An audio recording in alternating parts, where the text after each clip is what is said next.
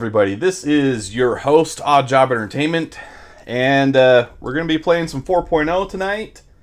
Hopefully, we end up doing a little better than we did the other day. It was working pretty good, and then all of a sudden it just...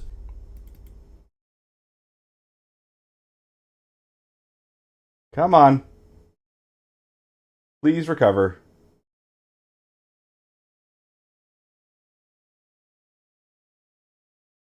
Okay, I think we're doing okay. I don't know. There's been some weird...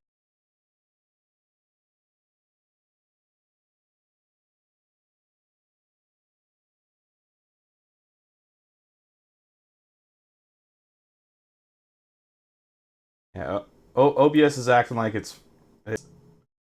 Why do you do this? Why are you like this?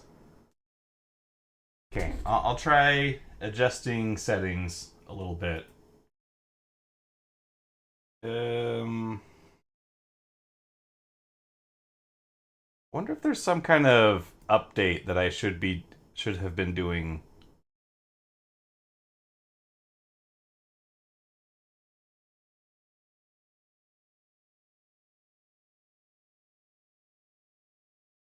Updates.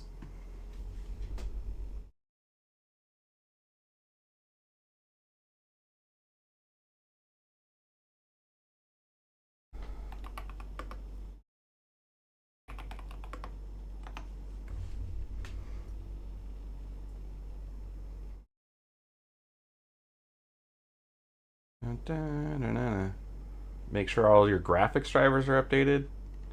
My stream keeps disconnecting. Can someone help me?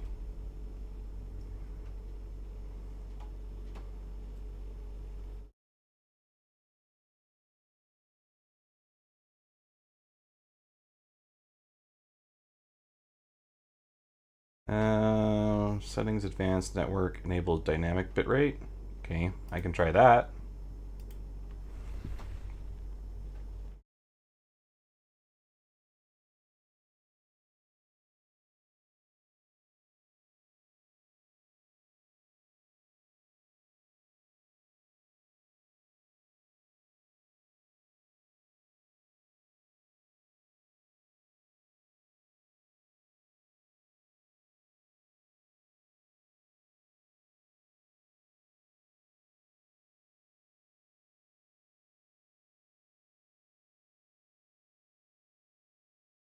Um,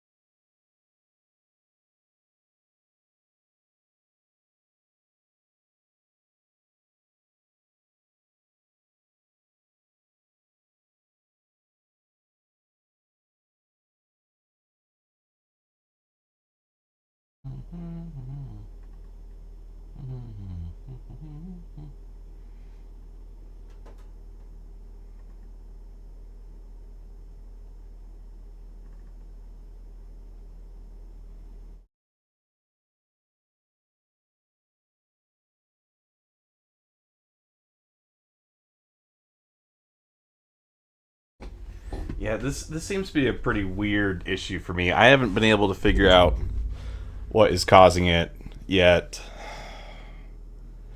It is very frustrating. I'm gonna forge on the assumption that it is still working.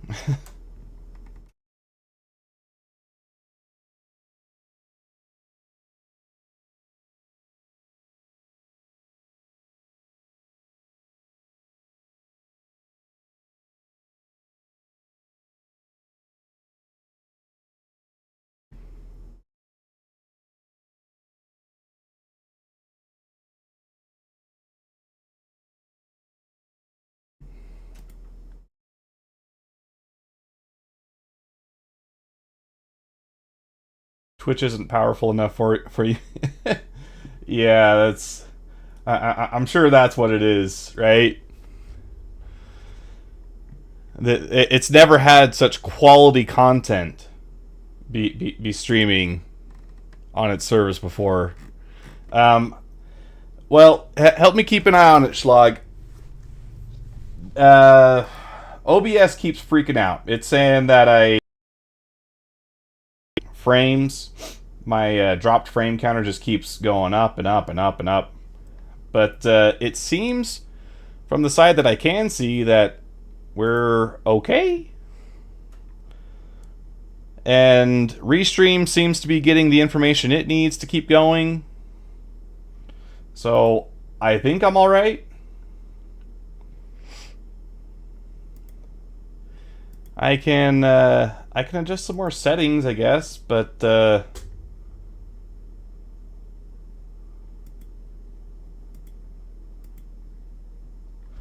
YouTube is working fine. That's good.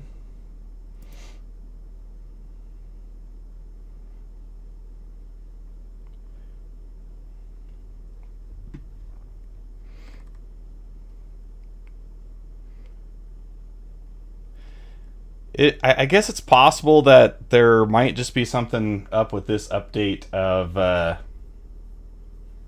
OBS. Maybe it's just not too happy, or maybe there's something going on with the communication between OBS and Restream. But yeah, let's keep going into Spectrum. Oh, good. Good, good, good. So I did a video not too long ago, just earlier this week, 7-minute video talking about how people are freaking out about Pyro. And it hasn't gotten any better. Spectrum is just overrun with people very negative about Pyro in general.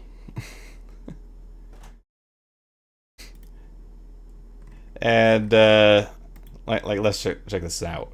Well, I tried it. No, thank you. I'm really tired of the derelict aesthetic. Pyro is just that for the whole system. Sorry, CIG artists, but I pass. I long for some more civilized and organized cities and outposts. Well, Castra's coming out. That'll be pretty good for this person. Horrible obituary station. What a dark, inefficient mess. Why is all the gear divided over so many shops? The place is a maze with dead ends and drops. What is the enjoyment factor? I don't get it. So to answer this one, let's see. Pull this onto a new tab just in case something pops up.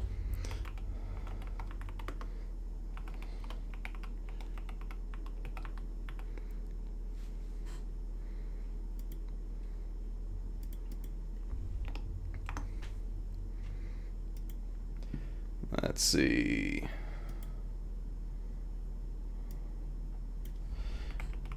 I spent 2 years living in Mexico,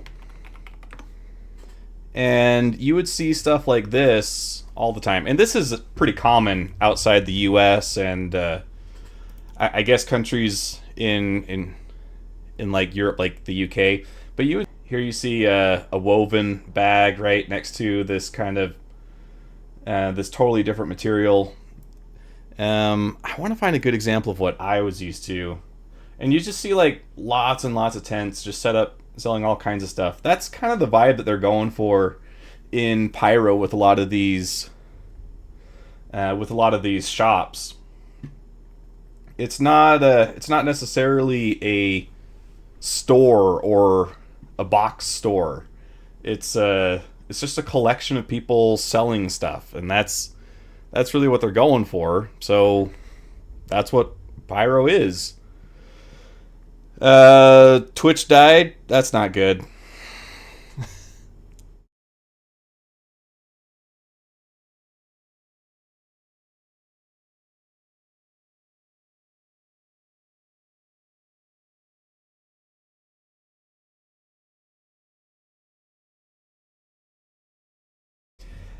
See, I wanted to do a test of just streaming Spectrum to start because my hope is that I could figure out if it's something with the GPU or something else going on, but I just haven't been able to figure it out yet. But I mean, we're not doing anything super intensive with the streaming side yet. Like, we're not doing anything we don't have a game running that could be tanking the GPU. This is just looking at a web browser. But it is apparently struggling.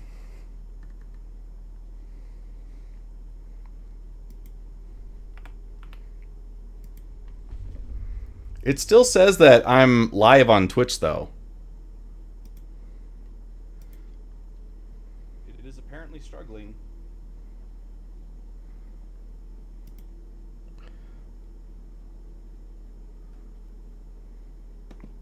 So, I don't know.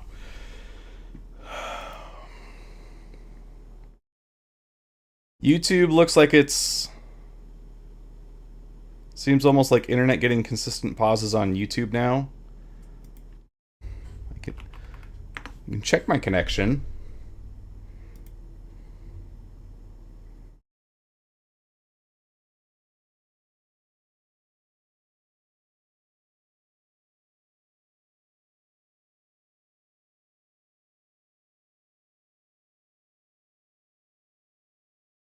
But my upload speed looks like it's doing just fine. Like, it should be working.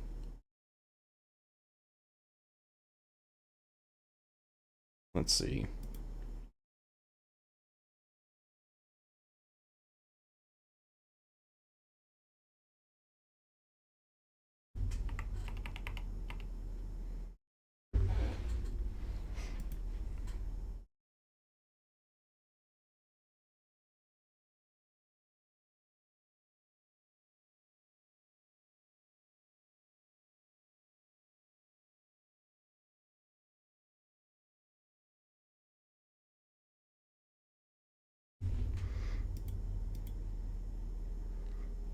Yeah, YouTube hasn't been giving me any kind of warnings. Like, usually it'll tell you, like, hey, dang.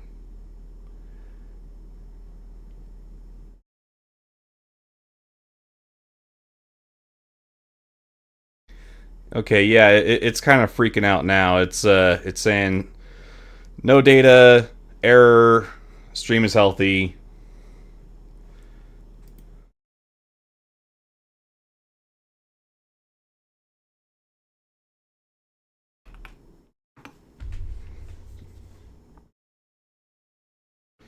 Let's see.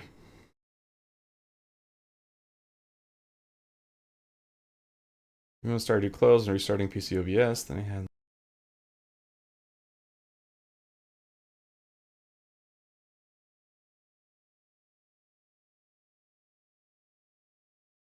Odd. Um.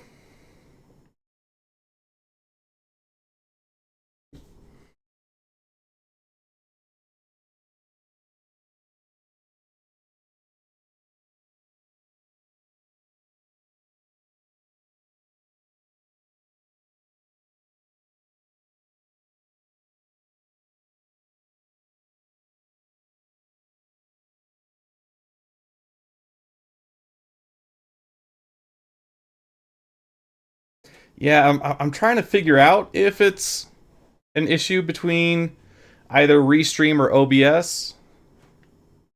I think it would probably be on the OBS side, because I'm just seeing its network thing just go up and down, up and down.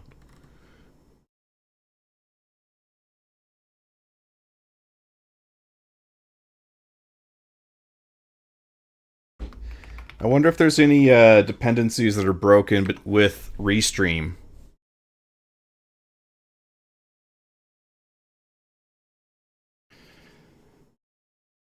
Stream key errors. No, well, it wouldn't work if it was the stream key. Thanks, AI.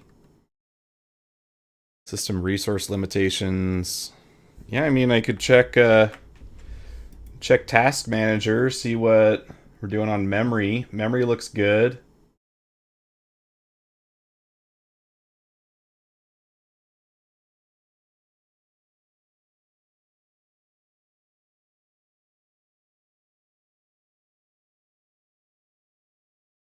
And we should be fine on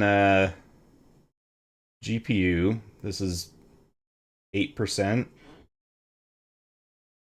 Video encode is high, but that makes sense, right?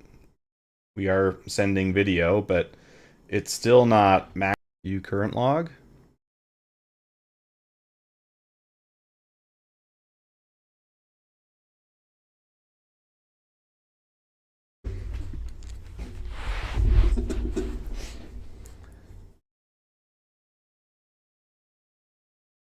Increasing the value for the analyze duration and probe size options.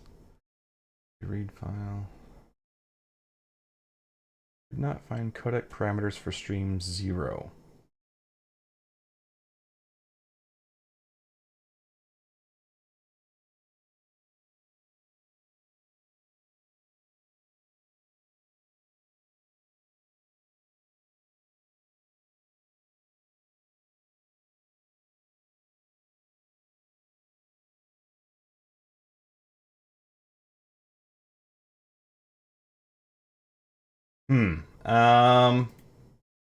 Okay, this might cause me to drop out for just a second, but I'm gonna try and change something really quick. Yeah, I should be within the time limit that these streaming platforms have, so I should be able to come right back.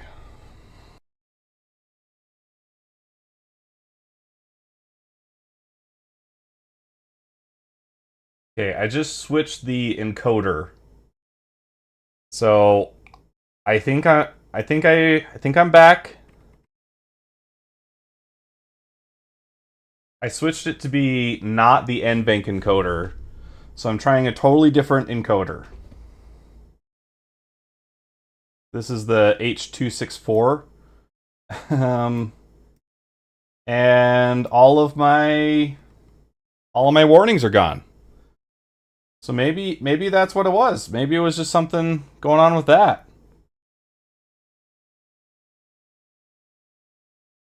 Let's see here. Let's double check.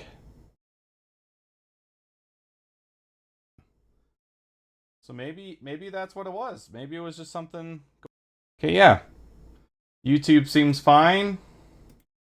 That should move a lot more over to the CPU, I think.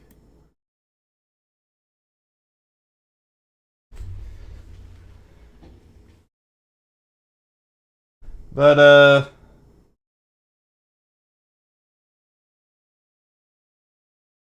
I think we're doing okay. All right, so let's keep reading some salt on Spectrum. Horrible obituary station. Okay, so yeah, they were talking about how they don't like how inefficient it is, but I think that that's entirely intentional. Pyro is not built by city planners or architects. This is just a bunch of people clinging to the fractured hull of a once existent station. And so it's really, I mean, that's how you sell the vibe, right?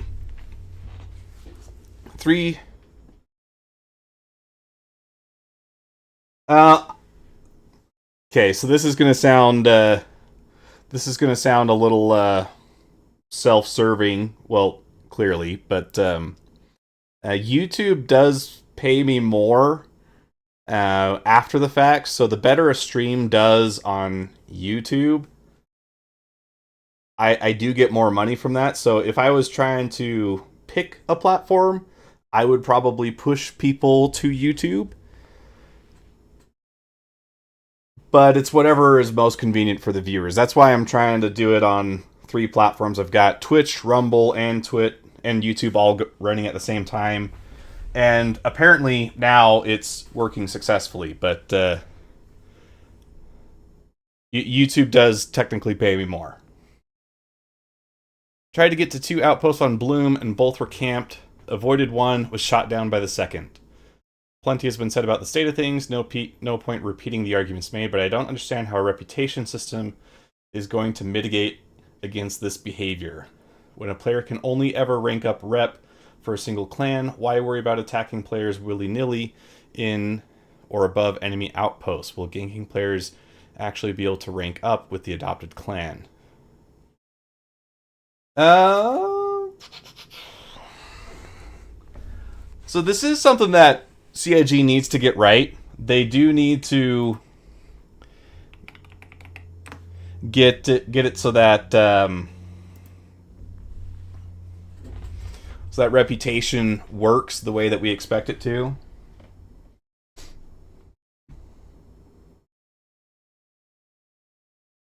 And let's do just a little experiment.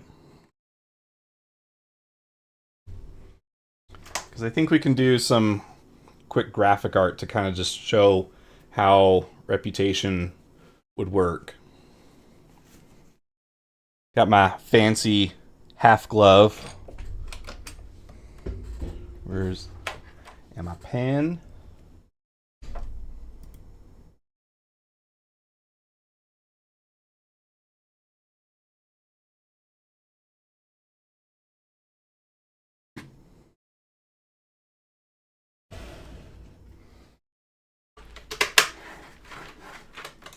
I'm actually working on redesigning this graphics tablet mount, by the way. I want to be able to get both of my monitors lower. And so the way that this is attached needs to be reworked.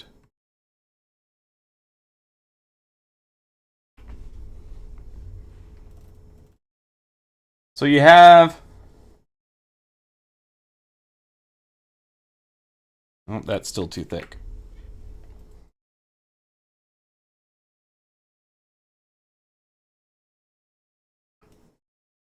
Player A.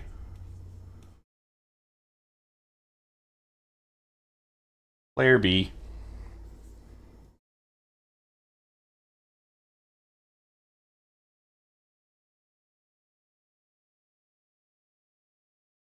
And I can't see anything going on with chat, so let me put this on my main screen.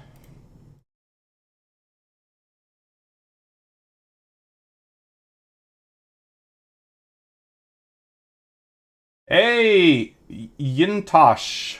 Is that how you say it? Thanks for stopping in. How you doing?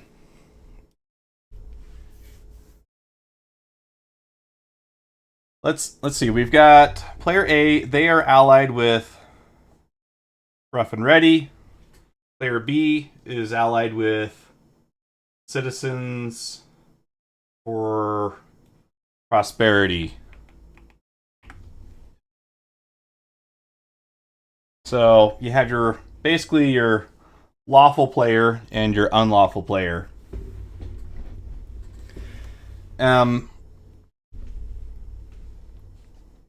If player A kills a bunch of lawful players, which match the archetype that player B is, they're not going to be landing at any station controlled by Citizens for Prosperity. Right? So any outposts or stations that are controlled by Citizens for Prosperity, we'll shoot at them on sight. They won't be able to land there. So that creates a lot of safe zones for player B, assuming that turrets are working the way that we expect them to, which right now isn't super great, but we can talk about ways to make that better. Player B, on the other hand, they can't go to anything that's controlled by Rough and Ready.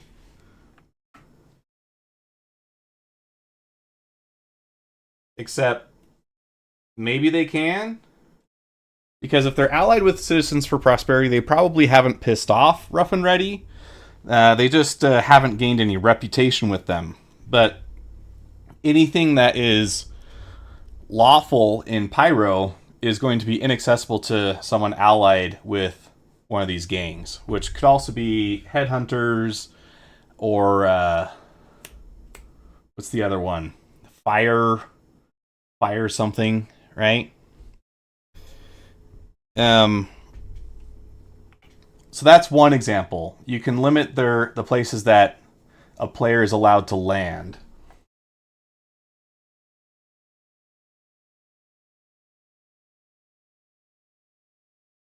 Another way to make the reputation impactful is to make the turrets actually threatening. Right now, turrets follow a very... How am I trying to say that? What am I trying to say? Turrets work according to the in-game logic that exists, which means that they're using weapons that you can buy yourself, and they're using those weapons at the same kind of rates and DPS output that a player could do. But if it's an NPC-controlled entity, it doesn't need to do that. Do any of you guys remember the sand-themed map from Halo 3? Where there was a skull hidden on it? Let's see. Halo 3 map skull.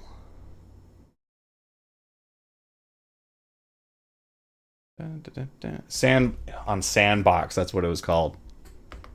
I was going to say Sand Lot, but I knew it wasn't that.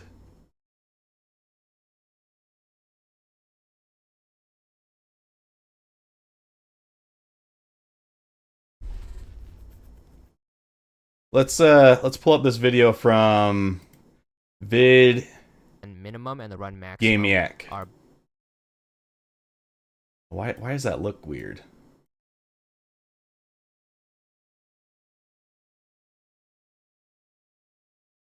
Maybe we won't use this one. The color's acting weird.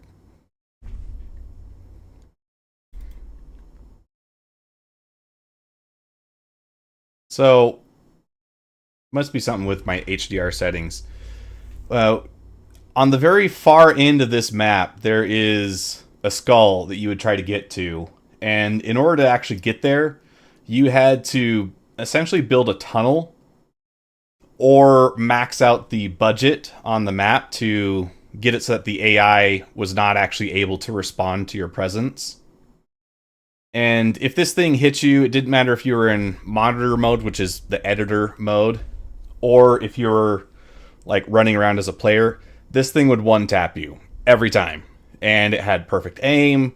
It was nearly impossible to get to this skull, but the developers put it out there because they're like, oh, I'm sure players will figure it out. And they did.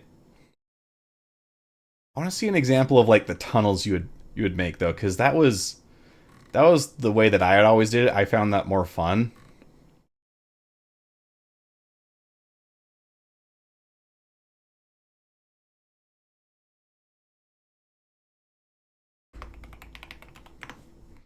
Let's try adding tunnel, I guess.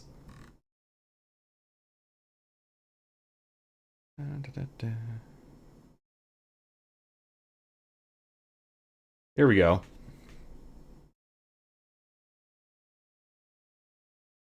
Yeah, so you would just have these long tunnels, and I'll actually turn the blue markers, and go into red marker.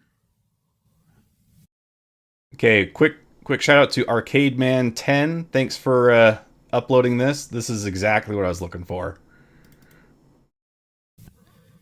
All right, see that bubble shield there? I recommend picking it up just in case you get into a snag. Oh, and I'm in Forge mode, and I've set the player characteristics as invulnerable with 4 times overshields and 200% charge rate. Now, I recommend keep on moving. Okay, all that flashing light, that is the architects, which is what Bungie called their basically the game out to get you. All that flashing is one hit kill shots coming over and over and over. Not get hurt at all, because if you stop, you will get hurt, like I did just there. Remember how he said he made himself invulnerable with 4x overshield and 200% recharge rate? Still almost took him out. Yeah, you keep on moving. See that shield recharges there. It's quite a long tunnel. I've made it a lot of corner bends and such because I ran out of straight tunnels. Keep on going. When you get to the end, there's a skull. Pick it up, and you. Here you go. So this is the way that I always did the skull. I find this a lot more fun. But the point is, the point that I'm getting with Star Citizen is you could totally set something up like this, where if you are a unlawful player, you get beamed as soon as you come into close proximity of one of these stations. So we've got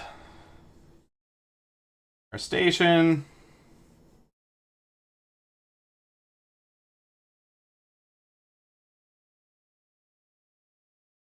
And it's got the boxes, right?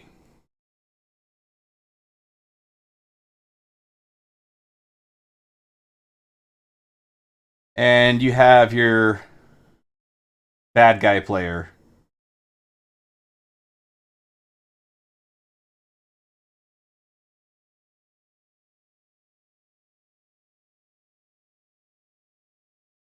You can set up your station defenses such that once they cross this line, they're just gone. So they come in here, and boom, one tap, blow up. You can justify it with like a size 10 railgun that hits them, or whatever in-game weaponry you feel is appropriate for something like that. But the point is that making safe zones that don't allow criminals isn't that hard to do. I think that CIG has been reluctant to push it this far, but at the far end, this is what you could do. It would just be a one-hit kill, and they're just gone.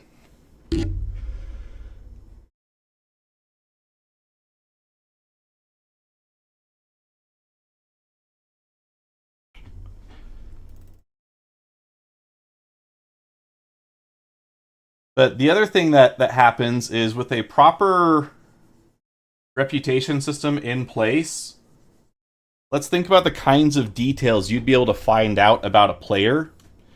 Because when player trade becomes a thing, which is something that is definitely missing at the moment, but when player trade becomes a thing, there will be things that PvE players will have that PvP players will need.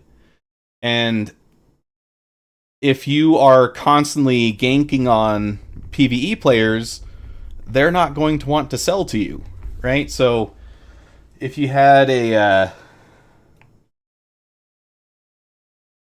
morality alignment, right, in RDR2, or like you would have in RDR2,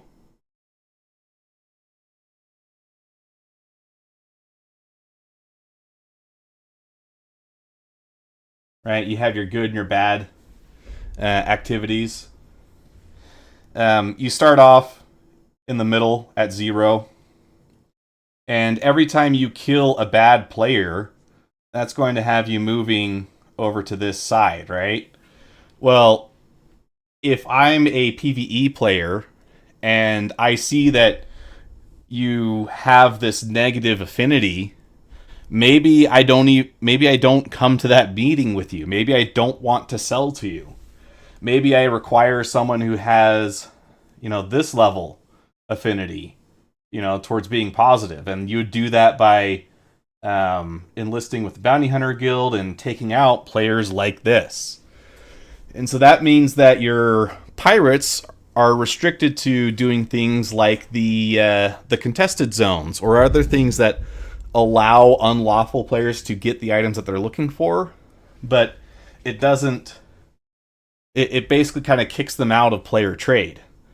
So a big part of this is making the reputation visible to players and giving players a way to communicate that amongst themselves and set up trade relations accordingly, and treat each other differently based on what that reputation entails. Could make it gradually build from a little damage to beamed based on actual proximity and level of... Yeah, like a level 2, they might still be able to land at a station because you can pay those off, right? But a level 4 crime stat, straight to jail. Just like the video.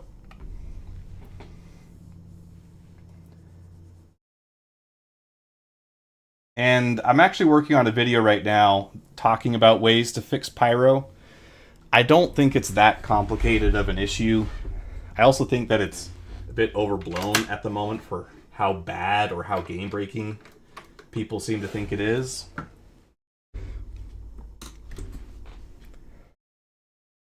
But for the moment, we can just say that it is it's a problem that has some pretty clear solutions, and I don't think that we're going to be worried about this too far down the road.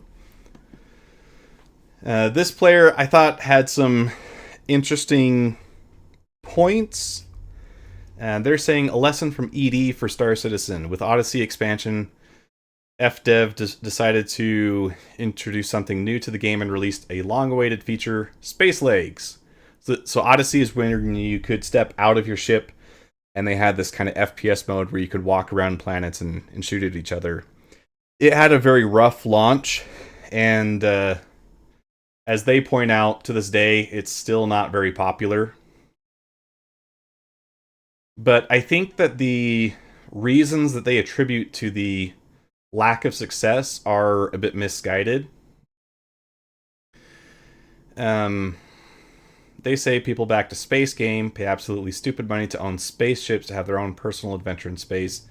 Maybe team up with friends for fun, but CIG are now building a whole endgame around base raiding in large org warfare while planning to funnel the biggest demographic in solo PvE players into FPS instance dungeons in Area 18 sewers.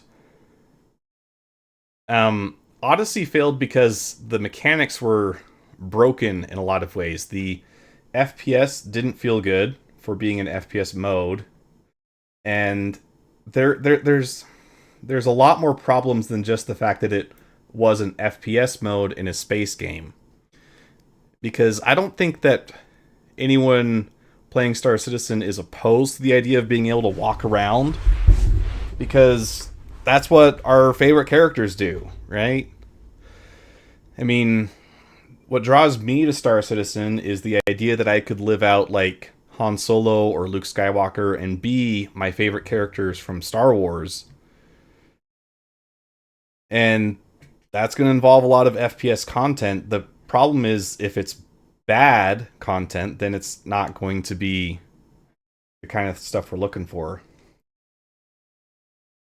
Yeah, space games where the ships are a means of conveyance, but also ships are important if you want to hold off reinforcements to an area.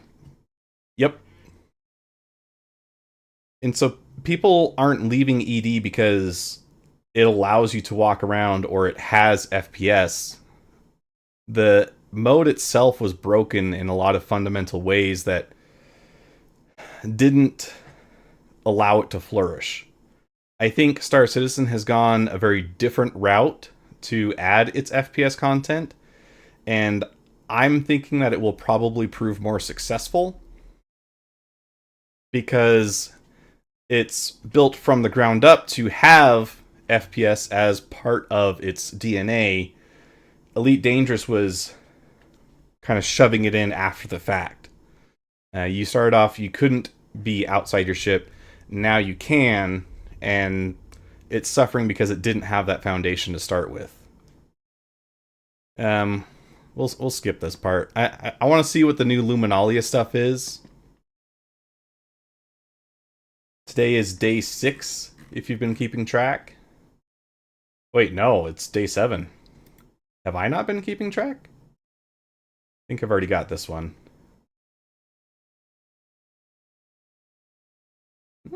Okay. So we got ourselves... Oh, is this the coda?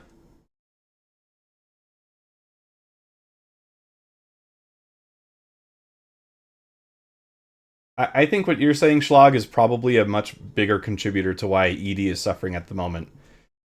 It's because it now does allow solo play. I think that's contributed a lot more to its lack right now than the Odyssey mode.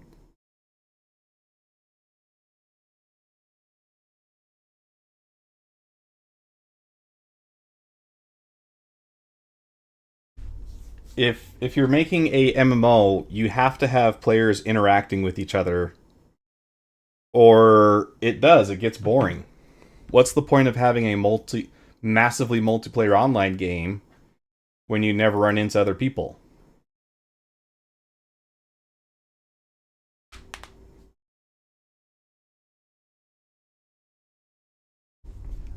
I think that if Star Citizen were to add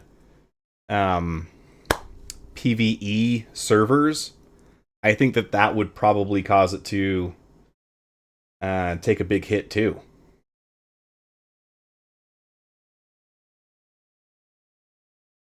That's what a lot of people have been clamoring for, but I do not think that is a good idea.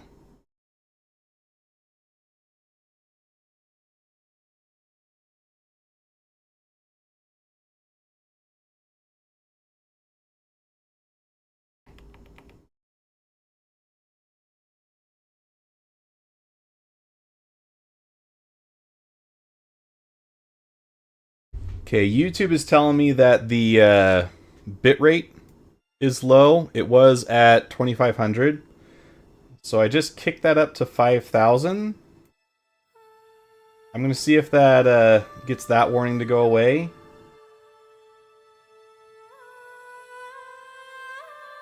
But now we're running into issues on the OBS side. Okay, so I'm just going to leave it at 2500. I'm hoping that it still looks acceptable to you guys.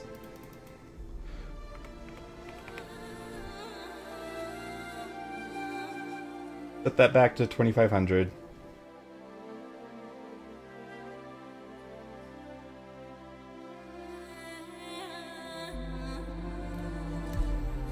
Yeah, PvP slider would kill off SC just as effectively too.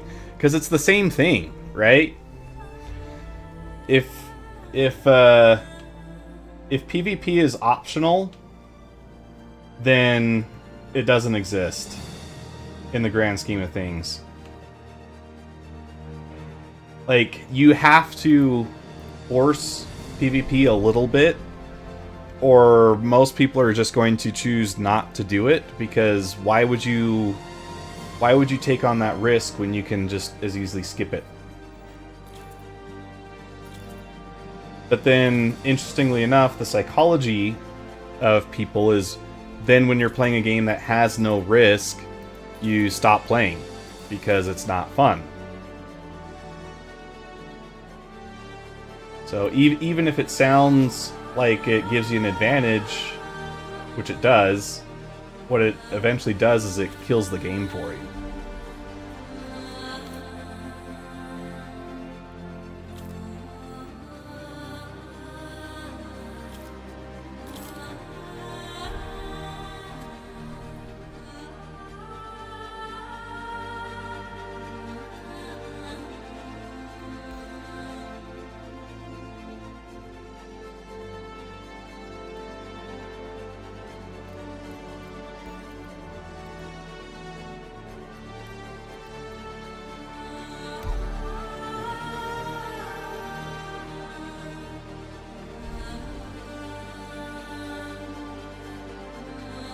Well, and that's the thing, right? Like, Stanton is a safer system.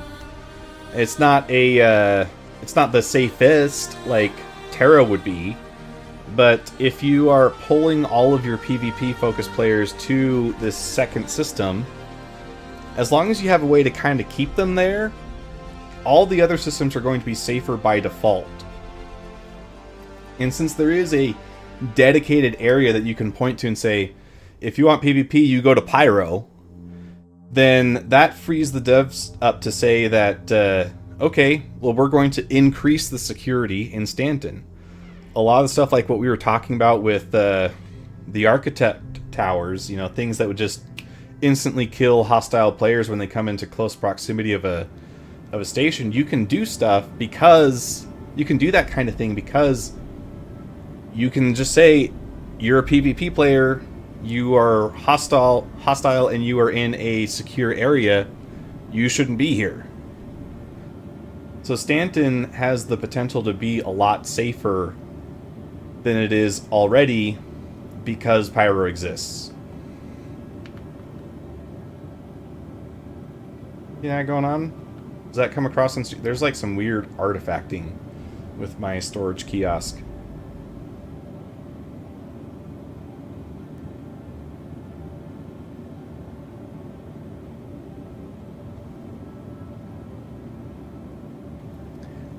And also, I've been playing for a really long time. Like, I started back when Port Olisar was the only place that you could actually land, besides some of the moons. And back then, I feel like you had a very similar vibe in how dangerous the system felt. Because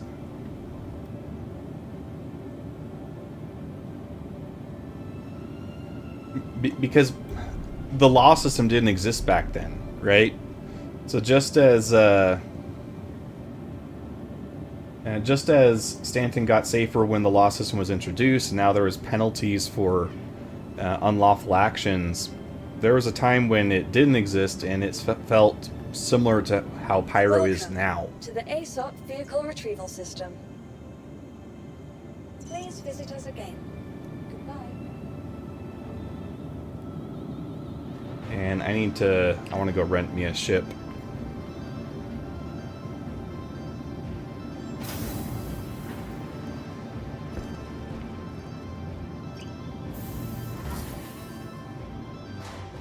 You can tell people are talking about it in chat too. People want to watch the world burn. Can you actually attack players in other instanced hangars? Like, I could accidentally do a takedown? Ready to upgrade? Located in the plaza. If I could figure out how to manipulate that, that'd be pretty funny. What happened here? Be sure to explore all New Babbage has to offer. Whether it's the latest in cutting-edge technology or the beauty of our award-winning gardens, this city of tomorrow has a lot going on today. Ah, why'd it kick me out?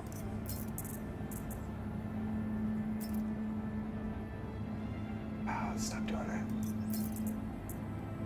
From the best in shopping, dining, and entertainment, be sure to visit New Babbage's renowned promenade.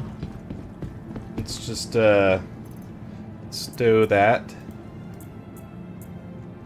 Now we have some security uniforms. Somehow someone must have been able to bring some weapons in here.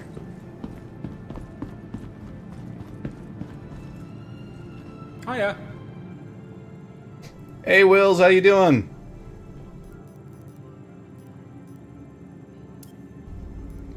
I think I'm going to stick with the Andromeda. That was a pretty good ship. Pretty chunky, so it's pretty well defended. Microtech, the Empire's leader in cutting-edge technology, where creative innovation meets innovative creativity. No, I have to, Plane has been sent. Thank you. it's not going to spawn on my small Welcome hangar, so I need to the pull it ASOP out. Vehicle Retrieval System. Remember, your Vehicle belongings belong to selected. you. Your vehicle Hey. has been Careful delivered. watch on all Please personal visit us items. again.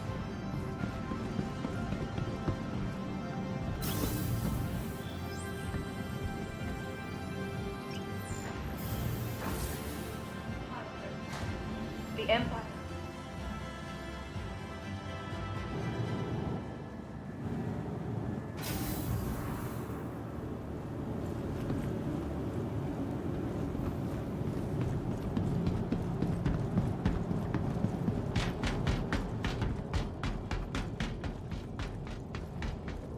And I was playing Pyro yesterday, and it feels like the patches have been coming a long way as far as performance. I wasn't having nearly as many frame drops with yesterday's patch, so I'm hoping we see that happen here too. That makes sense. After a server error, sometimes our Mistus goes away when it recovers. I feel like I've had that happen to me too, so that would explain why there's dead guards.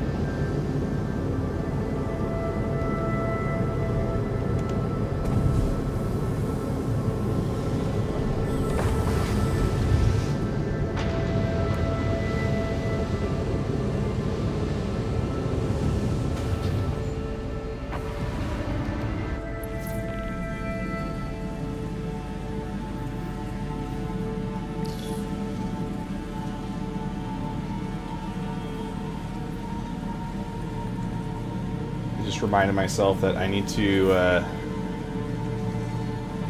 where is it?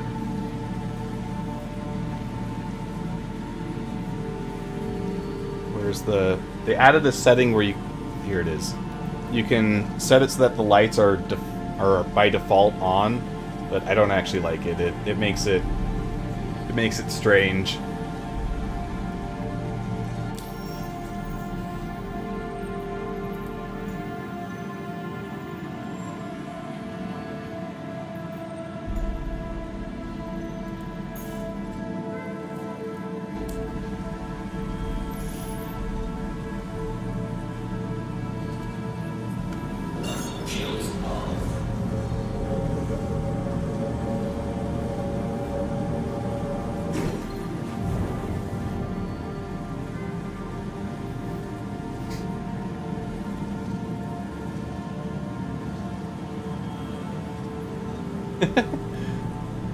Realized my account has an Andromeda, but no PC to actually use it on. You are, It is possible there, Wills, that you have misallocated some resources. Maybe focus on getting the PC first, eh, bud?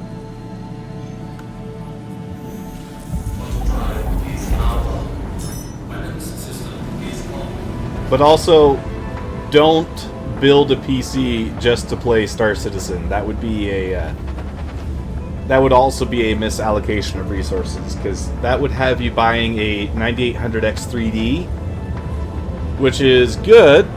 It's perfectly fine, but it's also not the best CPU for gaming.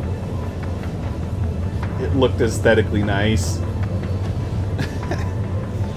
You'll also end up buying a lot more memory than you would need for any other game.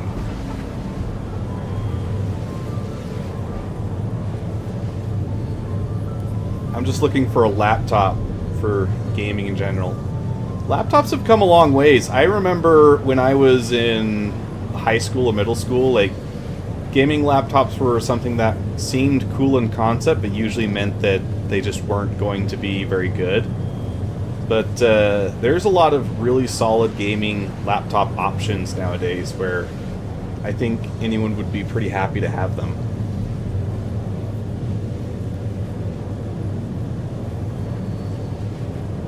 $126 gigabytes, that's a pretty tight budget. Yep.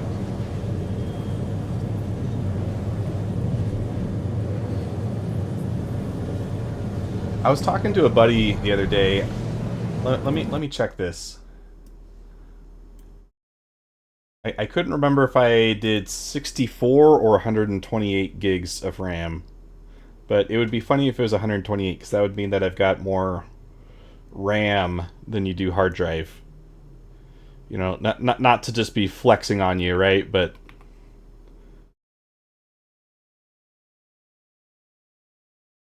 what am I looking for? Is it a control panel?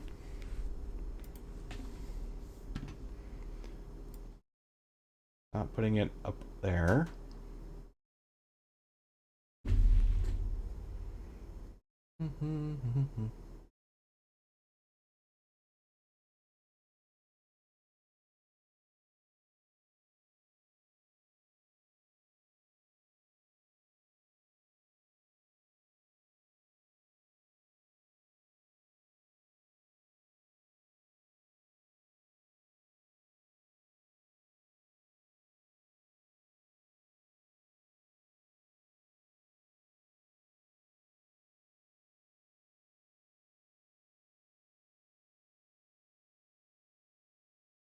What am I looking for? Storage control? No.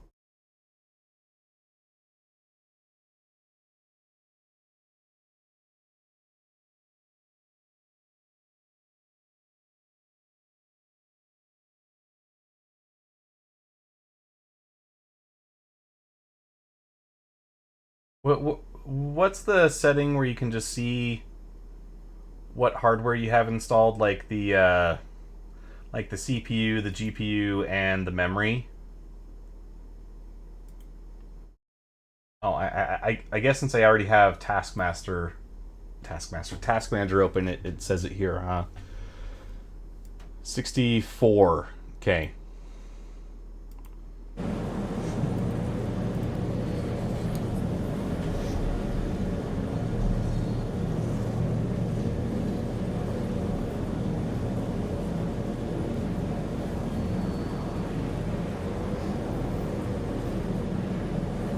And if I was building a PC for any other game, I think I would have stopped at 32.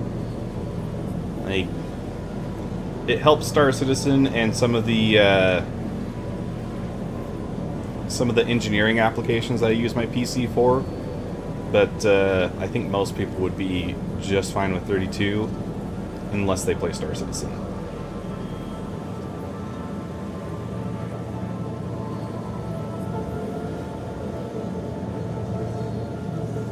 Oh, I could have done it with display info 3 too.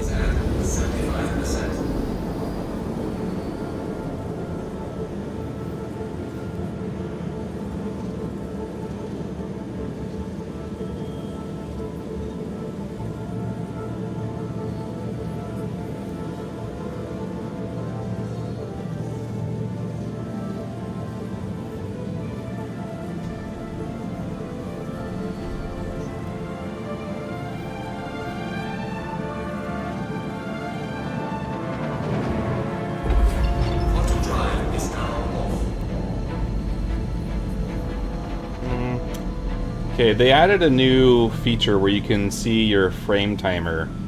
I wanted to have that up for a little bit.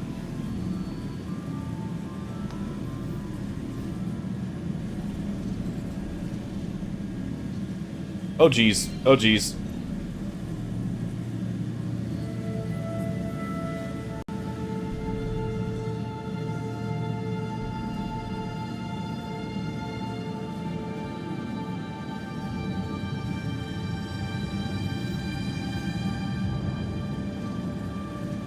I haven't been able to figure out how the new cruise mode works.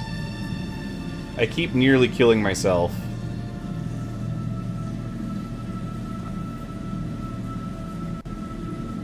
Because I'll forget that I left it on. It's like it has another intermediary state. Was I able to modify the trigger on your joystick? There will be a video coming out about that soon-ish. I am still working on it. I had to do I've done a few iterations since I got that one started printing the other day. And, okay, what the heck?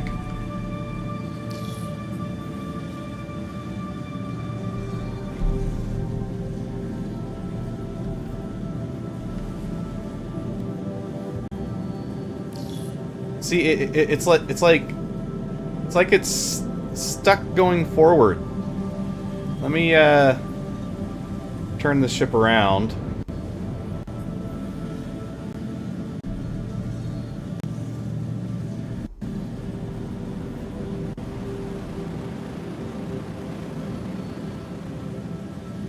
Okay, all right, we're stopped. Let me pull something up to show you.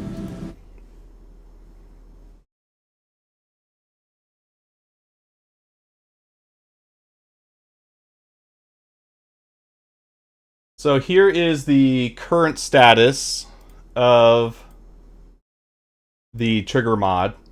I had to go through and make several changes. I had to do more of a cutaway here. And then I also got rid of some geometry here, smoothed this out, expanded the tolerance between them, added a bit more space for the spring down here. Did some more cutout here to adjust for the expansion that the print had relative to its dimensions. So right now it's in a pretty good state. I've got this version sitting on my printer bed right now. It just needs to be cleaned off and processed. But I think that this version is going to work, and if it does, then I'll be making a video about it shortly to show, excuse me, how you can modify your own Gladiator joysticks to have this mod.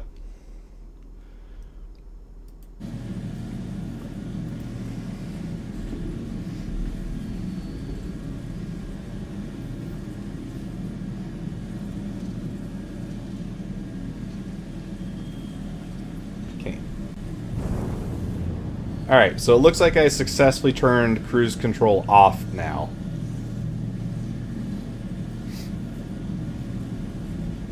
Yeah, don't you worry, Trog. It will be, it will hopefully be done pretty soon, and you'll be seeing me use it in videos too.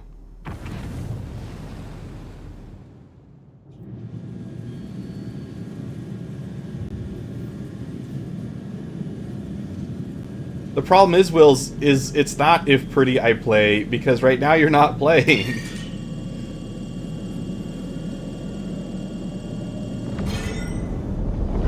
Slow down, slow down, slow down.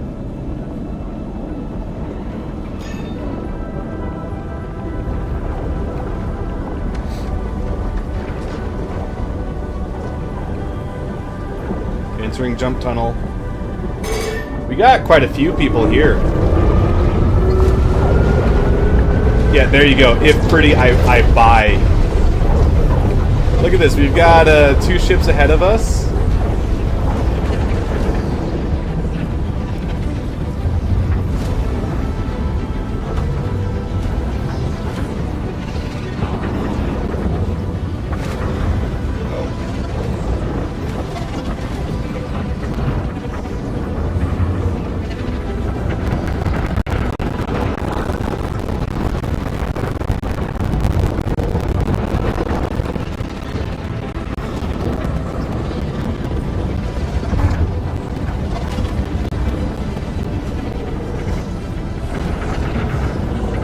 We're switching over to the Pyro side.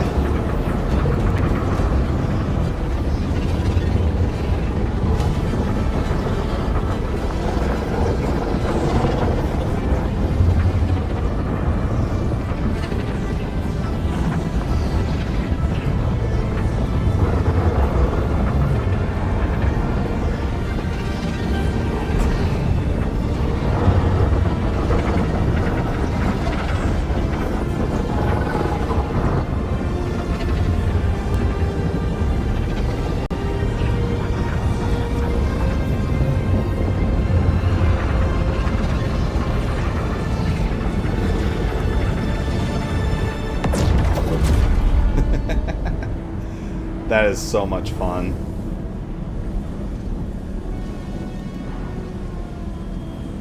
They are flying an Avenger Titan.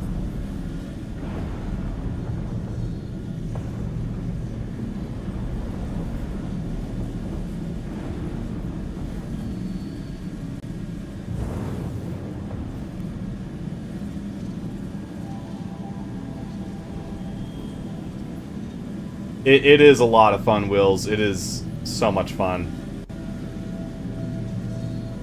I think they've got the timing down pretty good, too. It used to be quite a bit longer.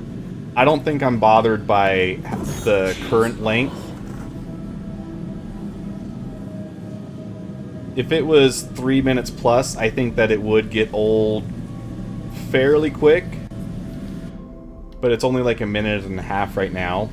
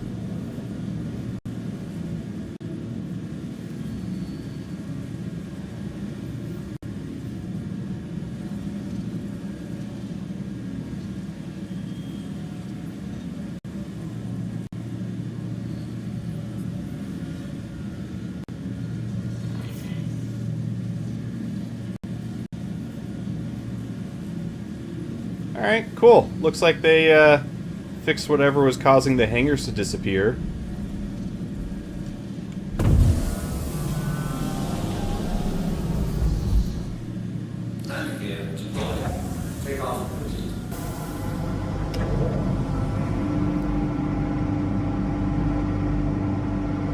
Now, that was a good landing. Where's Voodoo Child when I have the good landings? He's always here to critique me when I have bad landings.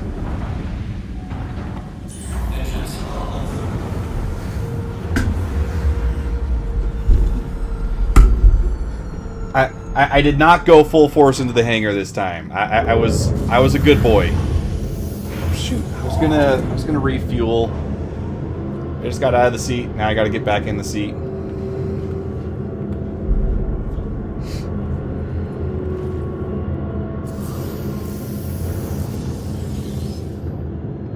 Okay.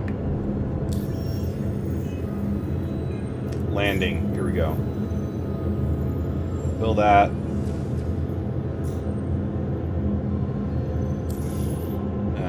Excuse you. Why did it just take that away? What? Weird.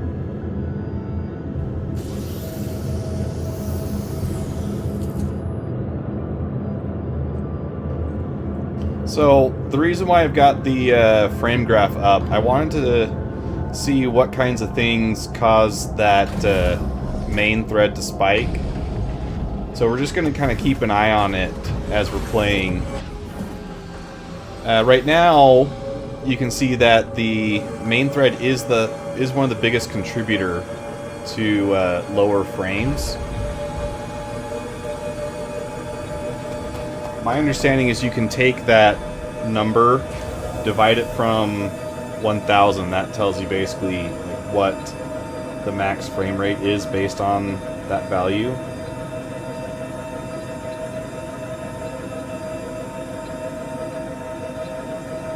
So 1000 divided by 20, for instance, is 50, which means that our max frame is going to be limited to 50 frames per second, which seems to match up pretty well with what we're seeing in the bottom right for what my GPU is calculating. But if you take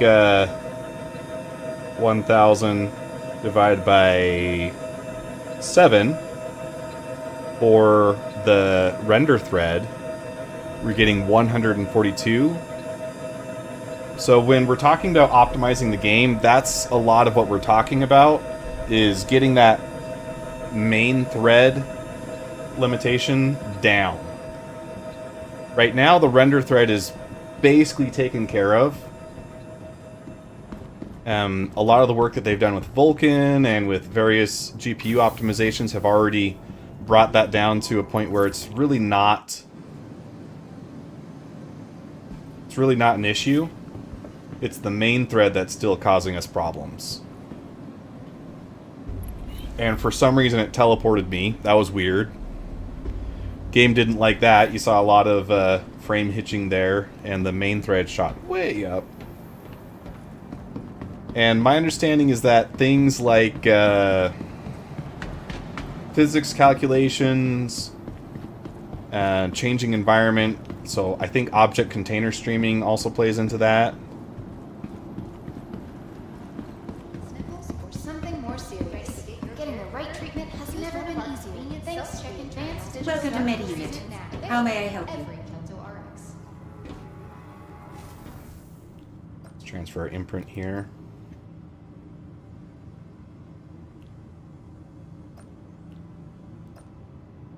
Attention, emergency staff. RN accident inbound on the front desk. Pretty big ones. Did it do it? Contact the front desk. Okay. I am set to spawn here now. And when I was here last time, I didn't go to any of the stores here. This looks like it's the same style of station that we have in Stanton. So I'm not expecting it to be different at all.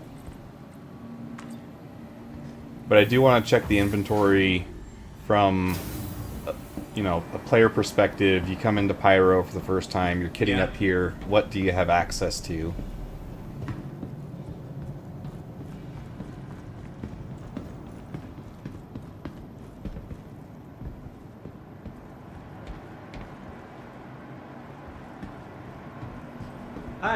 Yeah? Let me know if there's anything I can help you with.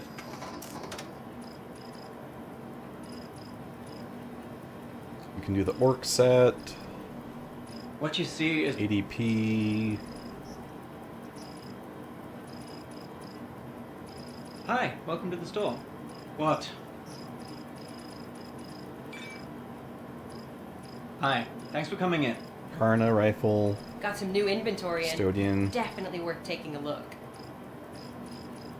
Okay. So, I mean, it's pretty Hey. standard flare from what you have in Stanton, too. I think you're going to be... Not really anything super different there. Oh, I need ammo That's for my pretty much FS9, don't I? Yeah, I don't have... We've just received some exciting new products. Hey.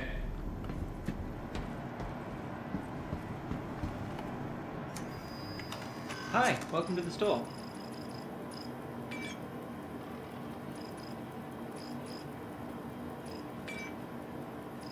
Yeah? Got some new What you inventory see in. is what we got. Definitely. And before you gonna be ask, happy with no, that. there's nothing else in the back room. And the LMGs, those are using size 3s, right? What? And an optic. Give me an optic. Hi, welcome.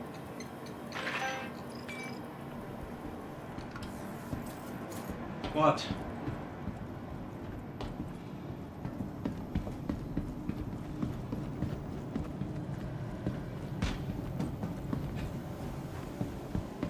Guy's so bothered that people are in his store. Hey, let me know if there's anything I can help you with. And where is that voice coming from? That's like the voice of God in my ears.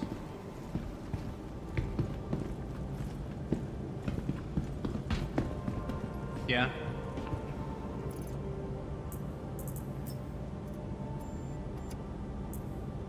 Hi, welcome to the store.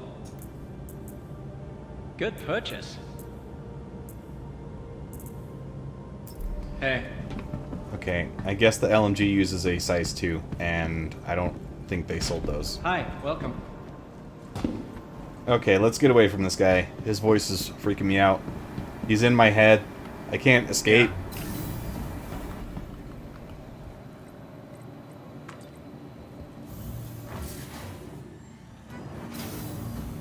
Good day. I can still hear them. Okay, I really want to try and get some of the missions done. I tried doing these before, and they did not work.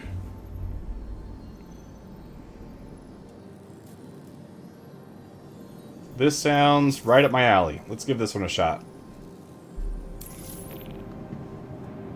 I tried doing some repair missions, and I arrived to the location, it didn't update, didn't show me anything that needed to be fixed, and so I just ended up having to abandon it. So being able to complete a mission, that's the goal for tonight. If we're able to do that, this stream is a success.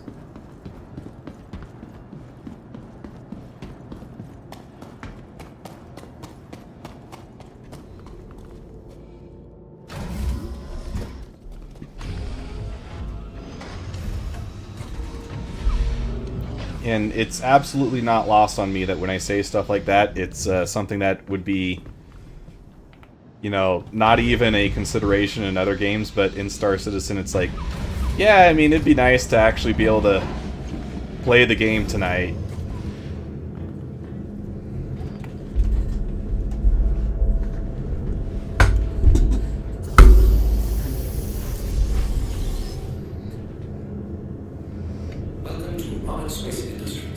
Hello, and thank you for Oh, that's right, I shut off my engines.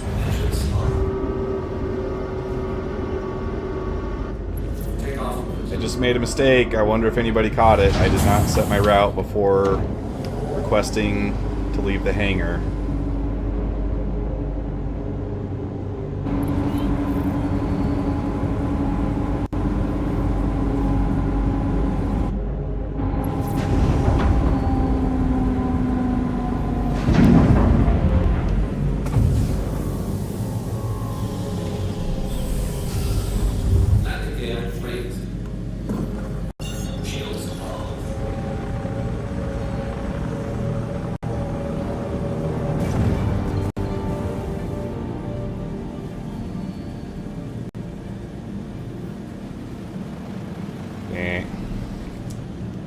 That was a no-no. Now I'm exposed. Oh, cool. This is taking me to Monarchs. This is one of the places I wanted to visit today, because I haven't been to this one yet.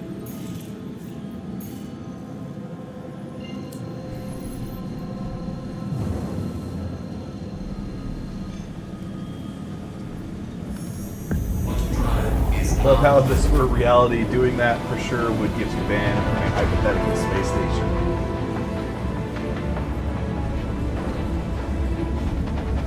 Hey, I am a professional pilot. They just say, as you were, McCool. Odd job. Normal rules don't apply to you.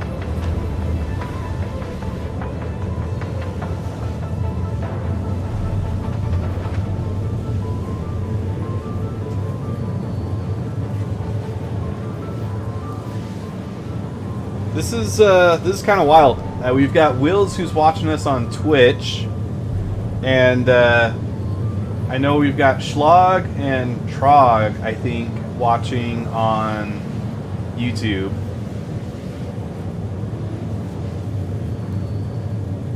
This is my first time really doing the multi-streaming correctly. So, thanks to the Restream plugin, I can see like a unified chat, which is really handy.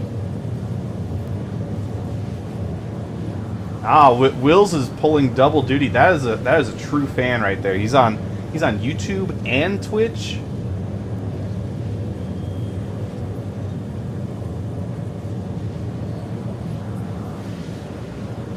Well, the support is much appreciated.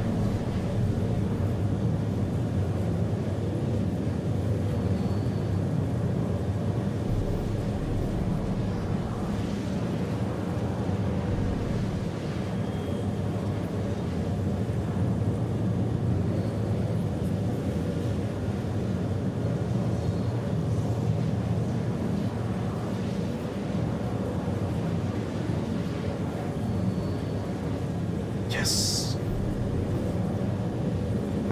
I love that. Sorry, I know it's probably making you guys dizzy. I'm looking at the stats that the GPU gives me from NVIDIA on the bottom right, and I'm comparing them to the numbers over here.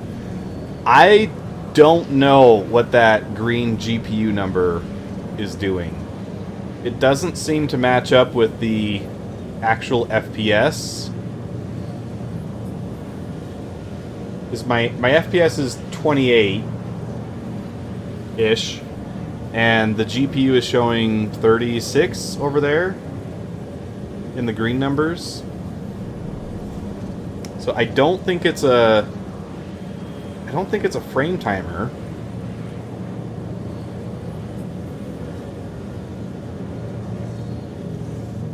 Is that latency?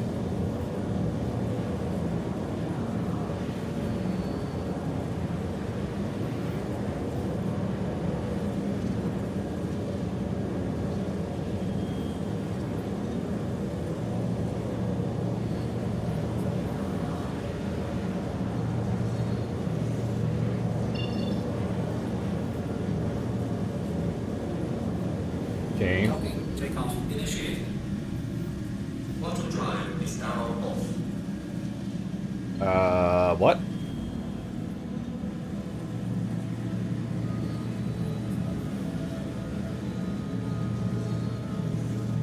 Did my quantum drive just overheat?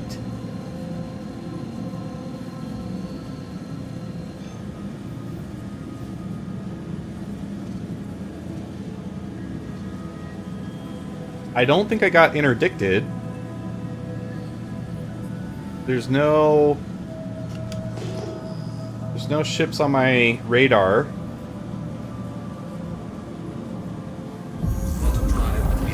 Maybe that was caused by crossing a server boundary. It just dropped out when it wasn't supposed to.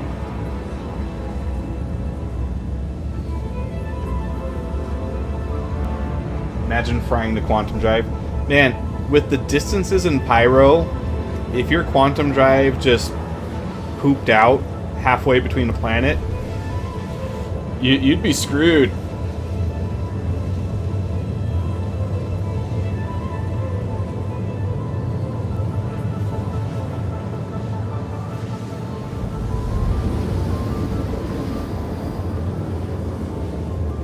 Quick trivia thing I wanted to look up.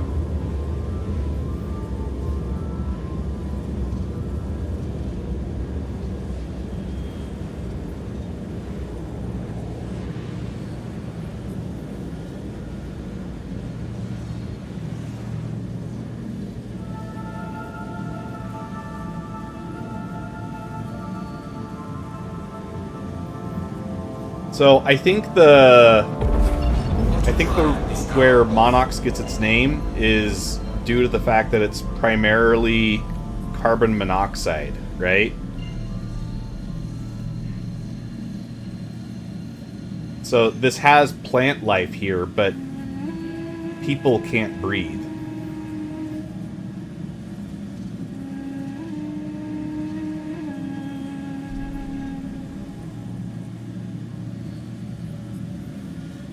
Sounds like we got a little bit of pan flute for this introductory music. I love the music that plays when you arrive to a new location. It's making this feel like so much more of an accomplishment to get somewhere.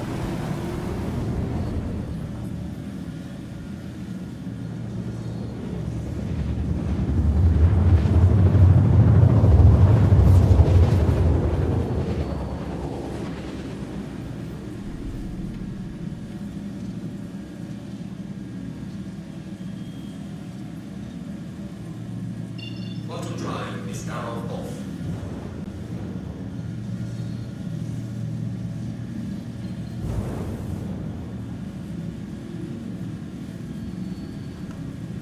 Shields on.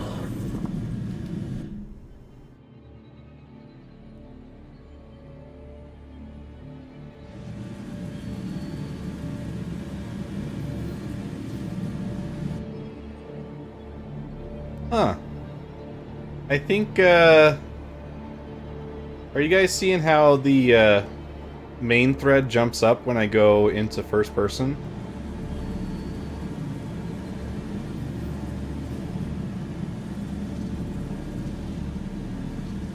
I know last time I was streaming, Schlag mentioned that some of the MFDs can cause some bad frame rate. I think that, this is evidence of that.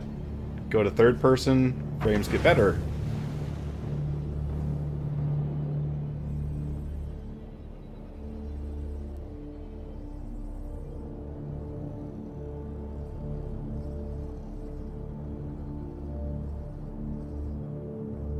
So, like, you can see below me, there are plants.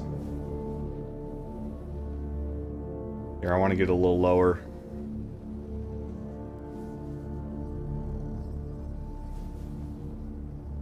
There's plant life, but it's not healthy, right?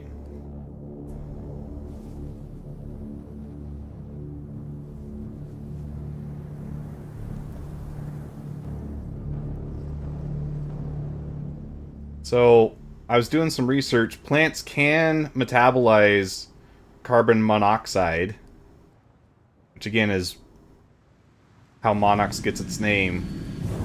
But it's not as efficient. And if we think of carbon dioxide, there's 2 oxygens per molecule. Monox, or carbon monoxide, is 1 oxygen per molecule. So it's basically half the oxygen that can be processed. And since the output of photosynthesis is that oxygen, it's basically cutting the efficiency of the process down by a lot.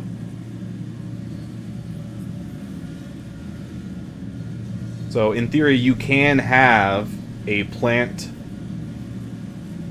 survive on carbon monoxide, but it's not going to be healthy. And that's reflected in the plant life on Monox.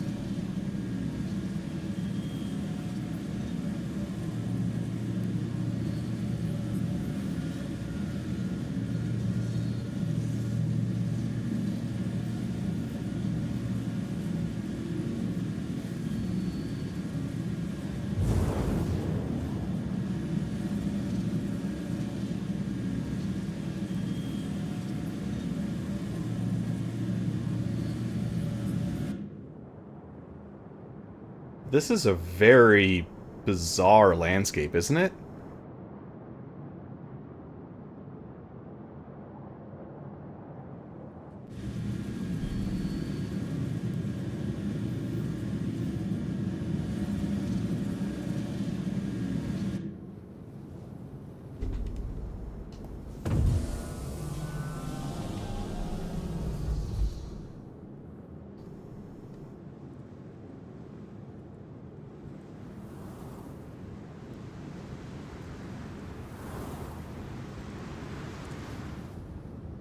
Oh. That was not a great landing.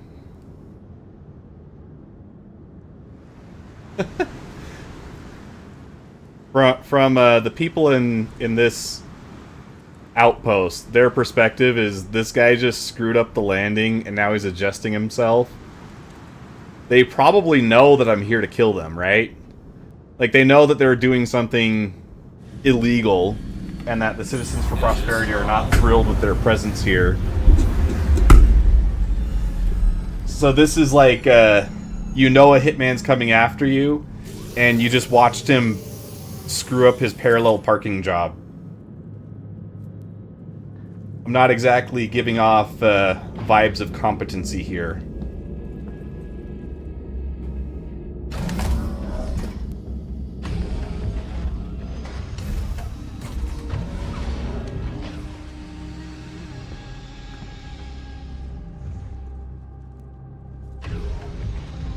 But my frames are not great right now.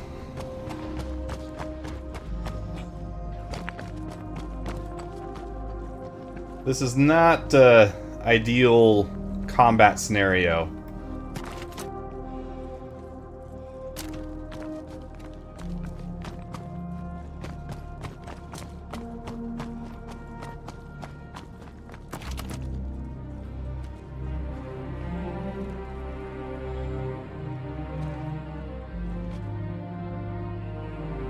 That looks to be someone over there.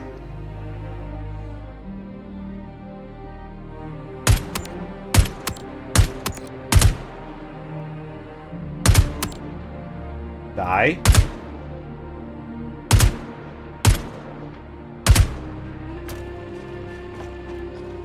That's at the end of my range, and now he's behind something.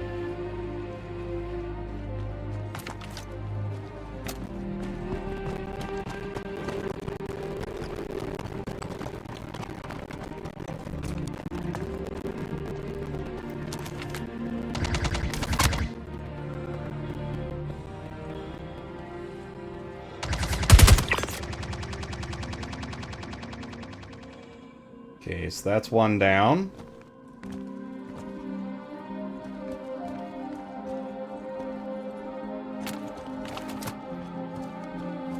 This music is great. Ah! Serpentine! Serpentine!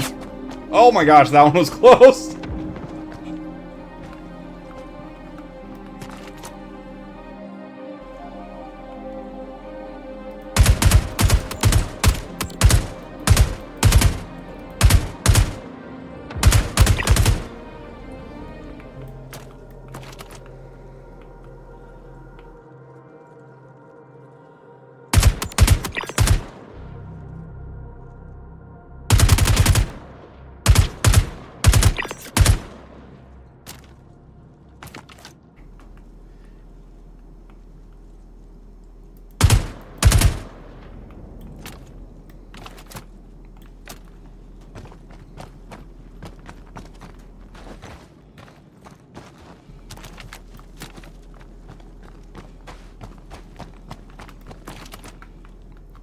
These environments for doing FPS combat is actually really good, too.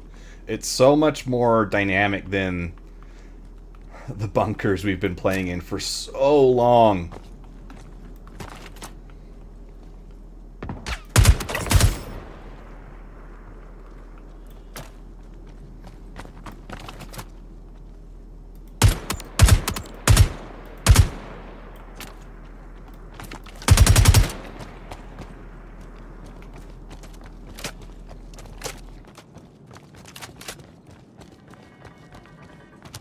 It's only down to 42%. I have 2 targets left.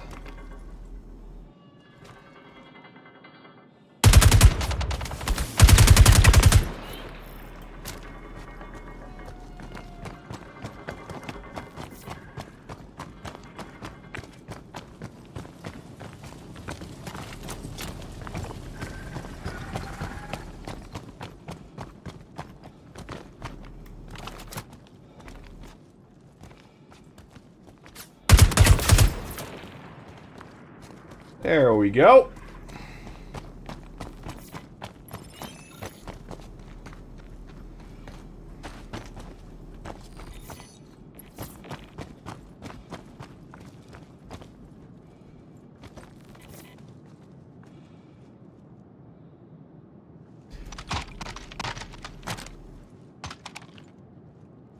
Ooh, Citizen's Pride SMG.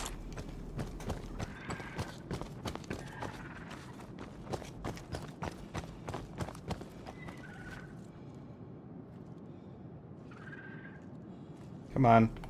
Let me take your stuff.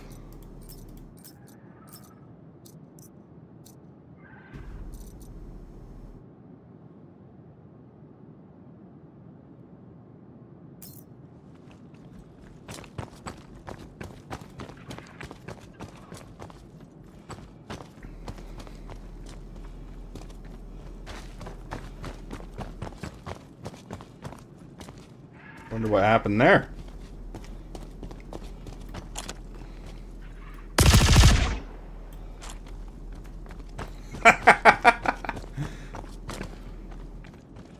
Be cool, expert hunter. Those birds go down pretty easy, don't they? Is there a way to get to my kill?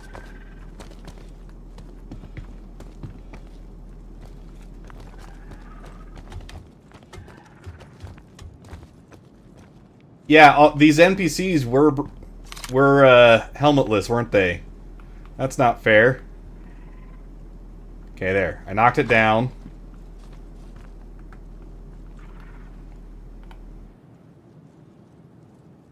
Yeah.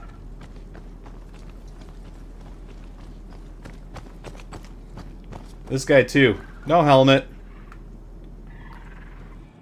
Oh, this is the dead rig, isn't it?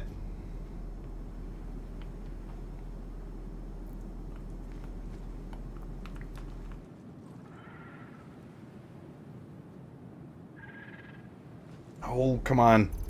I want to pick it up.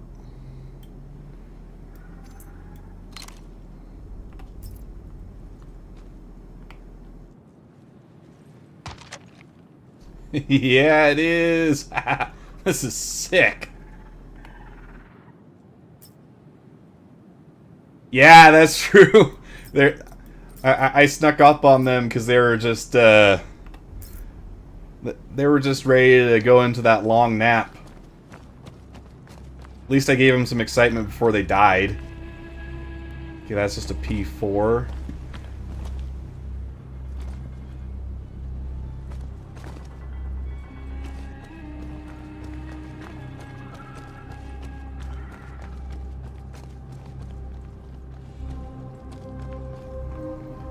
There's some attachments that I want to find. I've heard that the tweaker stuff is really good. That's a rare helmet that I just found. That's pretty dope.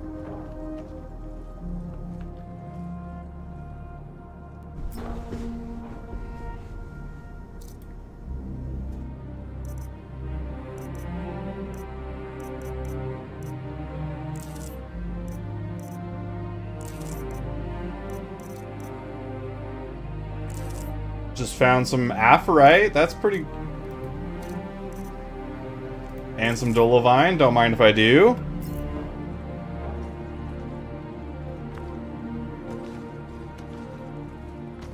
Guys, is there actually a point to looting now?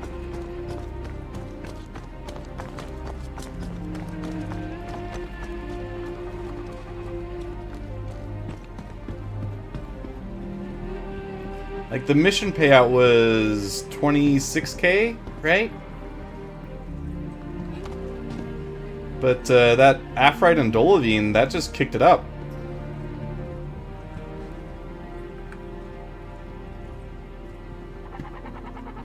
Okay, where did your gun drop?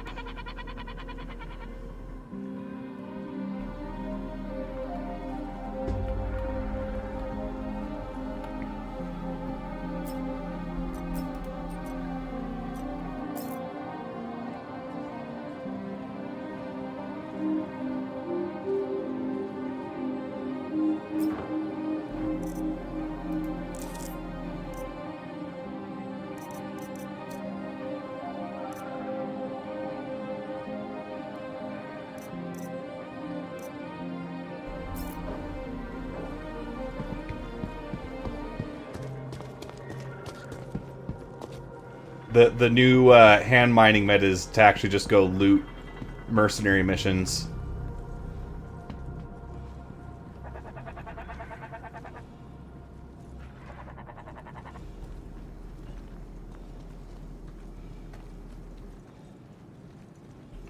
We're cool, right? You're not gonna shoot me in the back?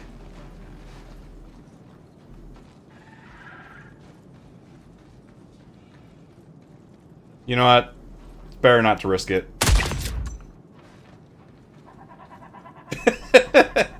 Welcome to Pyro, where you can just do stuff like that.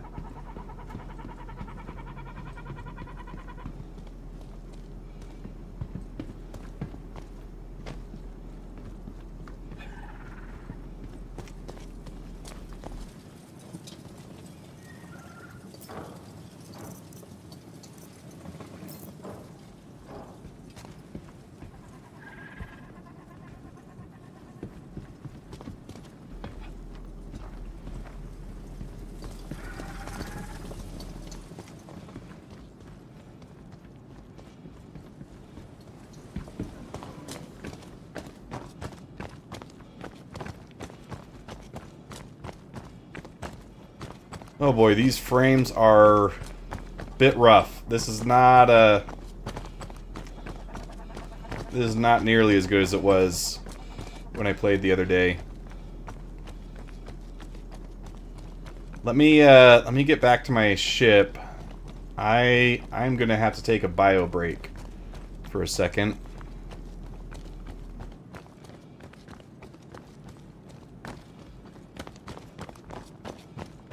But at least the mission actually completed. That's a positive step.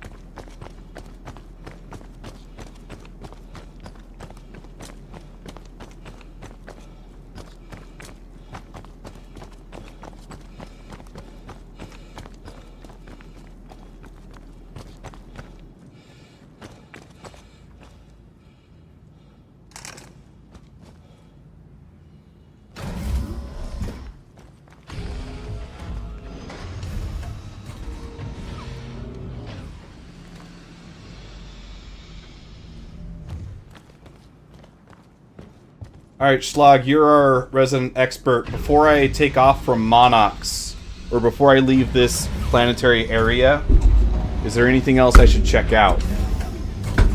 Like, does Monox have some biome that I haven't seen yet that would be super cool?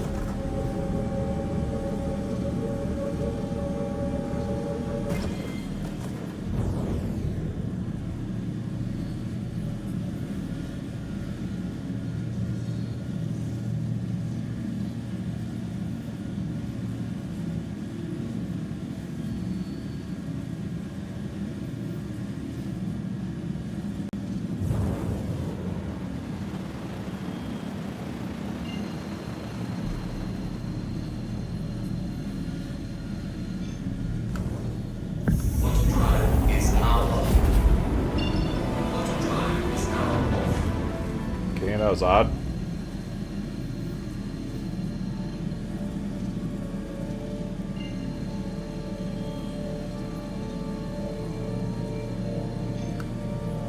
Quantum drive is now on.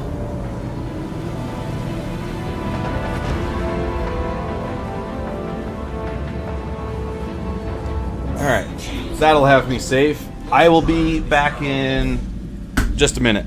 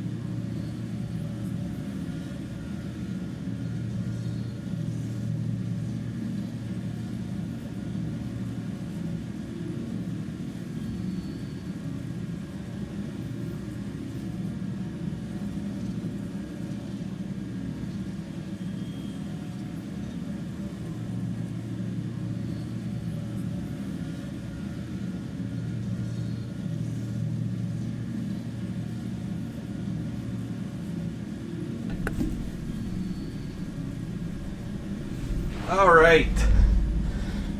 Man, I had a little mini panic attack. I keep my headphones with me so that I can stay somewhat connected to what's going on. Because it's still not a great idea to leave your ship alone in the middle of space, right?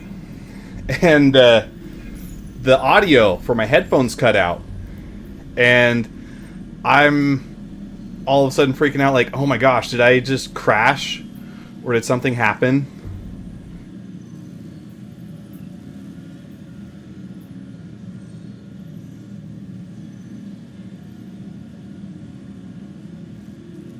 but it was just the USB being on the fritz.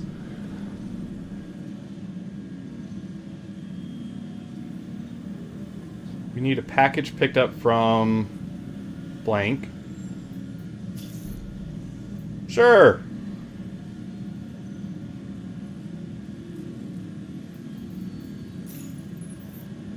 Where is this having me go?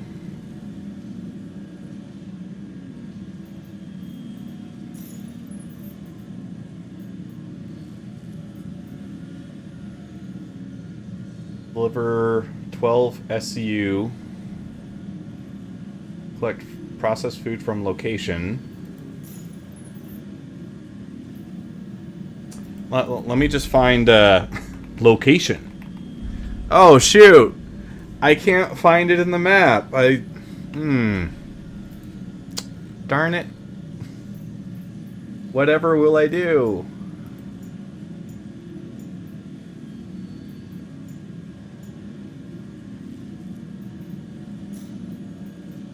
Guess I can untrack. Track? Maybe that'll fix it? Nope. Cool. Very nice.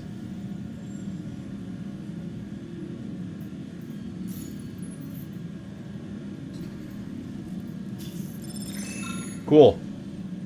That's done. Pro-term suspect apprehension.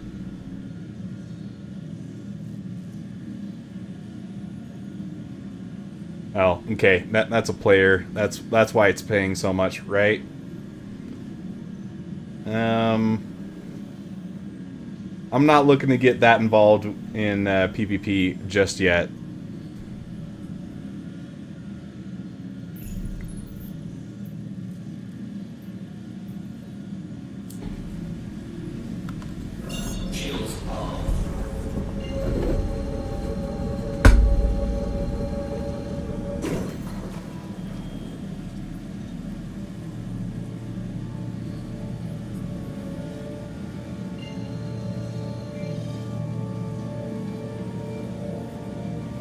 I haven't seen any of these asteroid bases yet, though. Let's check one of these out.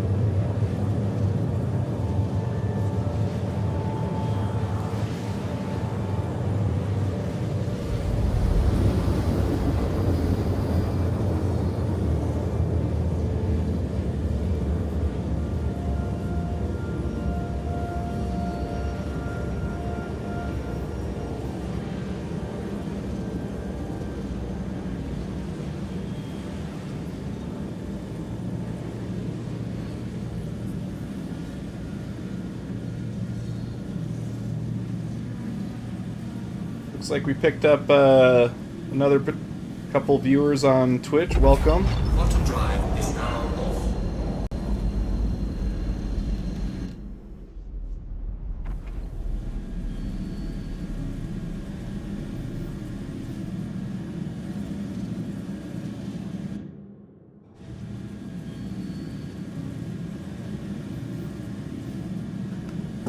Shields on.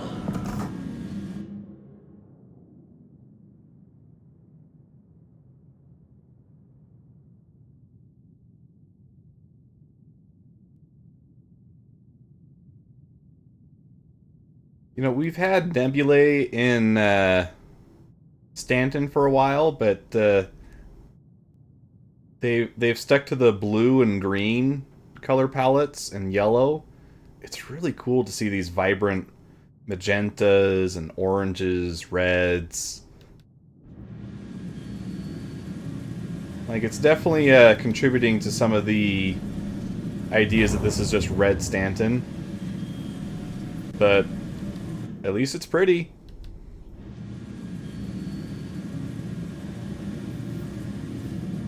If you're gonna have set dressing, it might as well look good, right?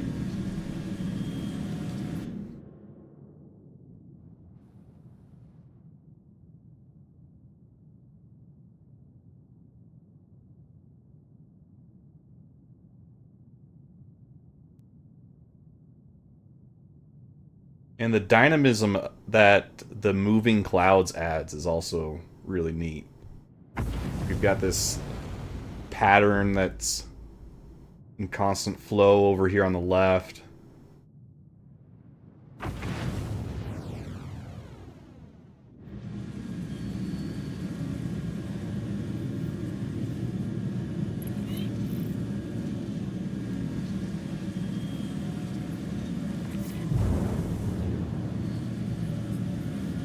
Baller, I think you need to not exist. I think you need some to be taken care of. Pretty sure this is just an NPC because of the name format.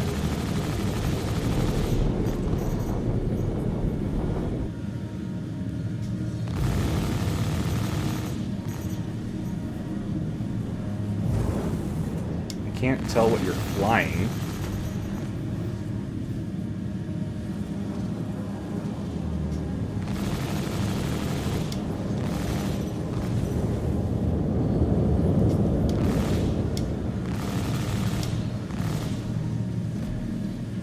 Oh, took care of himself. Look at that.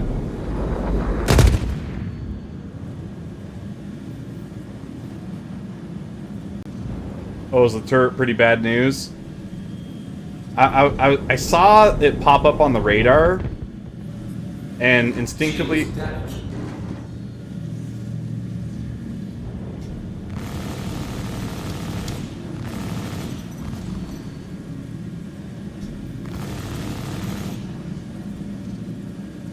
What is it firing at?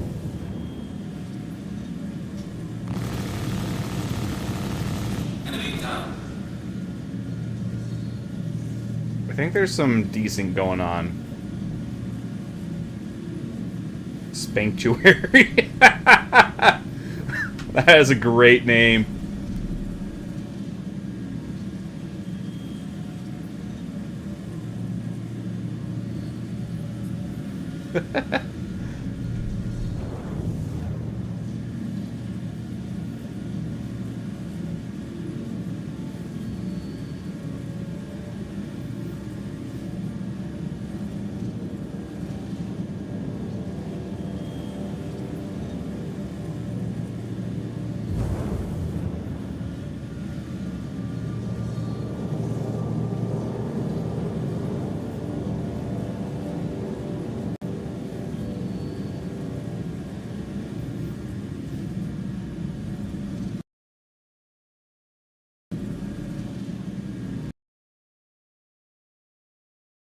Aww. That's not cool.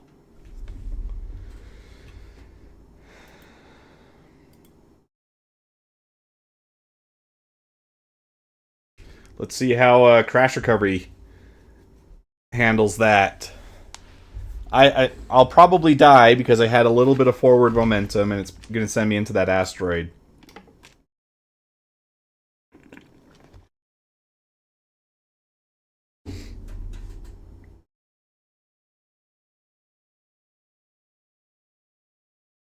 That or Spanktuary is going to get the jump on me and take me out while my ship is stagnant. They might just suddenly decide that they are no longer friendly. Yeah, we had a crash, Wills.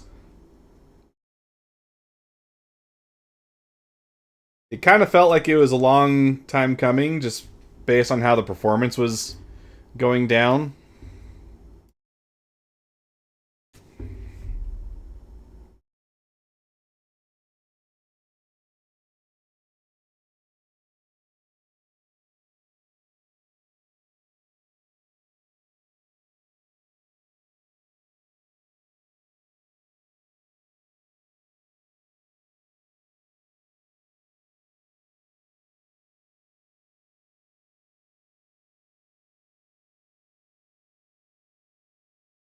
seemed like a lot of the UI elements were breaking too, because like I wasn't able to scan or get an image of any of the ships that I was shooting at or looking at.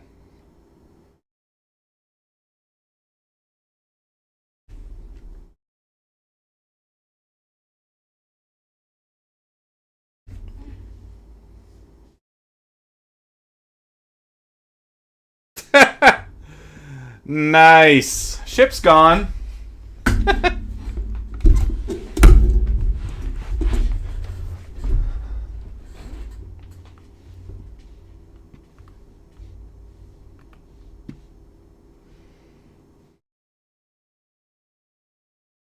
I'm glad I died close to this thing, I guess.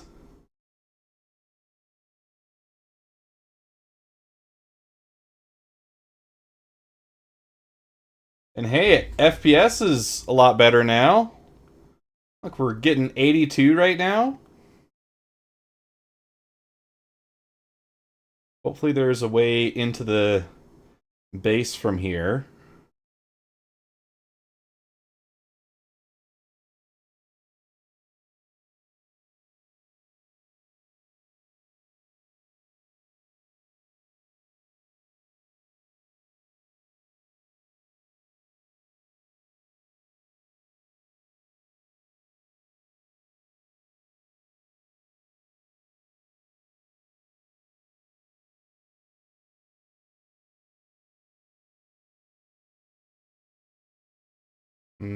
Maybe not.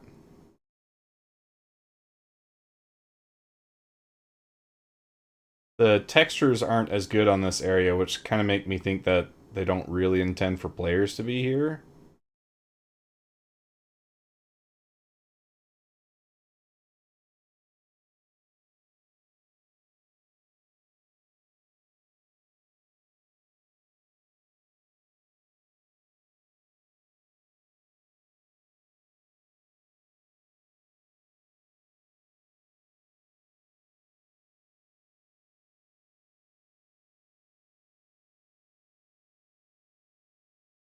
Yeah, we were seeing that too when I was doing the flyover on Monarchs. The main thread was kicking up by 20 to 50%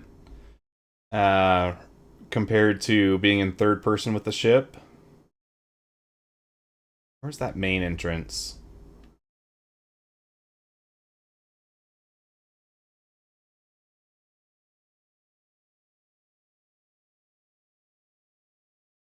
There's a prospector. That one of the ones that I blew up? Or is it intact enough that I can steal it?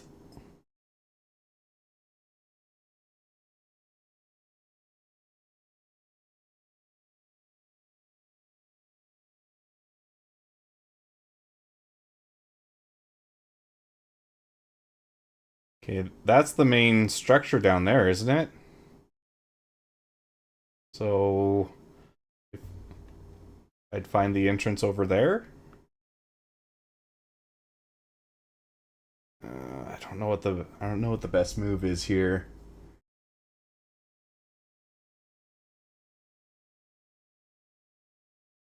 Well, I think the best move is to try and take this prospector.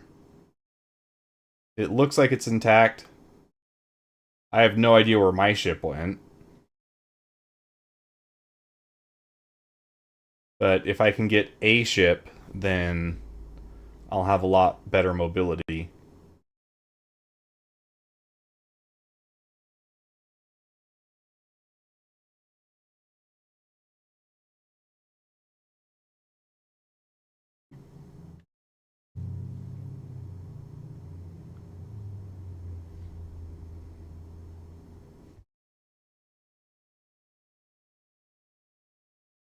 But crash recovery kind of worked.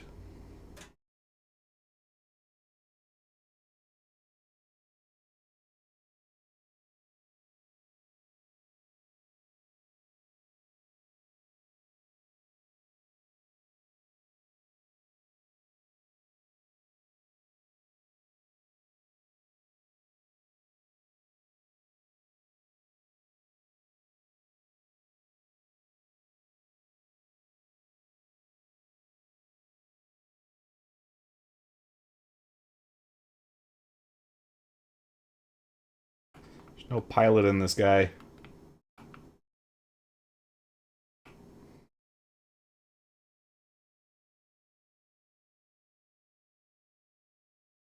Come on.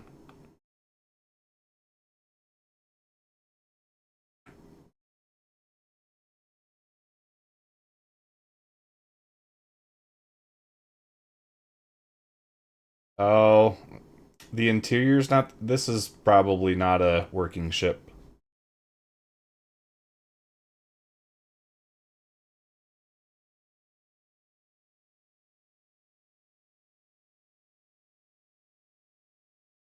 Let's try floating over to the entrance then. Hopefully, we can figure something else out.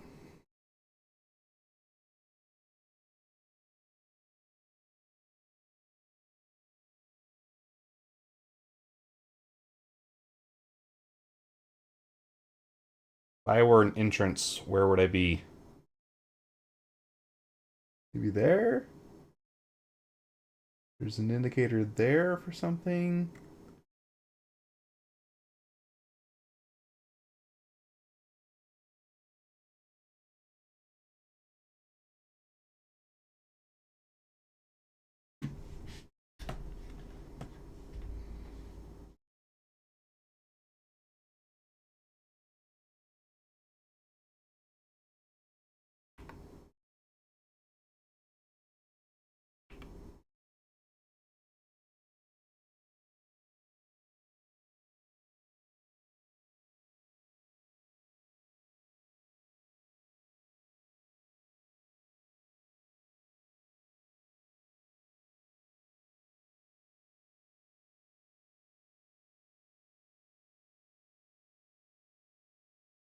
I just remembered I have this thing.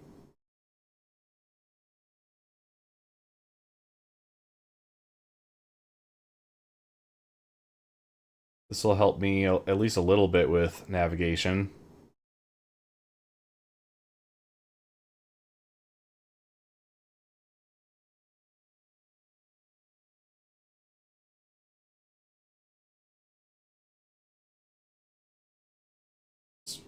I don't think it's any faster though than just EVA.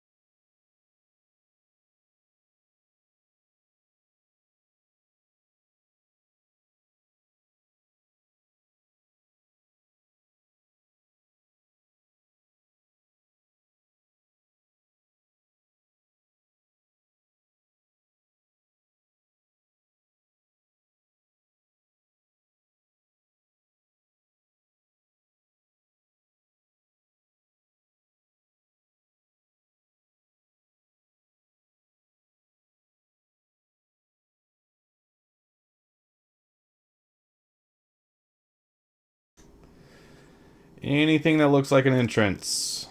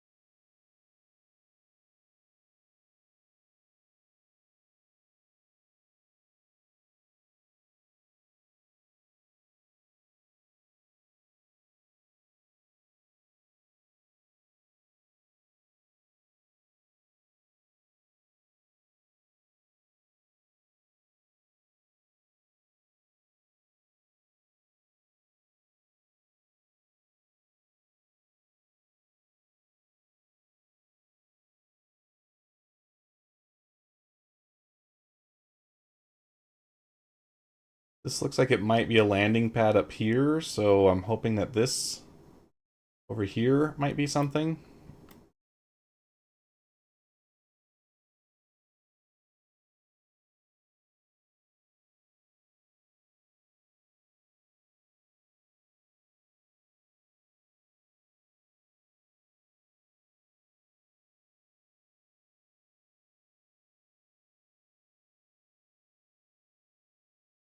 Look at that, pro gamer.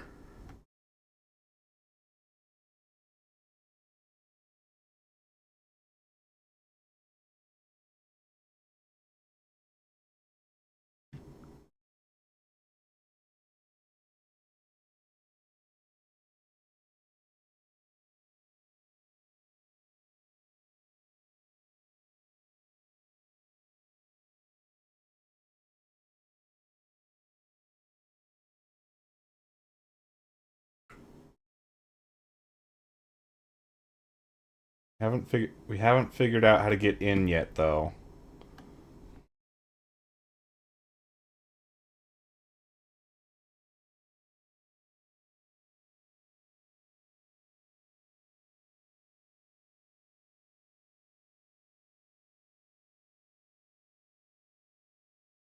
Oh, that reminds me of another setting I need to change. I thought I was gonna like this, but it's not good. Turn off sprint toggle. I much prefer to just sprint while holding.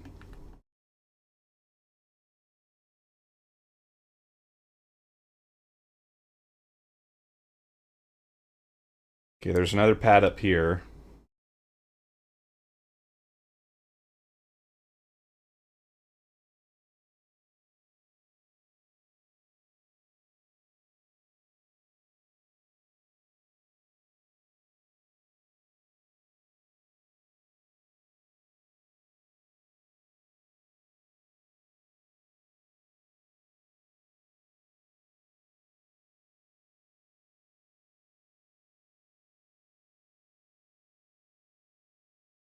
Okay, this one does not look blocked off from the door. Not as bad, at least. Maybe?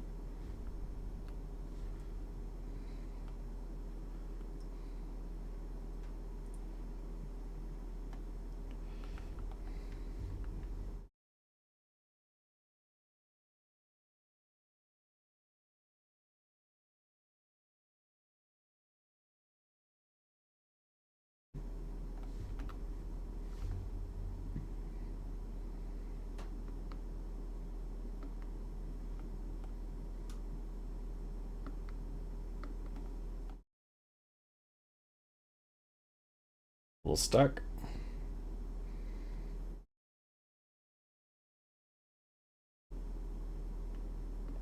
Should be an airlock you can. Yeah, that's what I'm looking for. Haven't found it yet.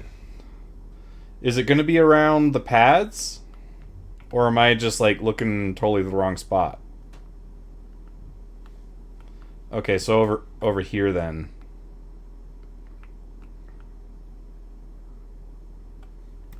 Ah, okay. I think I see it.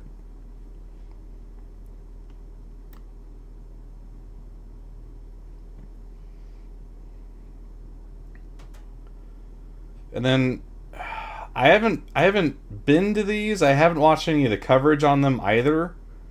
I wanted to kind of leave this to my own discovery, but is there like a mission here that I should be doing?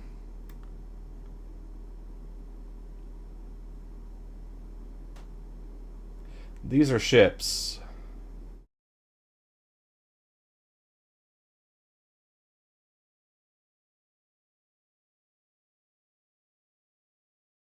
Okay, that's a destroyed Cutlass.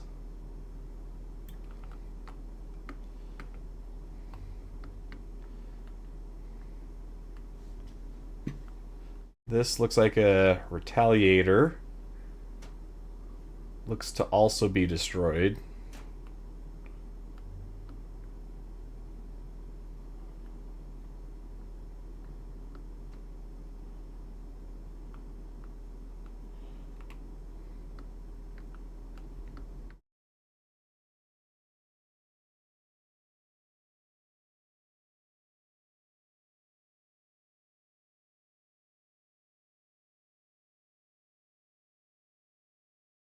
Okay, so this might be this might have the tweaker stuff I'm looking for then, right?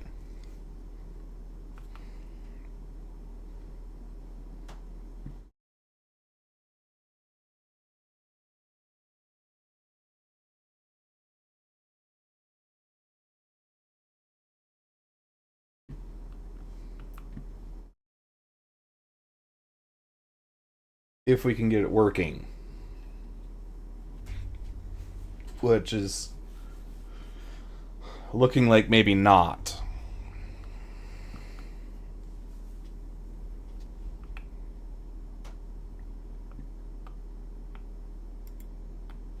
Is there another entrance to this place somewhere?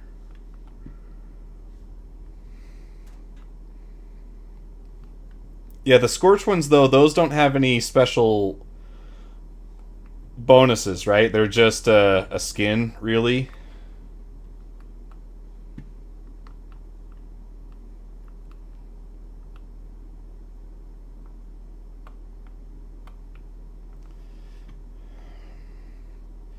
No, they did not.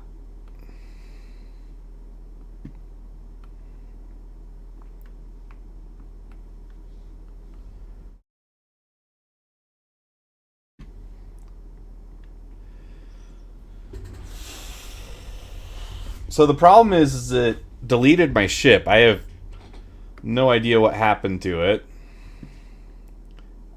But when I got back after the server crash, I was just floating in space.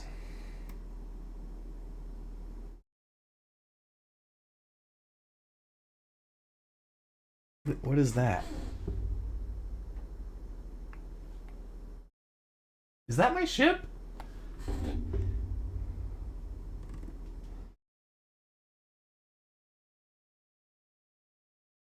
That looks like a Connie.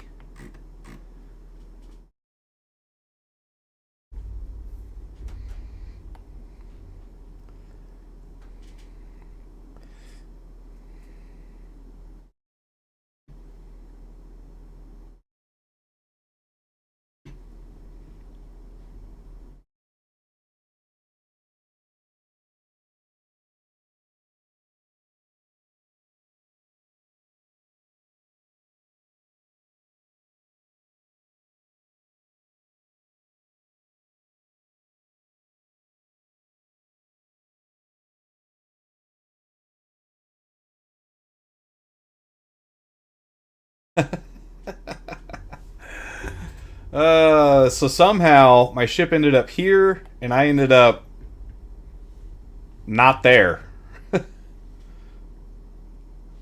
That's what it's seeming like.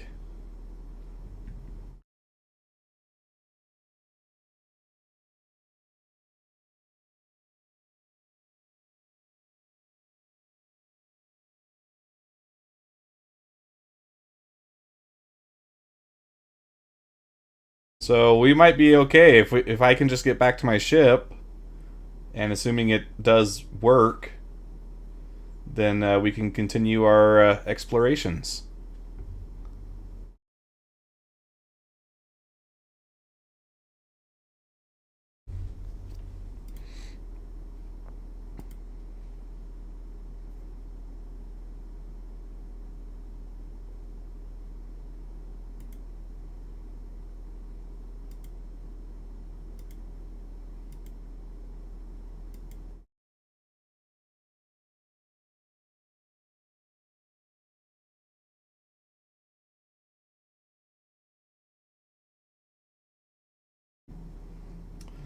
Let's try this one.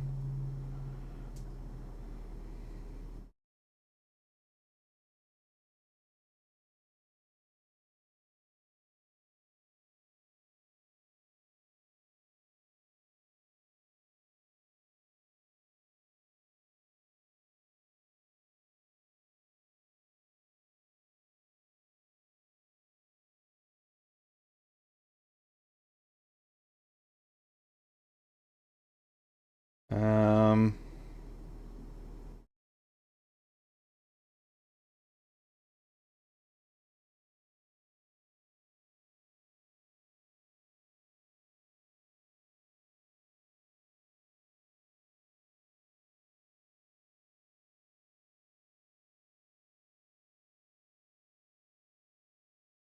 I don't think this is my Connie.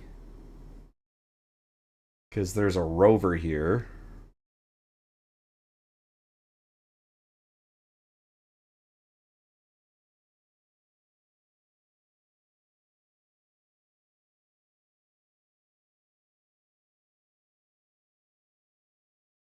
And it's looking pretty dinged up. It might not fly.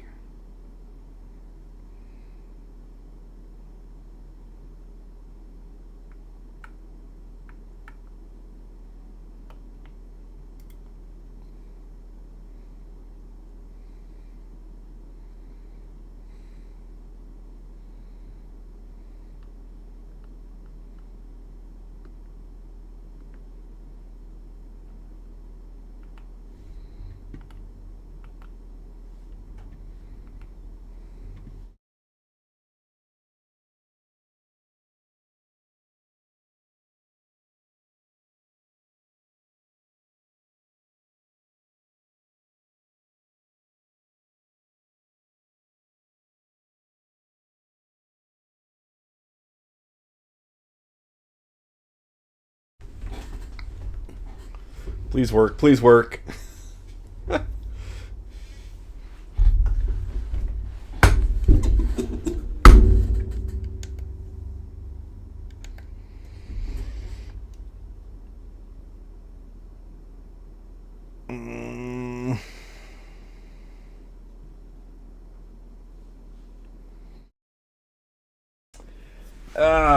Okay. I don't think it's gonna start. Would have been cool.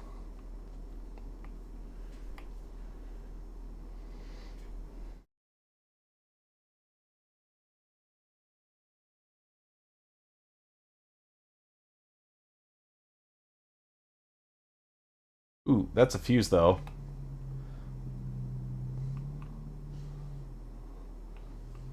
Take that.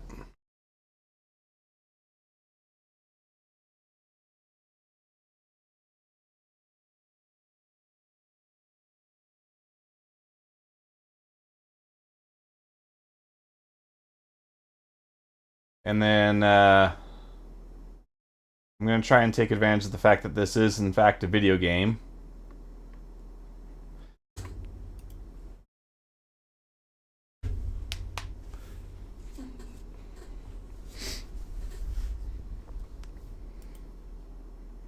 And we'll just do this.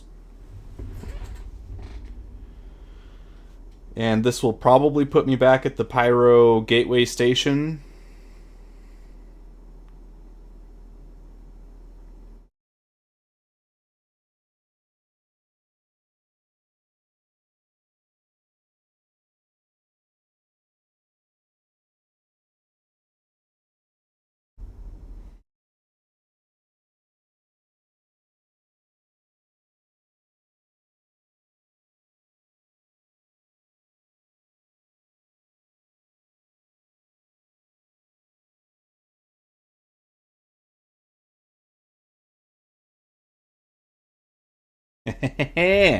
Look at that.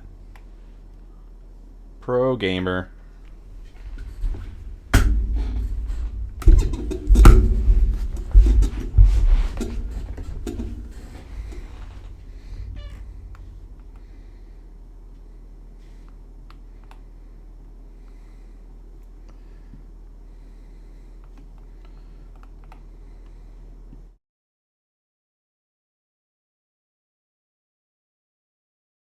Let's go sell off our gems.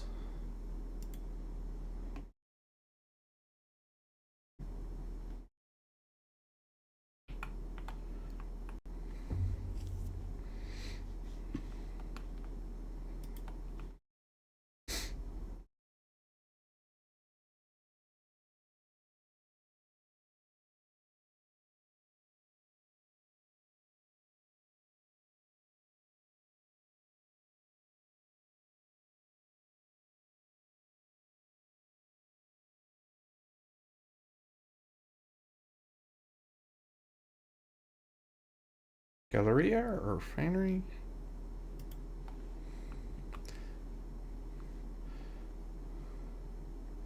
Yeah, we found some gems at the mission location we were at. There's a bunch just sitting in boxes. This guy's kind of rude. You cannot sell. Okay. Let's try going to the refinery?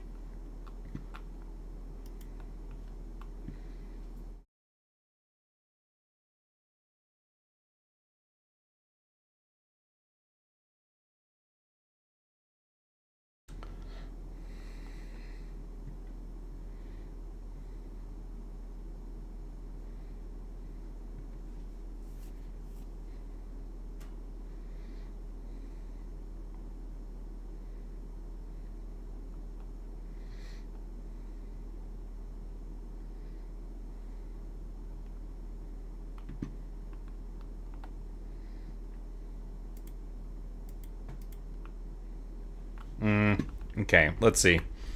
Let's pull up UEX.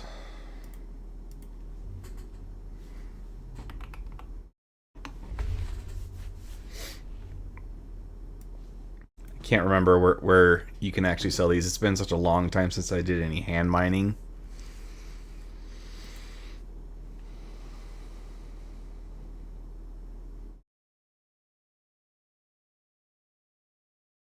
Aphrite.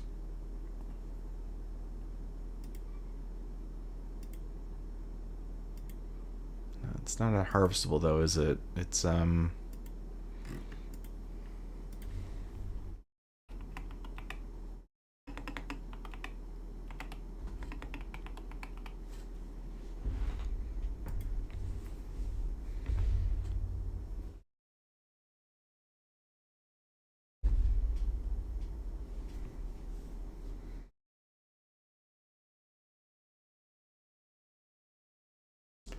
that's neat. They've got a... Okay, so I can sell them at Ruin Station. I don't think I've been there yet.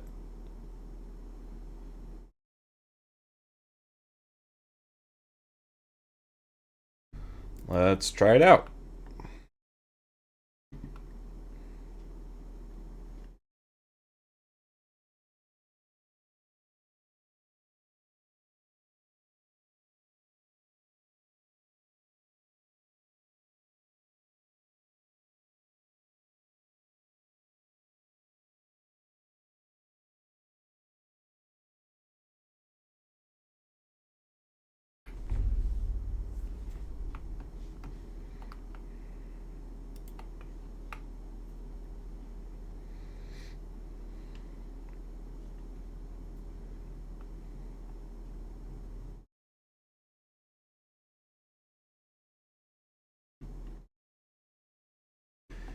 Do they do any ship rentals here? Probably not, right?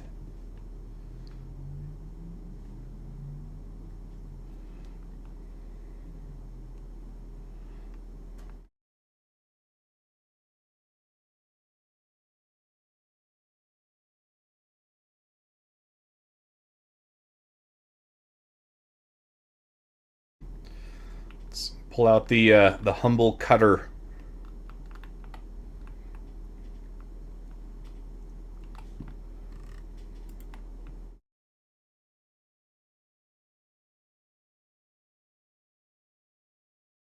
This is quickly winning me over as a top choice for new players. Cutter is pretty awesome. 4 SU of cargo, just big enough to fit a what's the one I'm thinking of? A Pulse. So I mean, you can get a vehicle in here. It's got pretty good home accommodations.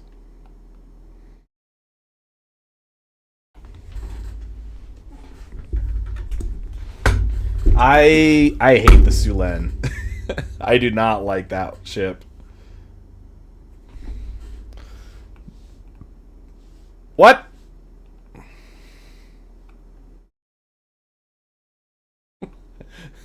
What just happened?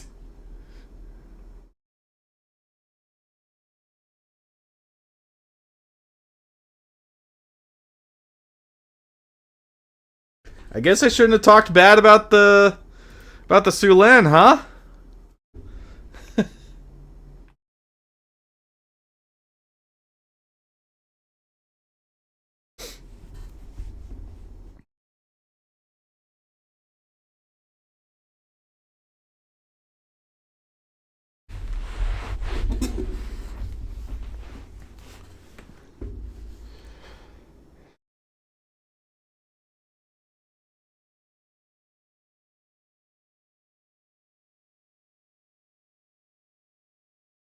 I guess we'll try this again.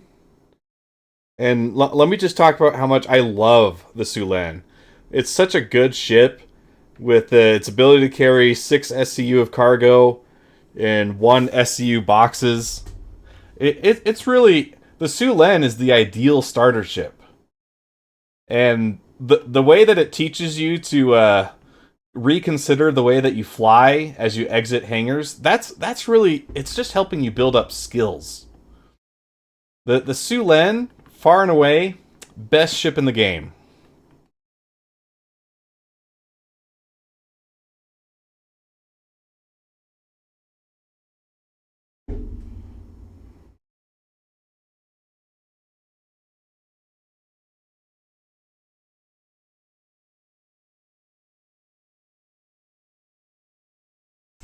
The game, I think the game really really was working against me there. Ah.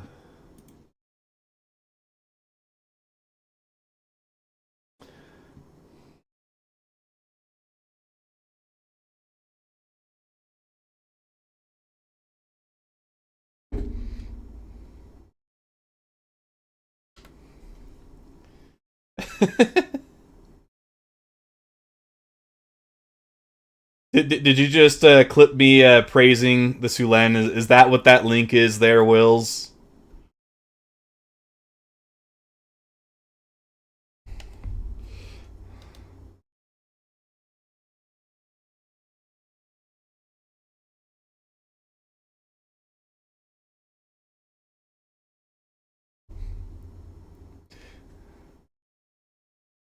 Okay. Alright, I will never speak bad about the Sulan ever again. I've learned my lesson.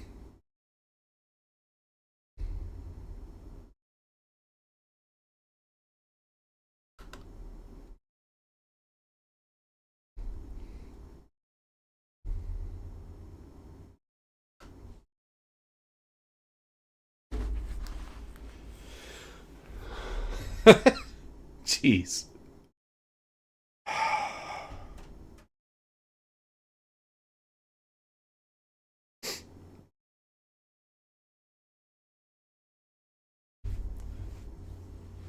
Um, I I don't think I have any rules against posting links in the Discord server. Where were you trying to post it?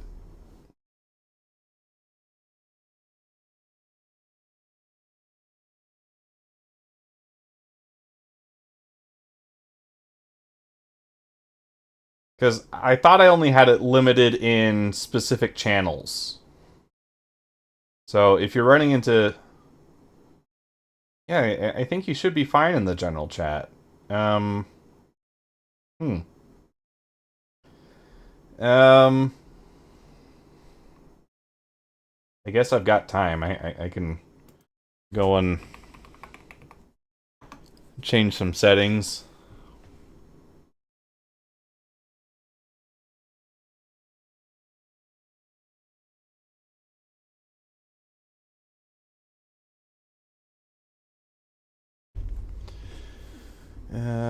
Do, do, do, do.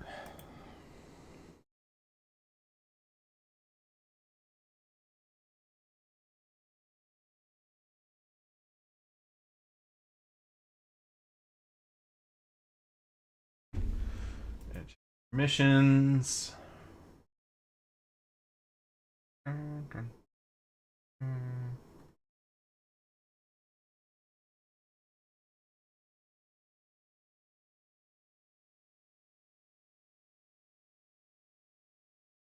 Yeah, it says it's supposed to allow links.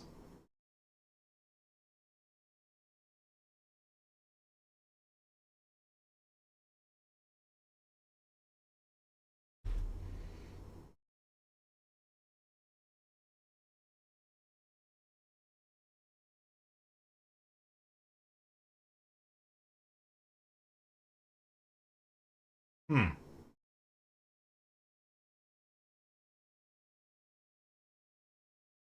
Well,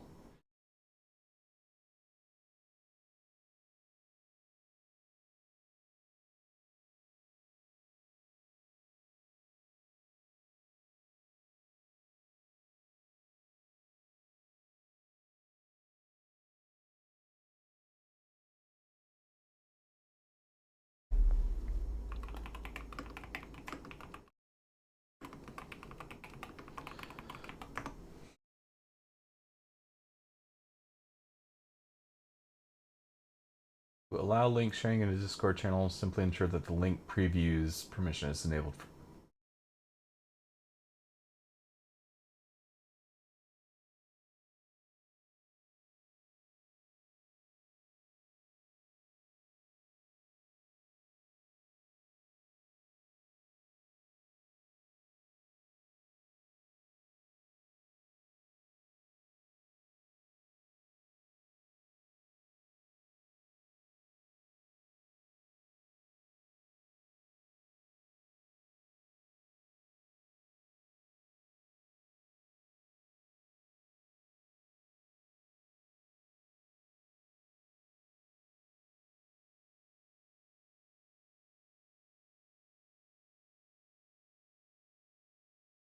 They must have changed something because I didn't change anything on my end. But it's weird that it's not allowing that. You can send it.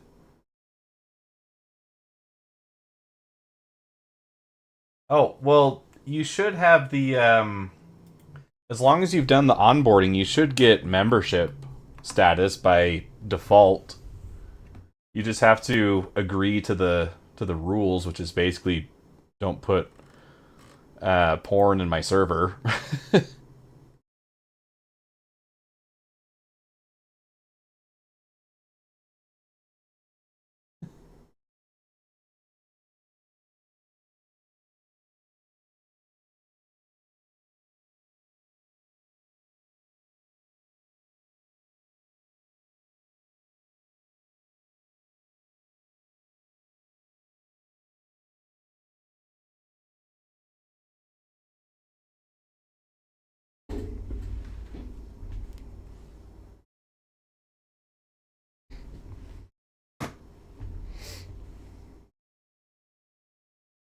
Well, I don't know how to retroactively go and do the onboarding.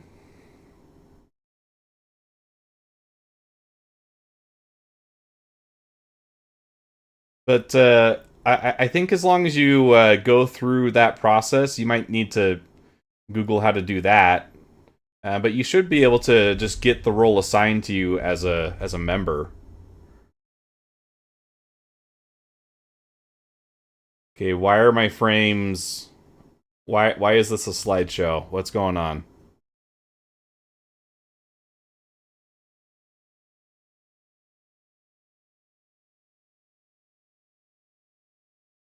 Okay, there we go. It recovered. That was nauseating. That was that was not fun.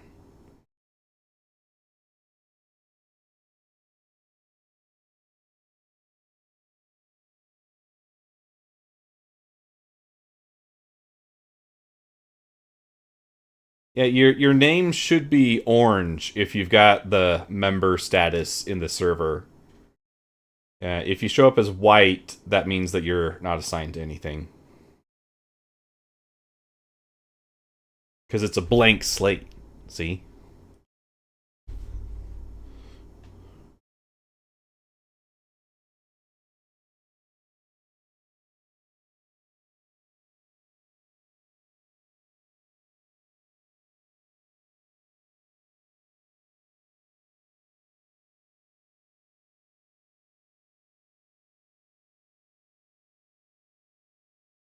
So it looks like my speedometer, is that the right word when it's a ship? My speed indicator is showing 380 meters per second. That must have been the speed that I was at when I entered quantum travel. That's clearly not the speed that I'm actually going right now. But I think it would be cool if CIG made it so that it was showing your speed in quantum travel as like a decimal fraction of the speed of light. It's like if it's 0.75 C or 0.9 C.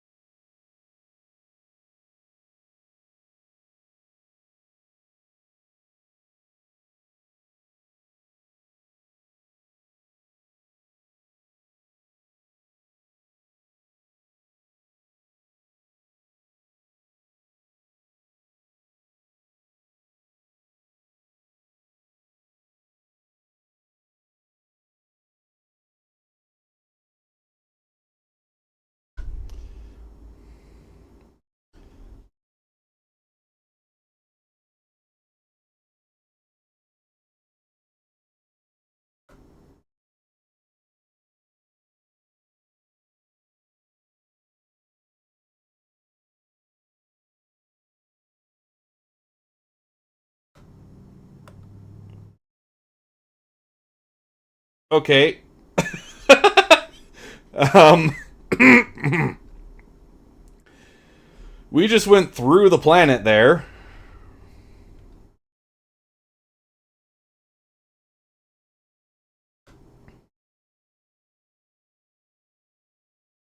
Man. I did this before too. You have to like fly there from 100 kilometers out. That scared the crap out of me. I thought we were gonna die. That has happened before in Star Citizen. It would just like send you through the planet and you just explode. I had flashbacks to early patches.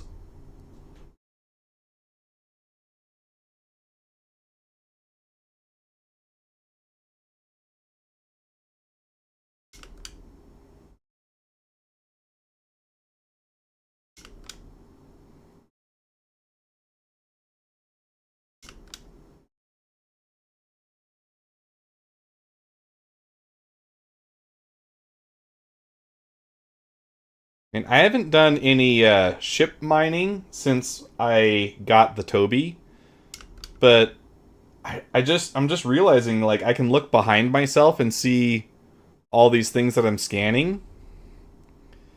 That's huge.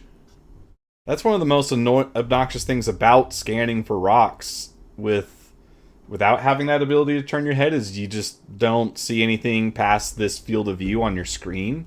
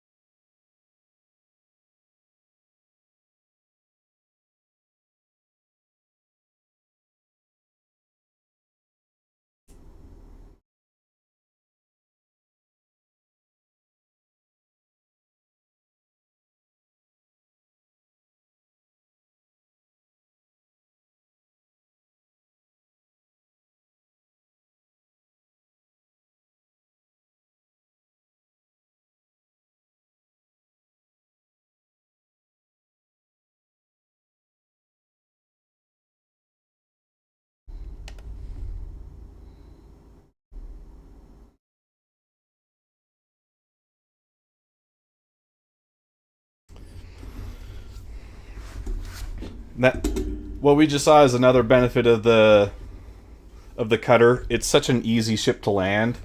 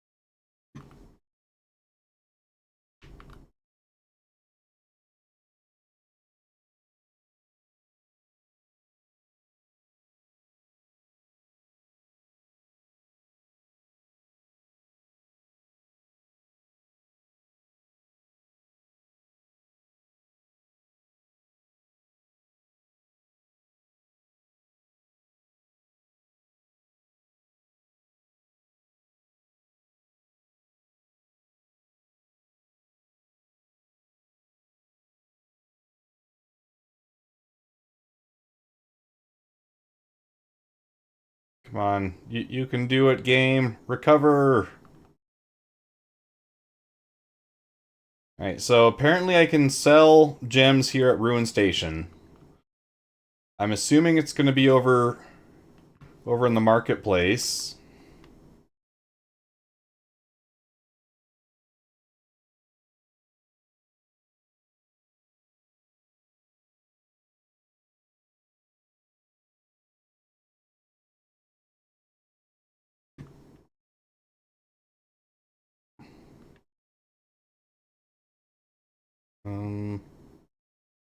Over.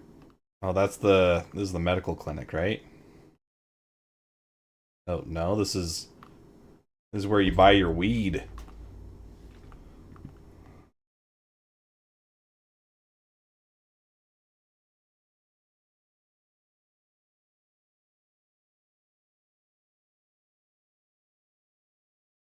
Market. Okay, keep heading this way.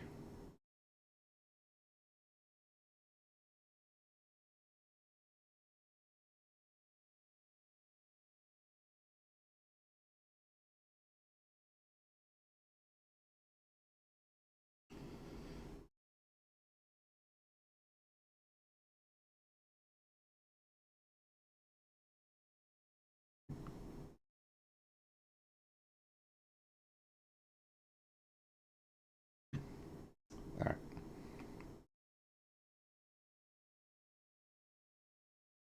That's the ghost arena. Don't want to go. Okay, here we go.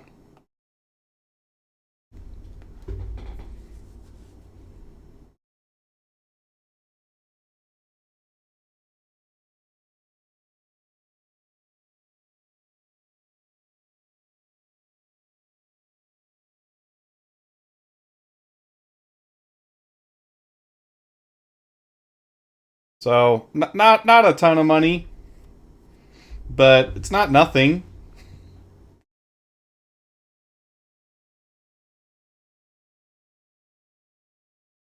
If they came out with Pyro first, we would have understood the broken and demonic elevators a bit better. Yeah, they could have just hid for years with the excuse that it's Pyro. The elevators aren't supposed to work half the time. I guess we should be glad that that's not the case.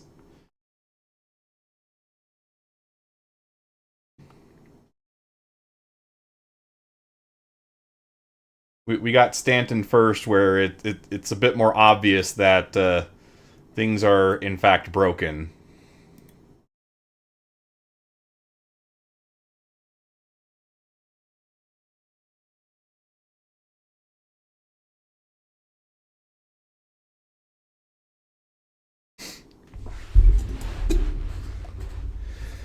Okay, I actually want to give this a shot, but I have no idea what I'm actually supposed to be doing in there. So I want to see if I can find like a guide.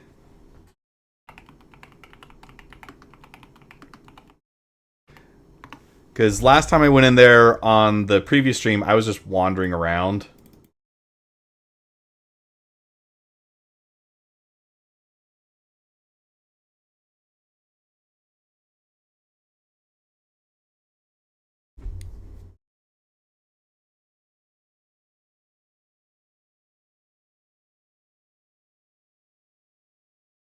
It looks like Morph has one. Say what you will about Star Citizen, but I think that most people can agree, even if they're not sure about the project. It doesn't look like a guide, actually. It looks like he's just talking about the types of loot that you can get.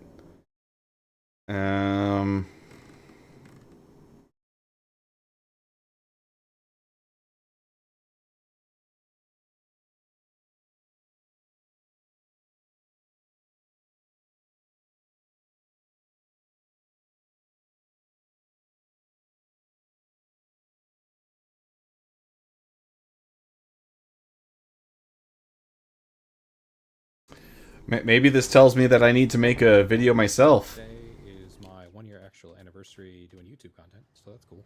Appreciate those that have come along with this journey of inventory issues as well. So towards the end here, I wasn't actually in section here. They were pretty low, or we were able to deal with them pretty quickly. You'll go to, they're kind of time-based. I think they're about every 15 minutes or so. I'm sure they differ a bit, but all in all, you're going to need different keys and fuses to get through these different doors. Fuses can be found on the ship. It's the same ones that you use on your ship. I really like the Xenothreat aesthetic they had going on here as well, which was really cool. And you can get Xenothreat gear and stuff off the NPCs. So that was pretty cool. I like I said, I really enjoyed that. I didn't get a chance to get the Xenothreat armor from the Xenothreat. Okay.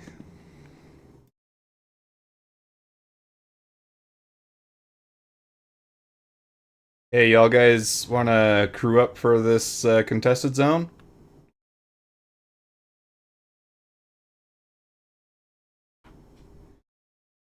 All right, yeah.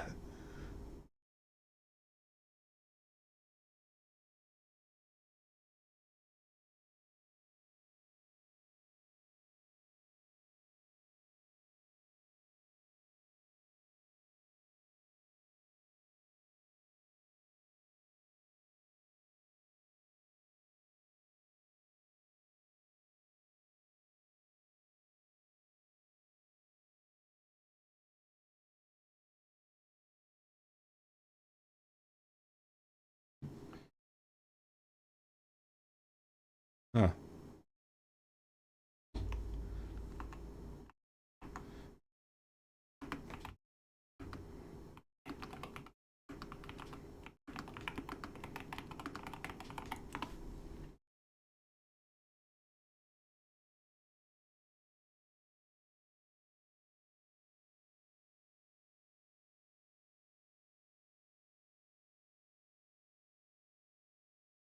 Oh, shoot! I missed it. Dang it! Oh, I think I just went to the wrong spot. Yeah, entrance takes you back there.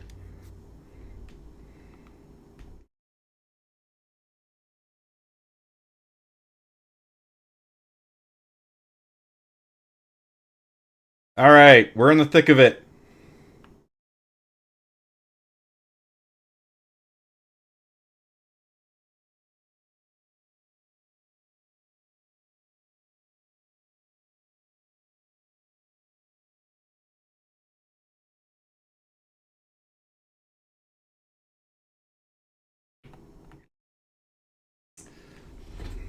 That was not a friendly. Oh no!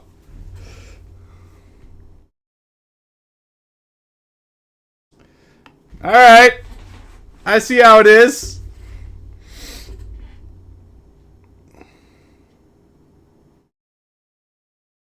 I didn't realize that that guy was not part of the same party.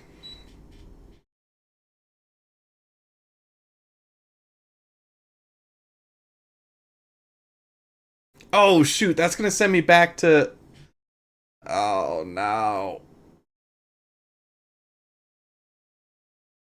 Isn't that going to send me back to, this gateway station? I really hope not.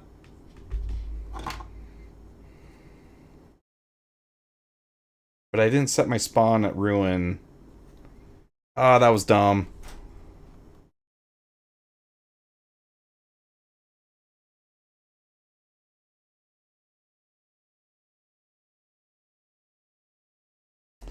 Yeah, Slooty, come hop in. Let's go kill some people.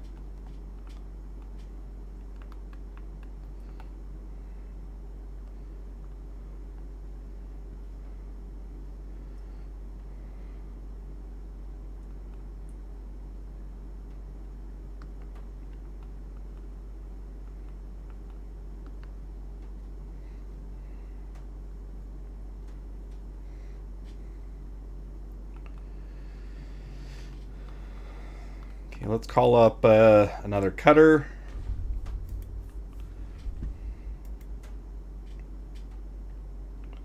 Let's go kid out at the Galleria.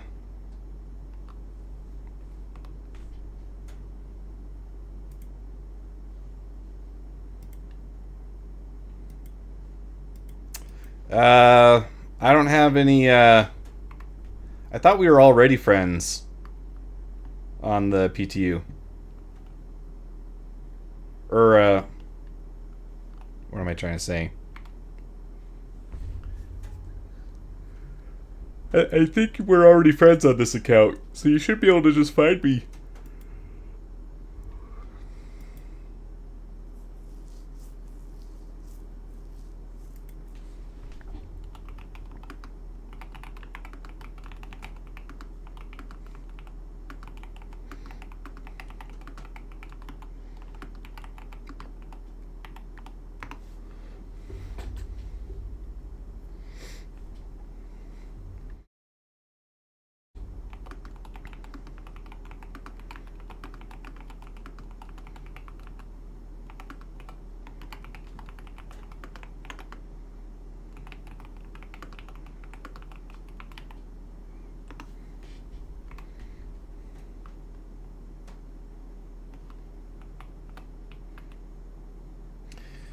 Oh, well, typically you have to join a server and then exit, and then it'll let you, then it should... There we go.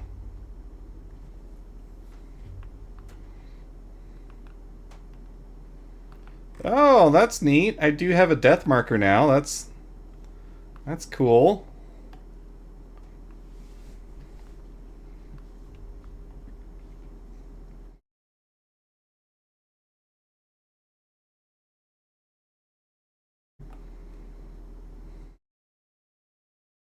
Okay, so there's a live fire over there.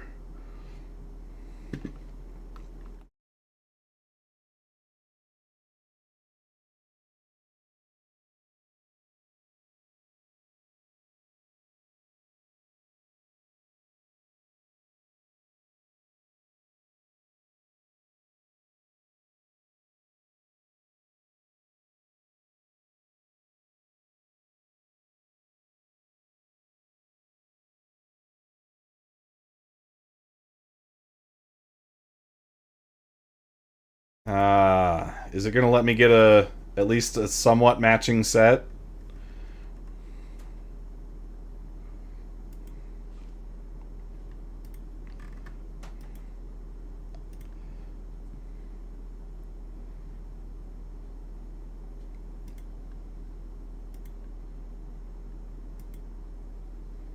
This is the... Is this the big one?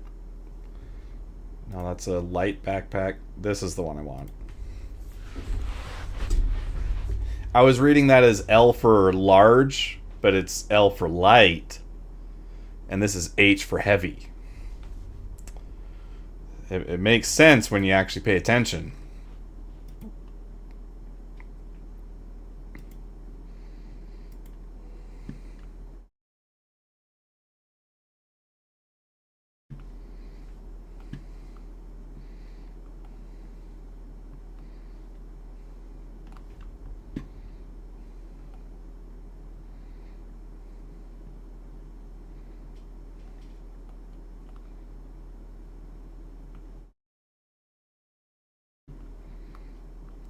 .30 FPS is also not great for FPS. I'm just gonna say that whatever that other guy was running, his FPS must have been higher.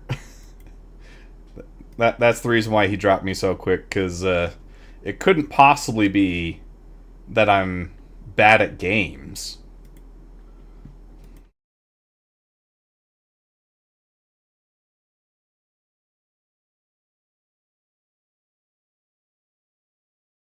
He clearly just had a better gaming chair. I need to do more work on mine.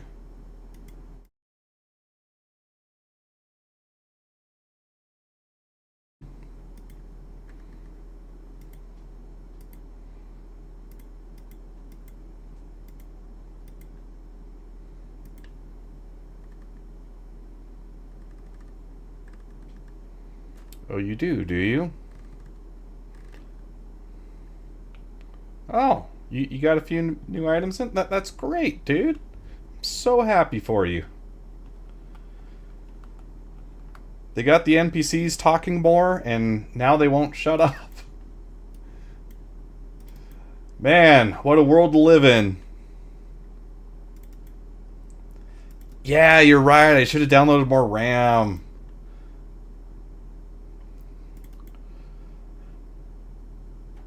That's on me, I guess.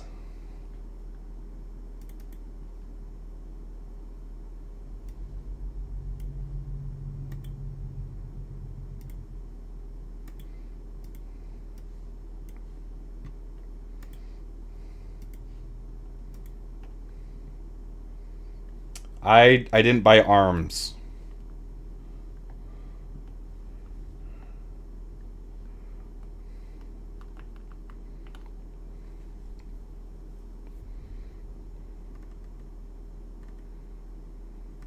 Are you on my server, Slooty?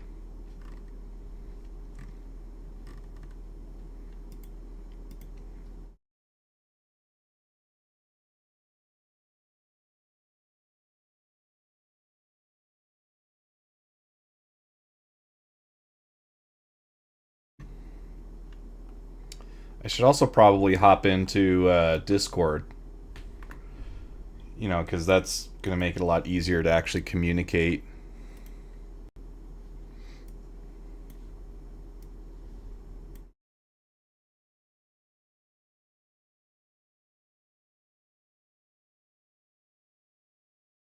There we go.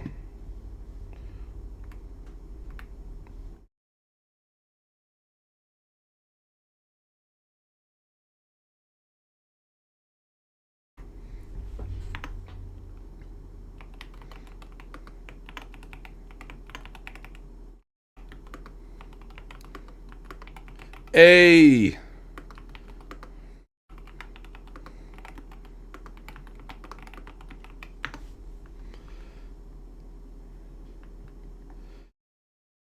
Oh man, did you see me get my face caved in? That was rough.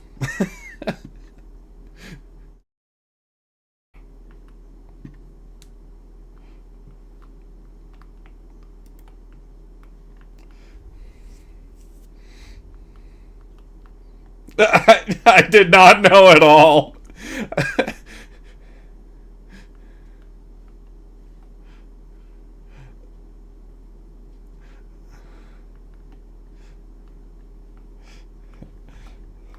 Yep. I pulled a Scotty. Because Scotty doesn't know.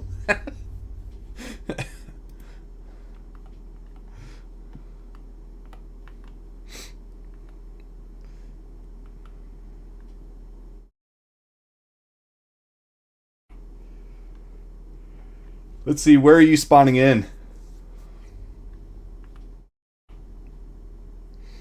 Okay, did you pick Ruin Station, perchance?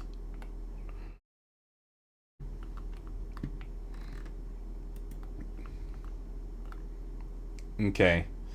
Fatal MC is still over at Ruin, so... And I wanna get vengeance on that guy. So let's meet up there.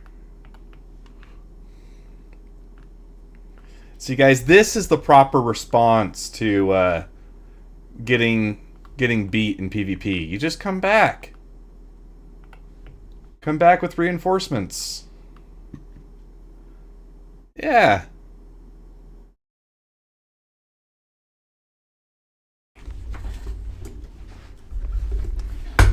Yeah, I mean, it's not like I'm short on cash.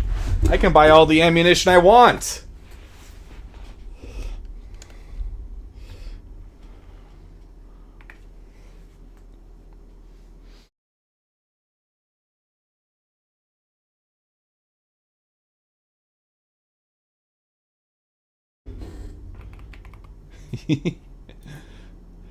Yeah, they they should definitely consider hiring a city planner, right?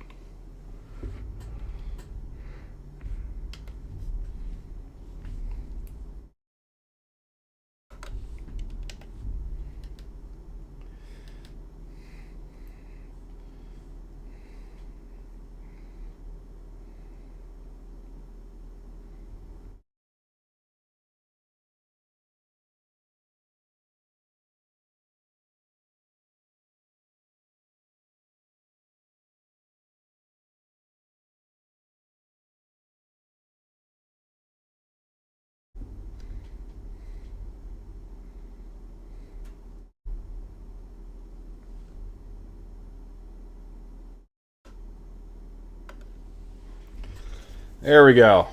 That's how you're supposed to leave a station in Pyro.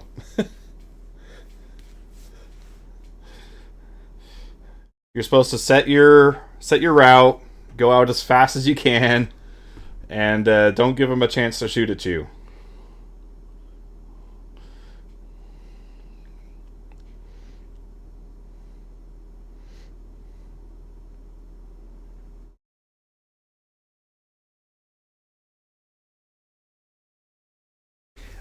I did the exact opposite. I bought 2 legs and no arms. We're like 2 halves of an orange. We complete each other.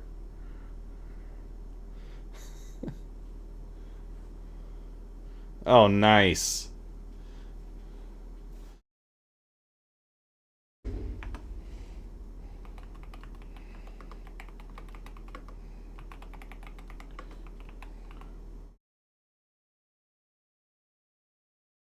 Oh, yeah? Nice.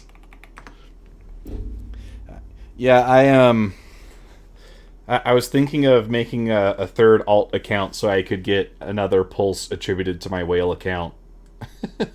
And then gift the pulse to this account, but then I'm like, that kind of defeats the purpose. This is supposed to be a vanilla account. If someone else wants to sign up, you know, that's really what I need for the whale account.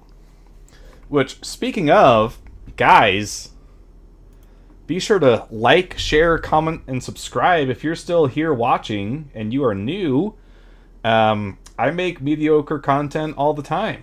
And if you want to see more middling content, you should subscribe so that you don't lose track of me. We also do have channel memberships going on. So special thanks and shout out to our orbital bombardiers and up. If you subscribe at that level, you get a special marker. And, or not a special marker, you get a special call out in every stream and video that I do. So if you want to have your name on this cool animation, go ahead and get a membership. But those really help me make more content and be able to justify the exorbitant expenditures that I have on Star Citizen, because I'm getting paid to make it, right?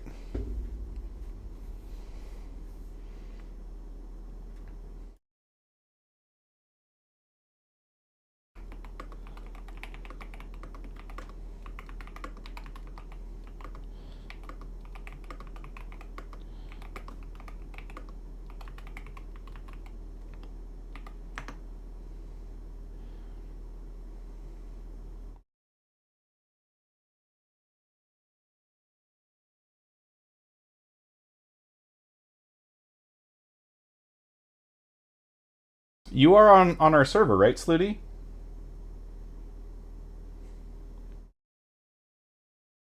Yeah.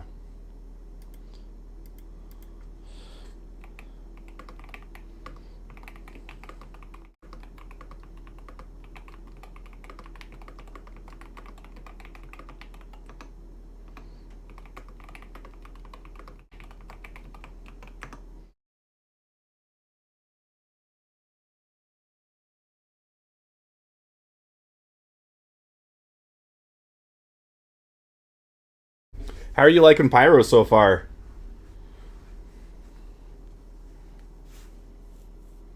Right? I've been having... Yeah, this is injected a lot more motivation for me to play. The new loot that's out there.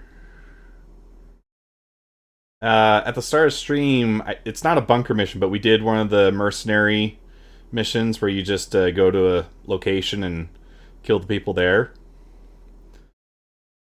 Found myself a dead rig shotgun and a new skin for the Custodian SMG.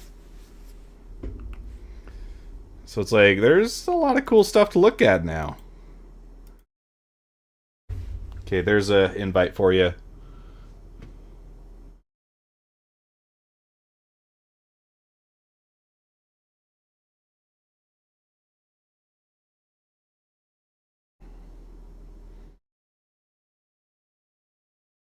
Yeah. But this is in Stanton or Pyro? Okay. Yeah, because they walk around outside now. It's pretty cool.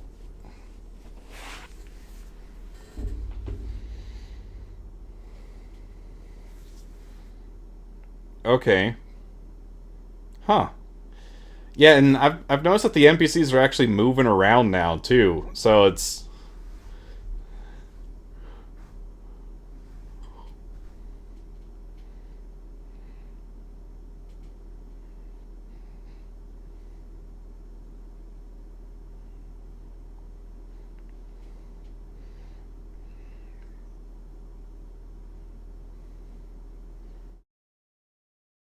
yeah, when I was streaming, I guess it was 2 days ago.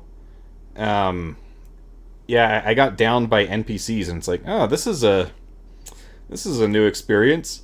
Like, I mean, I die to NPCs all the time, but usually it's because of desync or something dumb like that.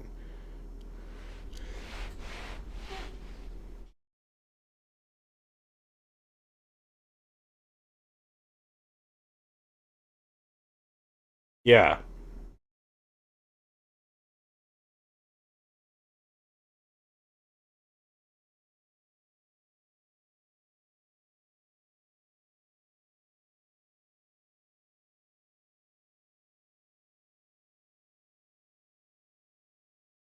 Okay, I'm 15 out, so I'm almost there.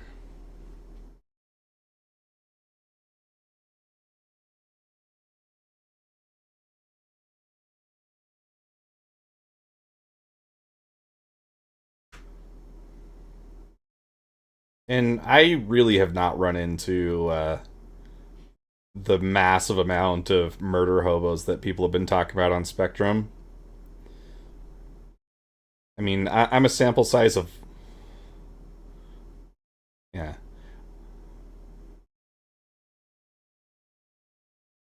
Yeah.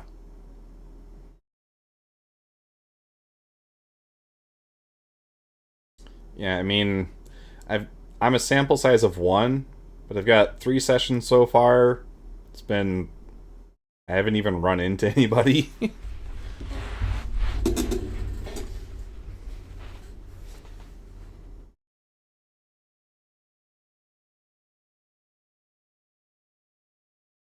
But man, if you look at Spectrum, it is just on fire. People are raging about it.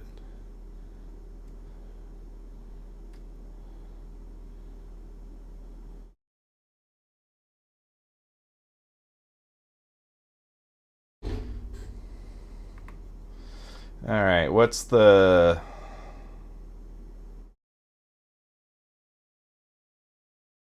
Need to send this guy a link to join us.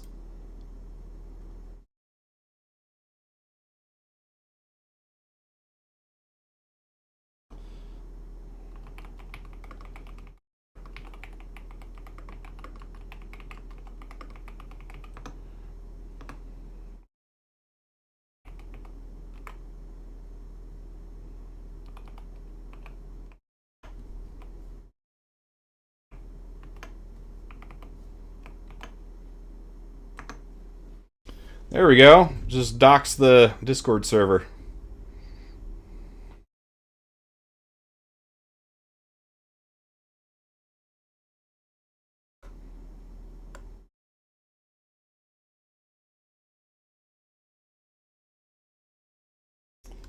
Is it gonna make me fly all the way there?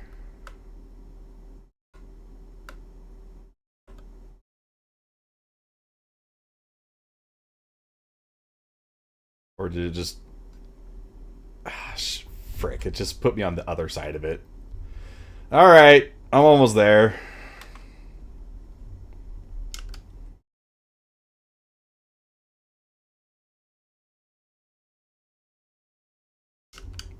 At the super sketchy clinic.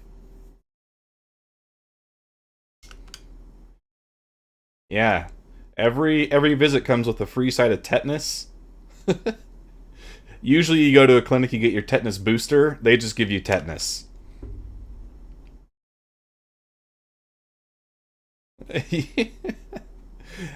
Actually, tetanus is the gift that keeps on giving. So, have you seen artwork of people with tetanus? They used to call it the grinning death. Because it attacks your voluntary muscles and causes extreme contractures. So you'd have people, yeah, it pulls your face into a smile, and it causes you to like arc your back and pull your arms in close. Like, it's pretty horrifying.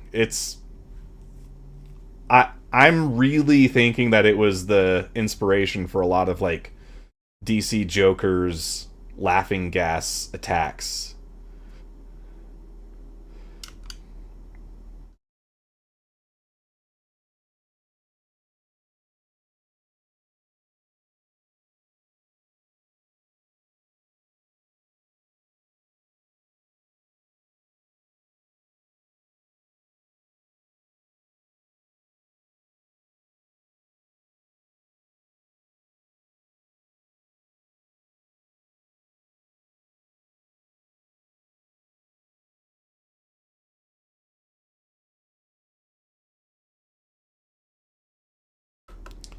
Yeah.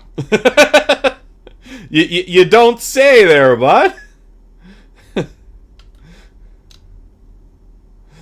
Yeah, I'll be going to the clinic. Don't worry. I've learned my lesson.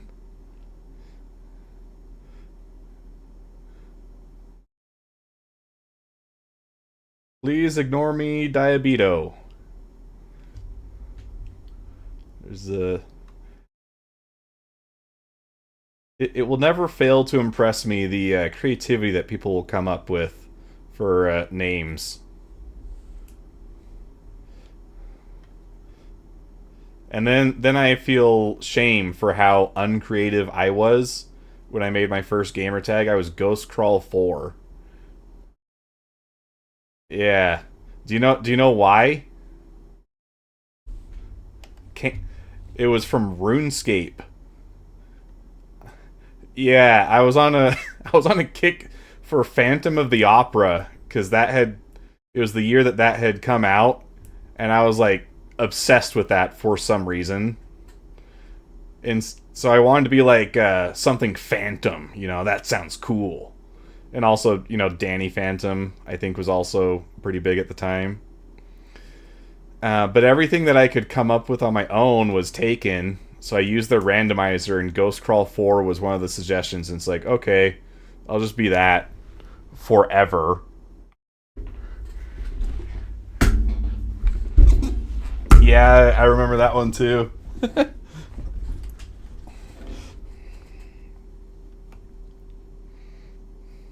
Oh, yeah. Oh, man, I'm watching a slideshow right now. This is rough. This does not bode well for my elite FPS gamer skills.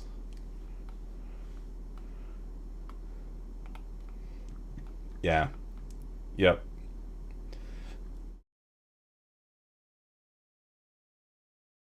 Yeah. Mm-hmm.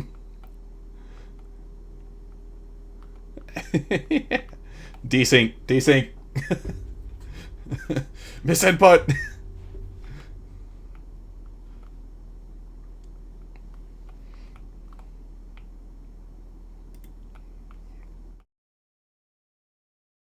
Oh, I do not have chat pulled up. I put Discord over it. That was... Let me fix that. People have probably been talking and they're like, hey, this guy's not answering us.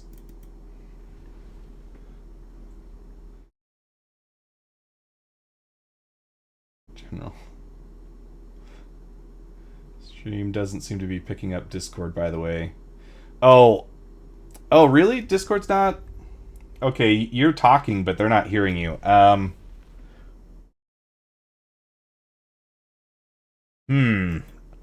Look, see, it's always important to make sure that you are actually paying attention. Jeez.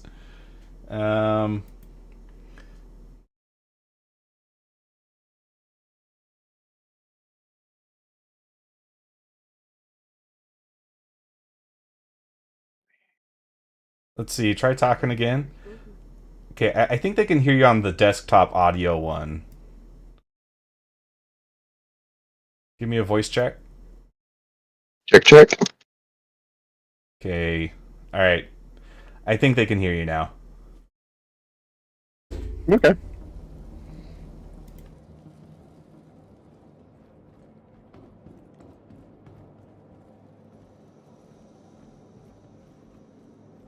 Oh, wow. Oh, I'm feeling sick. Ugh. Why is it so bad?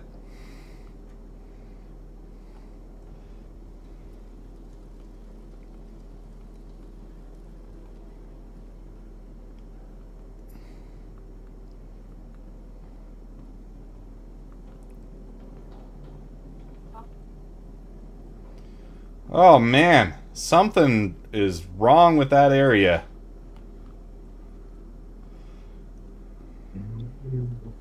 It's not on your end. I didn't have any issues running around there. Really? Man, I'm getting some really bad frame stutters. Hey, I'm setting my respawn here. Smart man. Yeah, don't forget to do that. Yeah, mine just happened to be here by default. Let me make sure that did transfer. Okay, yeah. Set to Ruin Station. Alright, let's set up the frame graph so we can see what's going on. Yeah, what is my main thread is... Right now it's at 30, which is not good, but... And it's alternating between 30 and 60.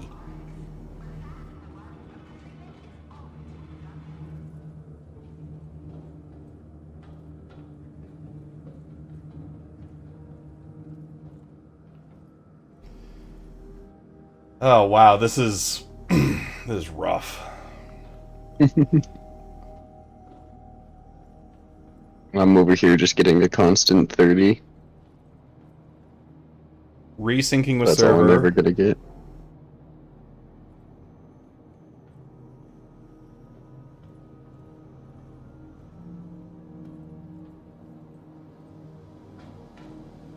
Do I have...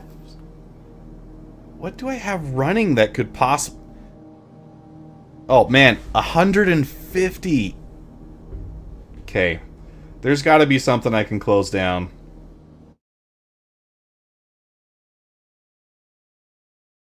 What graphic settings are you rocking? Because I guess actually using like higher settings actually enables your GPU more and not your CPU. They're probably set as high as they go.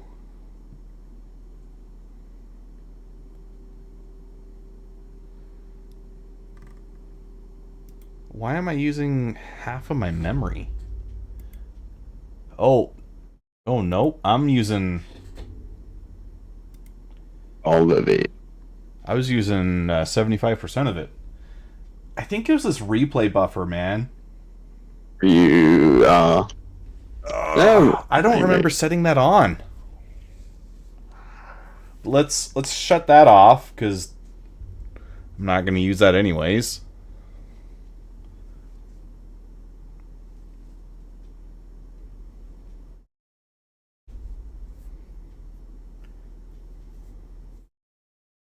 There must be some kind of memory leak, though. If it's not the replay buffer, that makes me think memory leak.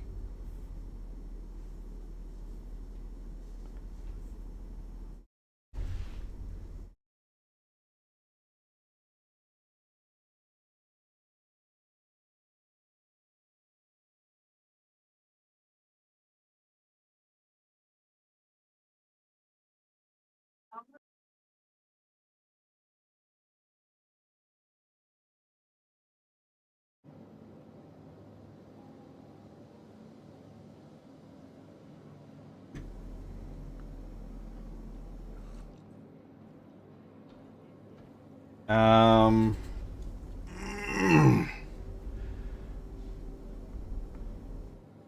Okay, it's not coming down yet.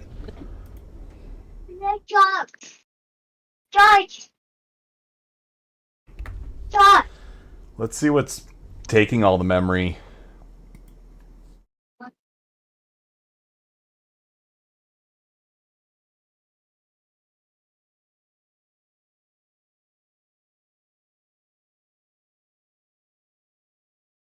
Star Citizen is taking almost 30 gigs right now. Yeah, it's eating up a lot for mine too. But 30 shouldn't be causing it to be that bad. How do I have... Okay, I can shut Chrome. Chrome's not helping me with anything.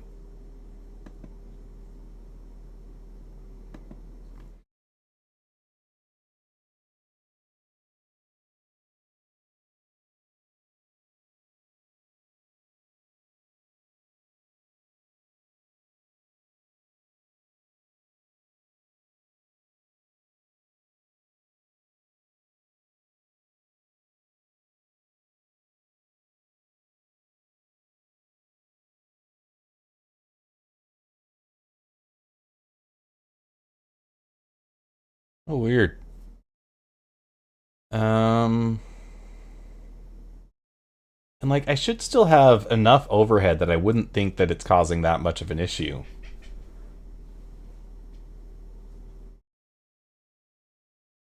I'm gonna try restarting my game real quick. Okay. I'm set here, though.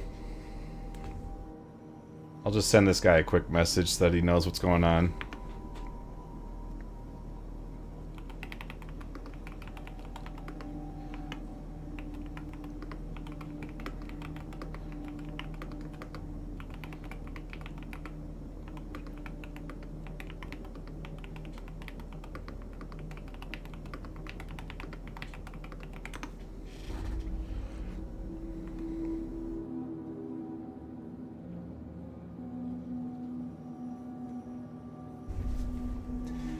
I appreciate it, Wills. He's left us in the chat, but he's still keeping the stream open. That is true dedication. Okay, completely close the app. Memory usage plummets. All right, makes sense. That's good.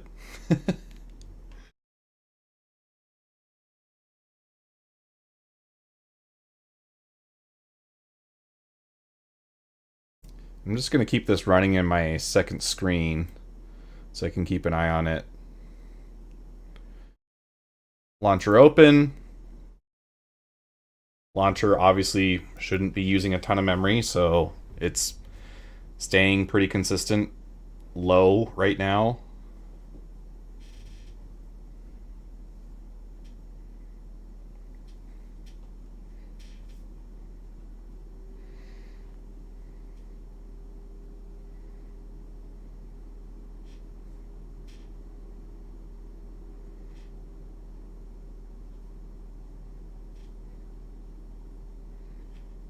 And then we turn the game on.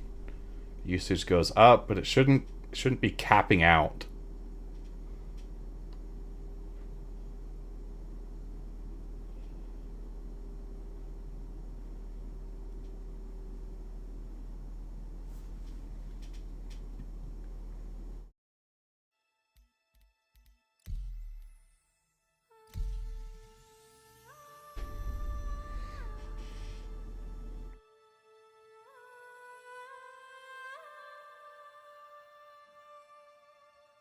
How have you been liking the new music? It's good. I'm and also, loving it. It sticks in your head. Yeah, it does. I think they might want to, like, they can continue adding more variety to it. When I was streaming, or I wasn't streaming actually, I was just recording a sunrise on one of the planets in Pyro, and I heard the same song play like 8 times while I was there. So they might want to just keep adding more variety so that it doesn't feel so repetitive. Yeah. But the little nuance that it adds when you arrive to a new location, that is awesome. Mm-hmm. It's nice. I like it a lot.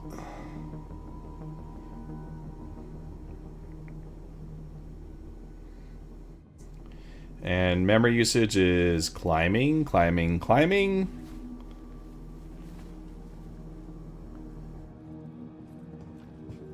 But for the moment, it looks like it capped out at 36 gigs of usage, which is acceptable.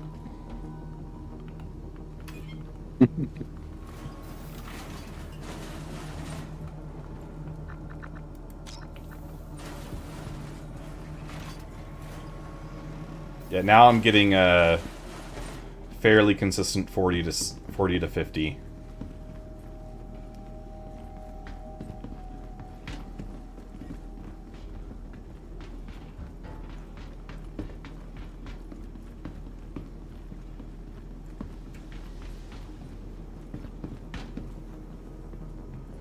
It's still climbing though. It's slow, but it's climbing. All right, man, I'm ready to kill some people. Okay.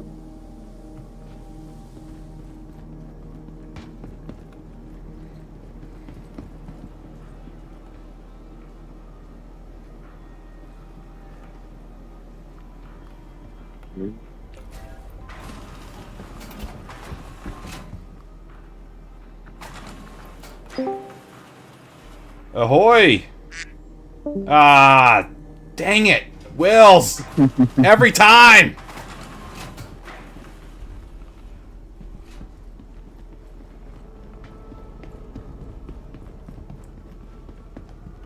Okay, that's not the right way.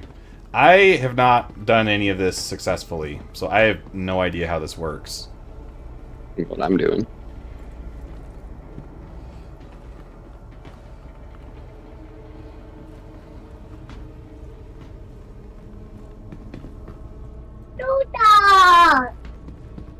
Okay, this looks like the way to go. So here's a door.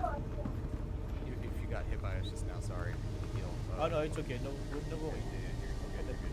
There's people on the other side of this door. Yep. Happy hunting. Thank you.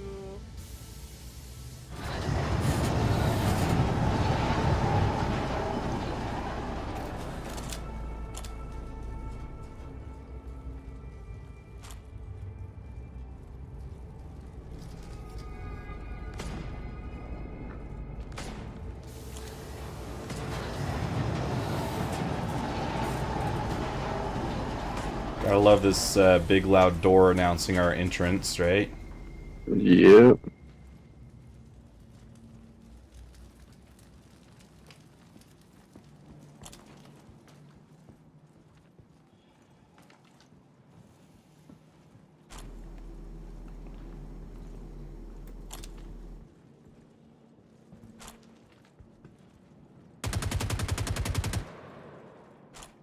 Find us.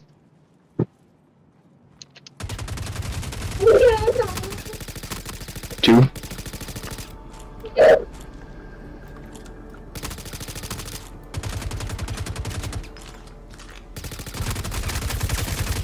Oh, dang it! No!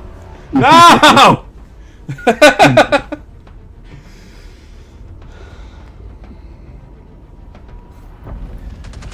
I got good shots on him, but the SMG wasn't cutting it. The LMG I was using just had a bit of ramp. Stared at the guy for like a solid second. Before it just started shooting. Oh yeah, you lit him up. Also, my memory usage is now at 41. So there must be some kind of memory leak.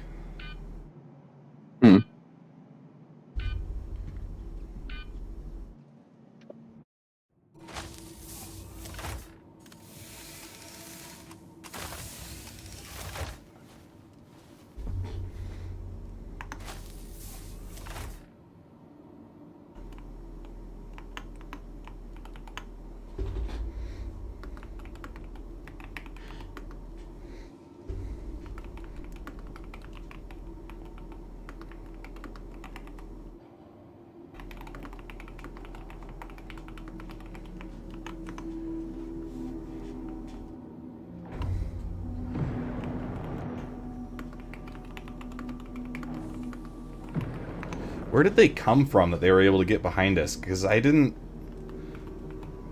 Or did they literally just enter... door to the right. Okay. They could have entered right behind us as well. I don't know enough. We could try a different door as well, because that one seems a bit crowded.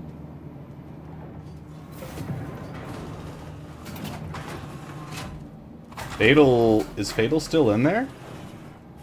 I think so.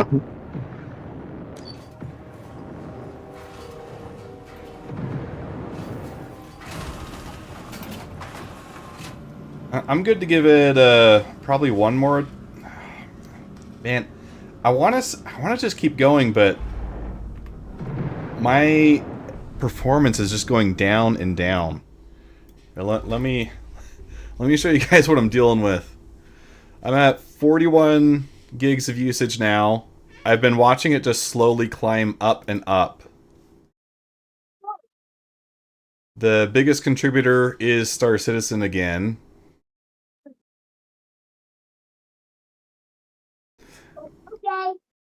But if it started at like 35 gigs of usage,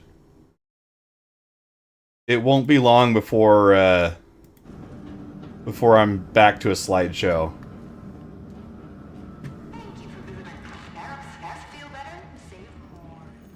So, I don't know. I might have to call it quits here and hope that they can fix it for tomorrow.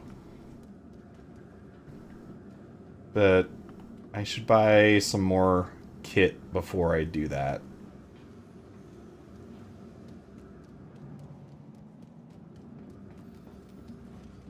Even just like running is feeling weird.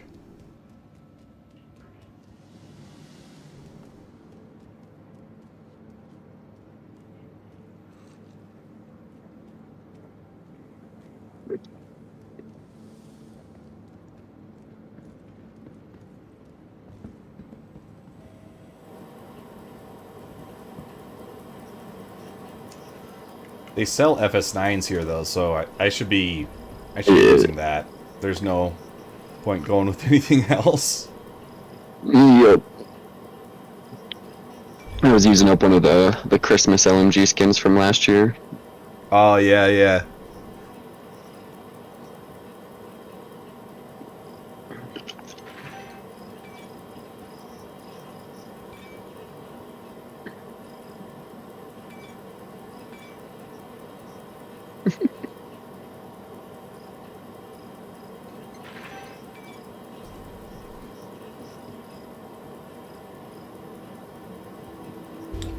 probably doesn't make a whole ton of sense for me to buy a bunch of stuff right now, though, does it?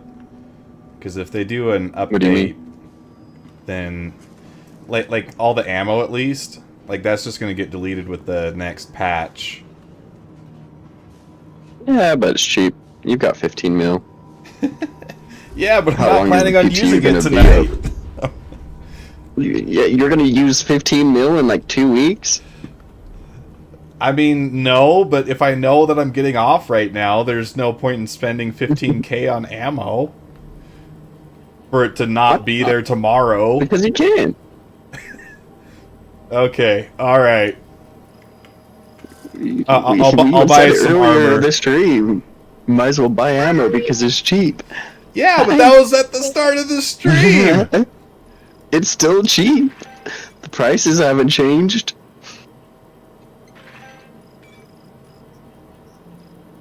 I'll finish up buying my armor, and then I'm gonna log.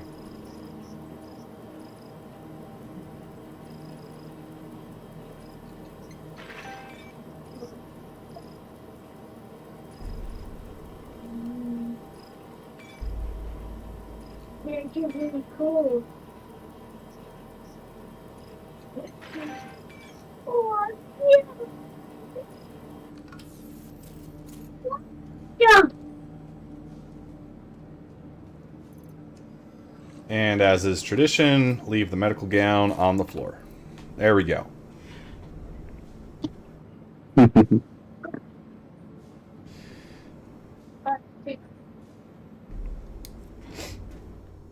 see.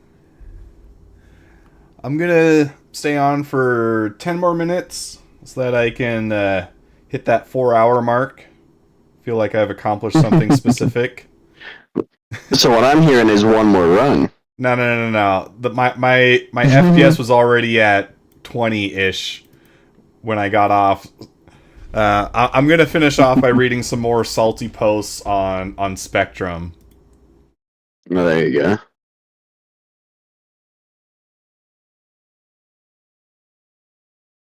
Spectrum is the gift that keeps on giving right now. People are just fuming about Pyro. I'll say it's not that bad. Yeah, I've been having a lot of fun, man. Like, aside from the performance being poopy, Yeah. like, it's been good. I mean, even now, like, I'm looking at, like, the server FPS, and it's constant 30, though. Like, it's not shifting, changing, or anything, which for Star Citizen is You're insane. talking server FPS? Yeah, server FPS, because personal, we won't talk about my personal FPS, is okay? Yeah. There's nothing to talk about there. Yeah. It's enough to play it. I'm lucky if I get 30 on a good day. Okay, Kurashino, I think actually raises some pretty good points. Gameplay in Pyro is starting out to be just awful. People just kill grief and then say immature nonsense in chat like cry more and get good. This is not the game I pledged for. This is for middle schoolers. So I'm going to interpret this more from what this comment says. The OP does not say anything against PvP. He only highlights some increasing immature player base that is only interested in PvP. Haha. This situation only exists because CIG does not manage to deliver needed mechanics, like the reputation and law system, to prevent those outcomes by game design. And I think that interpretation is pretty spot on. Yeah. Because, like, we're having fun with the PvP aspect of it, right? We haven't been, like, serial ganked by people in Pyro. No, I haven't been grieved. But there's also, there's the difference between getting grieved and just PvP. Yeah, and I think that's where it gets sticky, because a lot of people would consider legitimate PvP griefing. Like, yeah. if you're out mining and you get blown up by someone in an arrow, it's not fun, but that is PvP. Yeah. And Yeah. I think too many people would label that as griefing. But then and that's the also- part that gets frustrating. Maybe don't go mining in Pyro? Yeah, like, bring your own friend in an arrow. Yeah. And give him some cut or something of it, or... But yeah. Like, if they're gonna Yeah, make Pyro a honeypot, you know, that's gonna attract miners, it but you definitely shouldn't needs be to alone. be a... No, you shouldn't, and you should be punished for it, but also it's... I don't know, it's... Navigating PvP in a game like Star Citizen is rough. Yeah. Yeah, it's missing a lot of structure, like what the reputation law system are supposed to provide, but don't at the moment. But based on a lot of what we saw from SitCon, if they pull that out, I think that it will get a lot better. Yeah.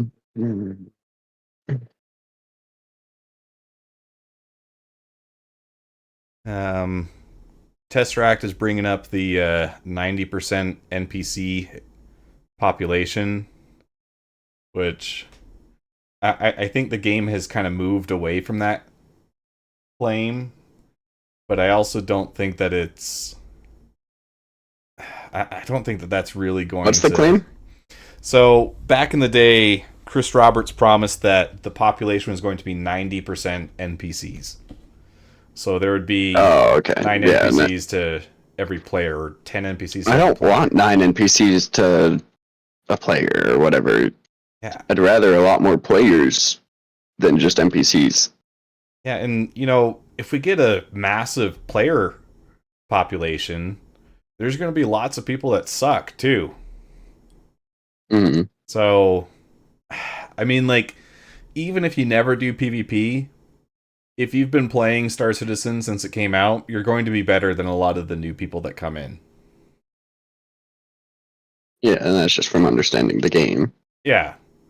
And so, I think what the problem is right now with, or at least part of the problem anyways, is you have a really dedicated PvP center where that's all they do, and they're a smallish group of people.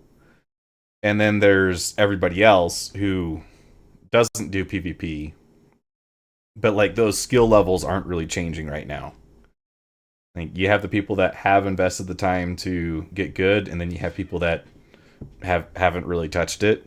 Well, like, it's kind of like the tricording then, because, like, you know, tricording was in, granted, not intentionally.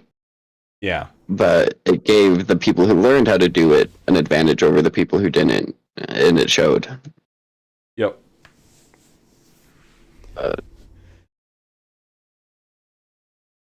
I think that would be the best way to do it, though, is just give the PvPers something to be good at that in dogfights could, like, give them bragging rights, you know, just based on whatever they do. Yeah. I love this one. Someone posted, I survived 10 minutes in Pyro, GG, and was killed without any reason. But the top response, Pyro is a series of personal goals. Next time, try to survive for 12 minutes. Like, that is the best response.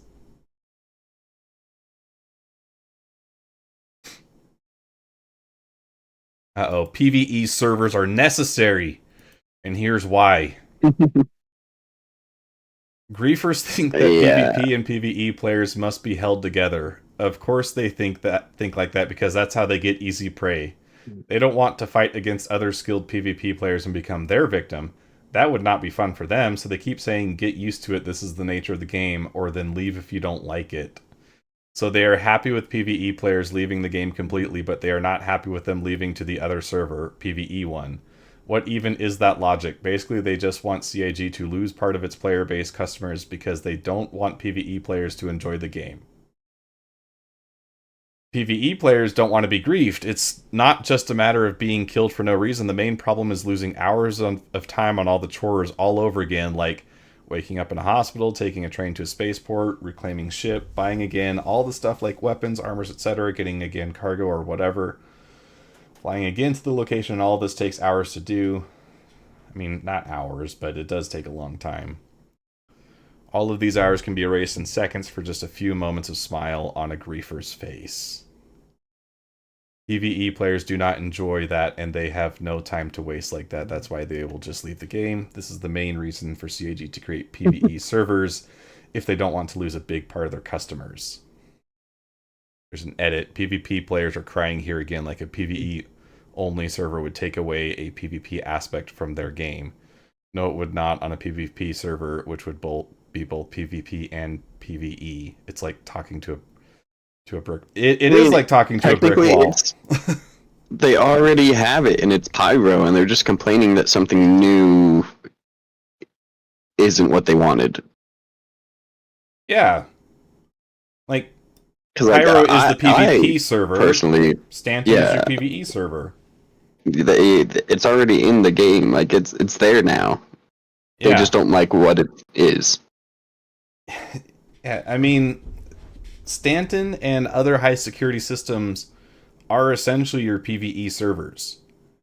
With a working reputation and security system, PvP players and pirates and everyone, that does unlawful activity, they're going to have a much harder time existing in high security systems. But Pyro is essentially a PvP server.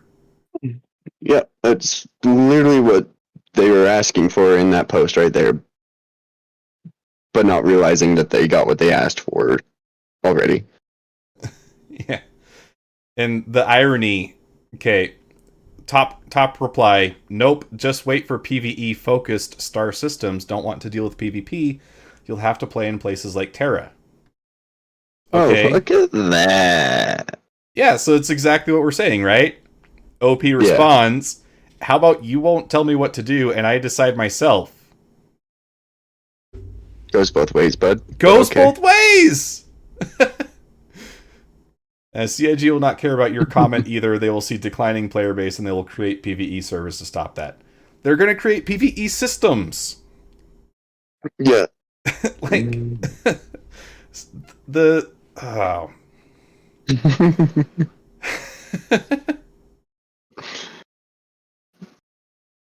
And it's there. He's just too dense to realize it's there. Well, like he says at the end, right? It's like talking to a brick wall.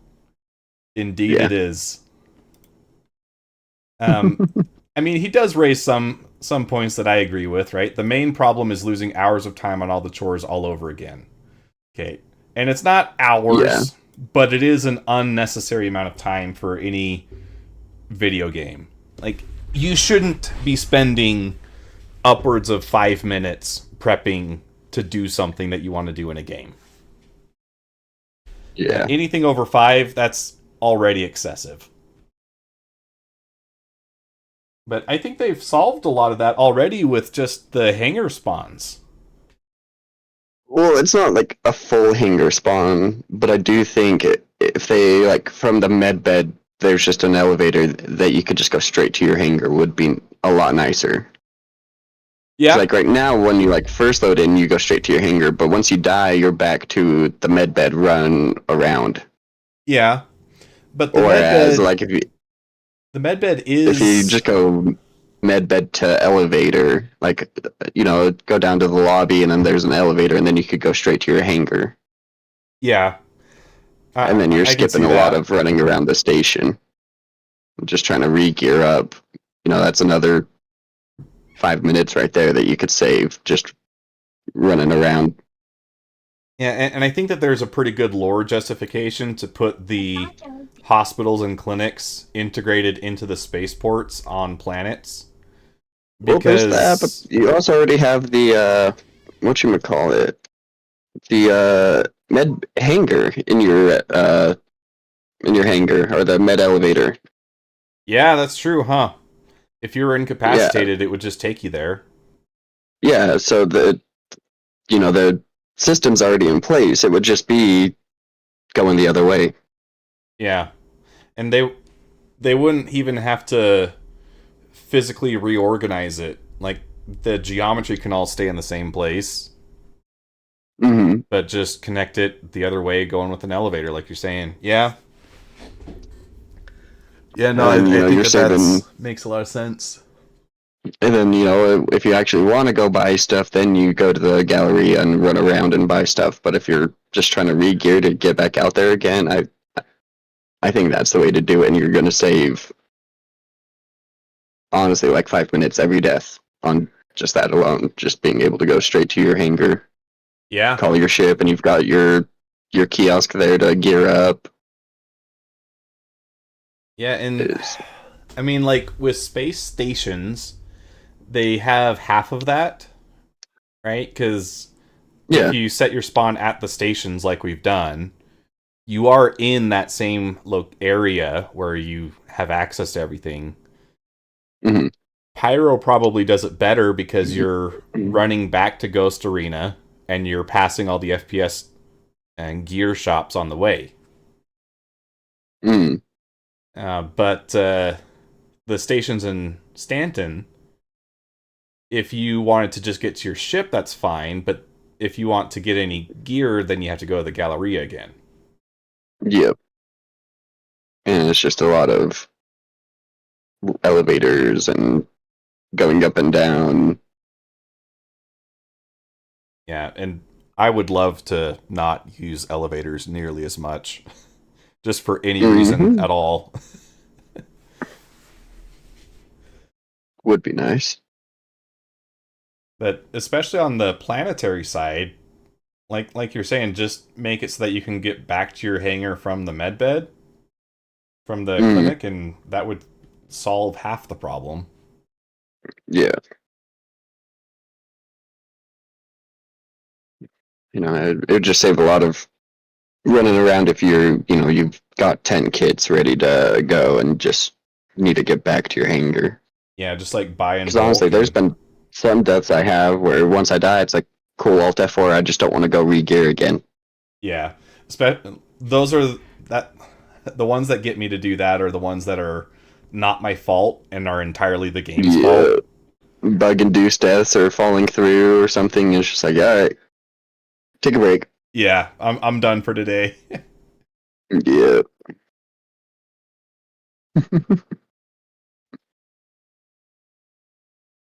Oh, I had a thought, but it left my brain. What was I going to say? Oh, yeah. Okay, so this person also says, getting again cargo or whatever. So like we could put any kind of industrial play style here, right? Mining, cargo trading.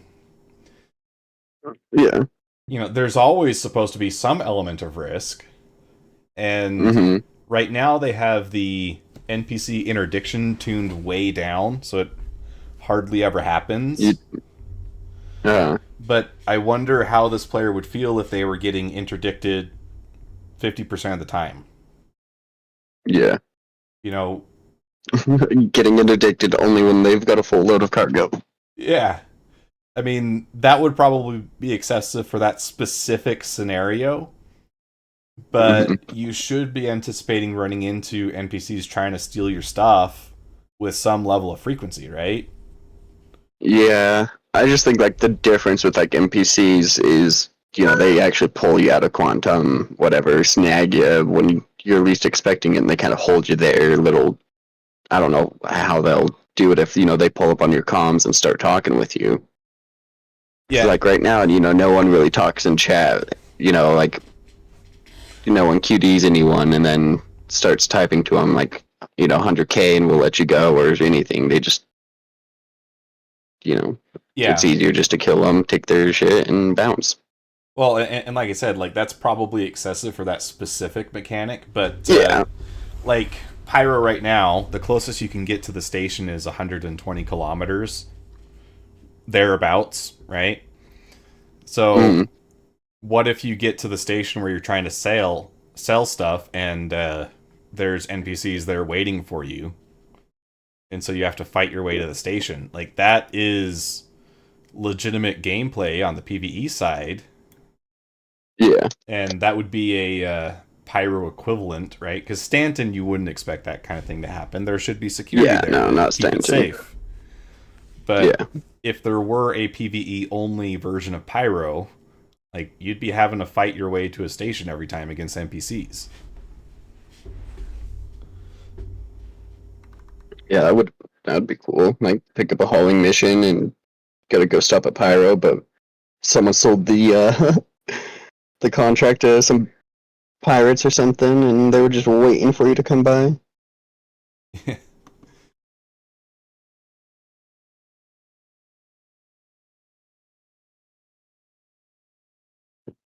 Okay, let's see what this one says. CIG do not bend the knee to Care Bears.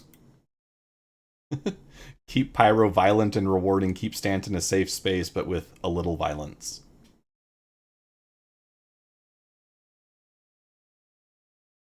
Top reply is fine by me on one condition. Don't come to Stanton once it gets too hot for you and Pyro.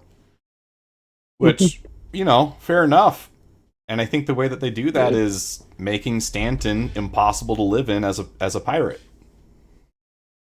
Yeah. Dramatically increase the station security.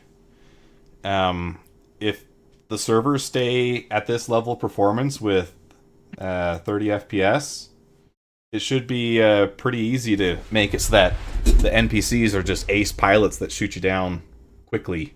Oh, dude, I got obliterated in my Intrepid.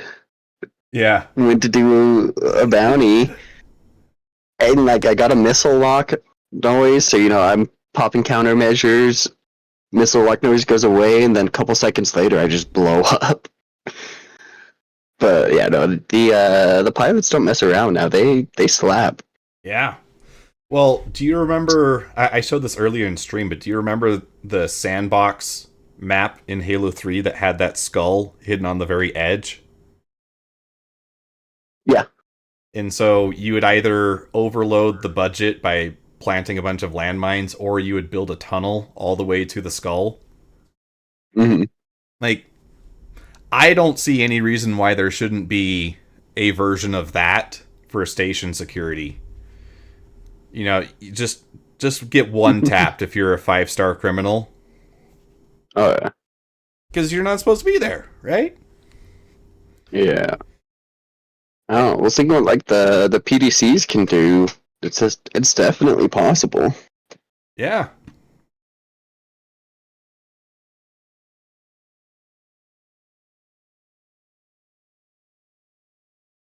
Yeah. What else are they talking about on Spectrum? It's just Pyro, dude. It is just Pyro. Let me read these headlines to you.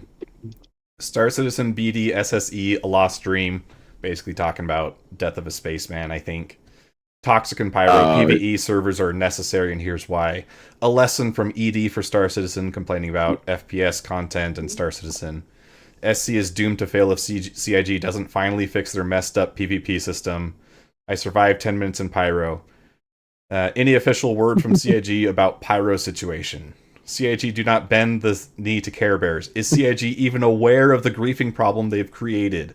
Another griefing opinion.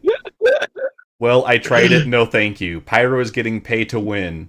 Many of us don't even want MMO part assessing the magnitudes of one's own delusions. I think they're probably saying that they just want a single player version. Oh, okay. You're gonna get that. You'll be fine. Yeah. Experience 90 minutes to Pyro, just landed and died. Before you demand changes, read what you signed up for. Thank you, CIG, for this Pyro experience. Petition against the removal of ships parts from station stores. Because right now there's a whole list of stuff that have been removed from stores that are only available in Pyro. Which I think is a great move if you have player trade. Yeah, there's a reason to go to Pyro. There's a reason for the risk. If you don't want the risk, pay someone to go do the risk for you. And see, that's the part where they've put the cart before the horse, right? There's not an easy way to do trading among players. And if there was, then I would say that this has no validity. No, yeah. Until then. Then it's like, okay, yeah, that does suck. imagine like you could just set up a beacon or something and just be like, yo, I need this, this, and this. You know, deliver it here. You get this amount. Yeah. There you go. Yeah, like you should be able to hire couriers or find other ways to get an item. I mean, we already do box delivery. Like, we're already Amazon. What's different from showing up to your hangar and dropping off a box there? Yeah. Yeah, like, it seems like the bones are there where it should be possible. Mm-hmm. It feels like that meme, right? Like, it's just not possible. We have the why isn't it, technology. you stupid bastard? You know? Yeah. What is that? American Psycho? Mm. Why isn't it possible? You know what's crazy? What? This whole time we've been on Spectrum talking, I've just been floating around Ruin Station, watching people fly around. No one's messed with me. It's real crazy how safe I feel. and you're in Intrepid, right? Oh yeah, I'm an Intrepid. Like, literally anything above my weight class could just slap me. Yeah. The Yeah, I'm just universe watching itself people. is a delete key. Yeah. Well, and I haven't played Eve, but what I've heard is that players go easy on players that are clearly beginners. You know, because like you can tell who's a beginner based on the ship they're flying. Just ships and how they maneuver and stuff. Yeah. And so, like, I would like to Make 'em feel like they're imagine fighting. that something similar is going to happen with Star Citizen as well. Like, they're in a cutter. I'll give them a break. But then you fly up in your Andromeda, and it's like, all right, they've clearly got some cash to burn, so yeah, they're a fair game, right? Yep. But that's not something that CIG can enforce. That's something that has to evolve from the culture. It's like a player community thing. Yeah. To kill is to grief or not to grief. They're waxing poetic here. TLDR, in almost every circumstance, you have almost no way to determine if someone is griefing. What you can determine is if they are objectively breaking TOS for the game.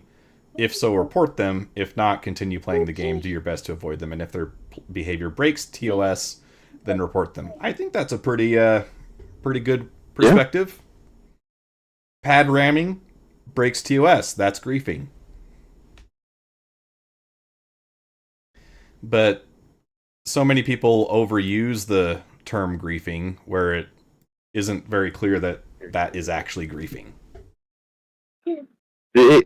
Griefing's just become, like, at least in this aspect, like a term of if they've, like, caused me extra time, then they're griefing. Yeah, it's a catch-all. And it includes everything that is actually legitimate PvP gameplay. Would falling through, like, the planet be considered griefing then? Just wasting my time? Yeah, the game is griefing you. Yep. Actually, that one I feel like is probably a legitimate complaint. Yeah, it's a lot more of a grief than just getting blown up. CIG is griefing me every time I fall through the planet. Yeah. I'm making a new Spectrum post right now. There you go. I mean, they do legitimately Pyro need to full fix of griefing. That. I just fall through the planet. CIG's griefing. Yeah. But I mean, seriously, you can hop on Spectrum anytime since Pyro has come out, and it is just Pyro.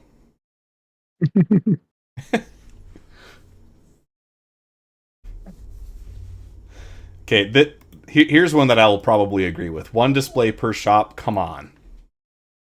You've already learned the lesson. Why have you forgotten it again? Who thought it was a good idea to set up stores with just one display? Apart from the fact that they are always busy and there are sometimes queues, it's easy to deliberately block them.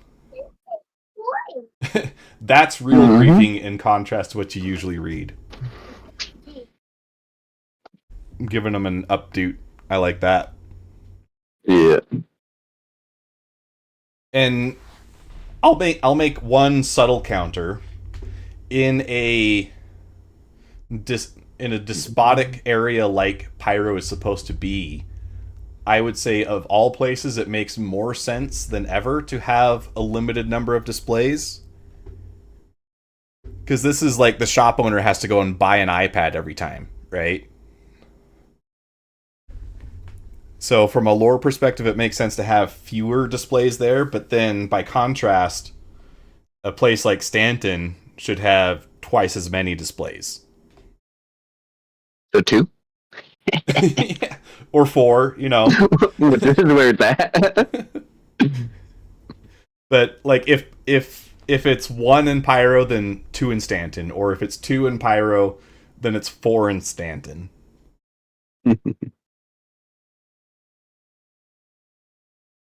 I do wish that like the shop kiosks were just personalized, where like anyone could run up and use it while someone else is already using it.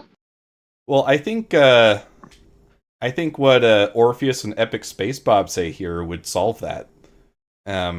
What's that? The fact we can't use our Mobi-Glass for this is mind-blowing to me.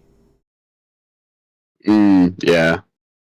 And Mobi-Glass shopping, please. And like, okay, so I end up eating out a lot. Oh man, that could be taken in the wrong context. Well, yeah, I was gonna say something, but I end up getting fast food a lot more than I should. And like especially when I'm on campus, right? And well, it's just easy. Yeah, and I'll be standing in line at the food court, and I'll look behind me, and there's some dude who's ordering this from the same place, standing in line, ordering on his phone. Right? Yeah. And what they're banking on is that their order will probably be ready before I can even get to order mine. And so I mean, I'm kind of upset about it because it's like, man, if this guy gets out of here before I do, I'm gonna be upset. But at the same time, it's like, it's efficient. Yeah, and game respects game, right? Yeah. Like if I was at all intelligent, I'd start doing the same thing. But realistically, couldn't you do that exact thing with Mobi-Glasses in Star Citizen? Oh yeah. Like, just click like the little shop button and then pulls up the local shop and what they have to offer. Yeah. And you can get your cart ready and then just walk up to the kiosk and just collect your cart. Yeah. Just go check out or whatever, finalize your purchase there and just... Yeah, and I mean, like, be nice. Every store does that today, like from the smallest of small to, you know, the big box stores. You can just set up a cart and go and just pick it up. Mm-hmm. So why not 900 years in the future? We already have it now. We have the technology.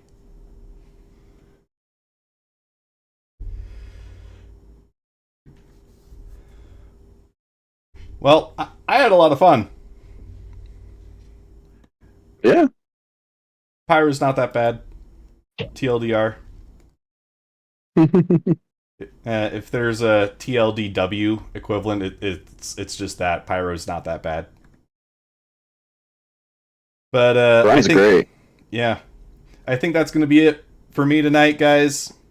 Again, make sure to like, comment, subscribe if you want to see more mediocre content like this in the future. And until next time, this is Odd Job Entertainment, signing off.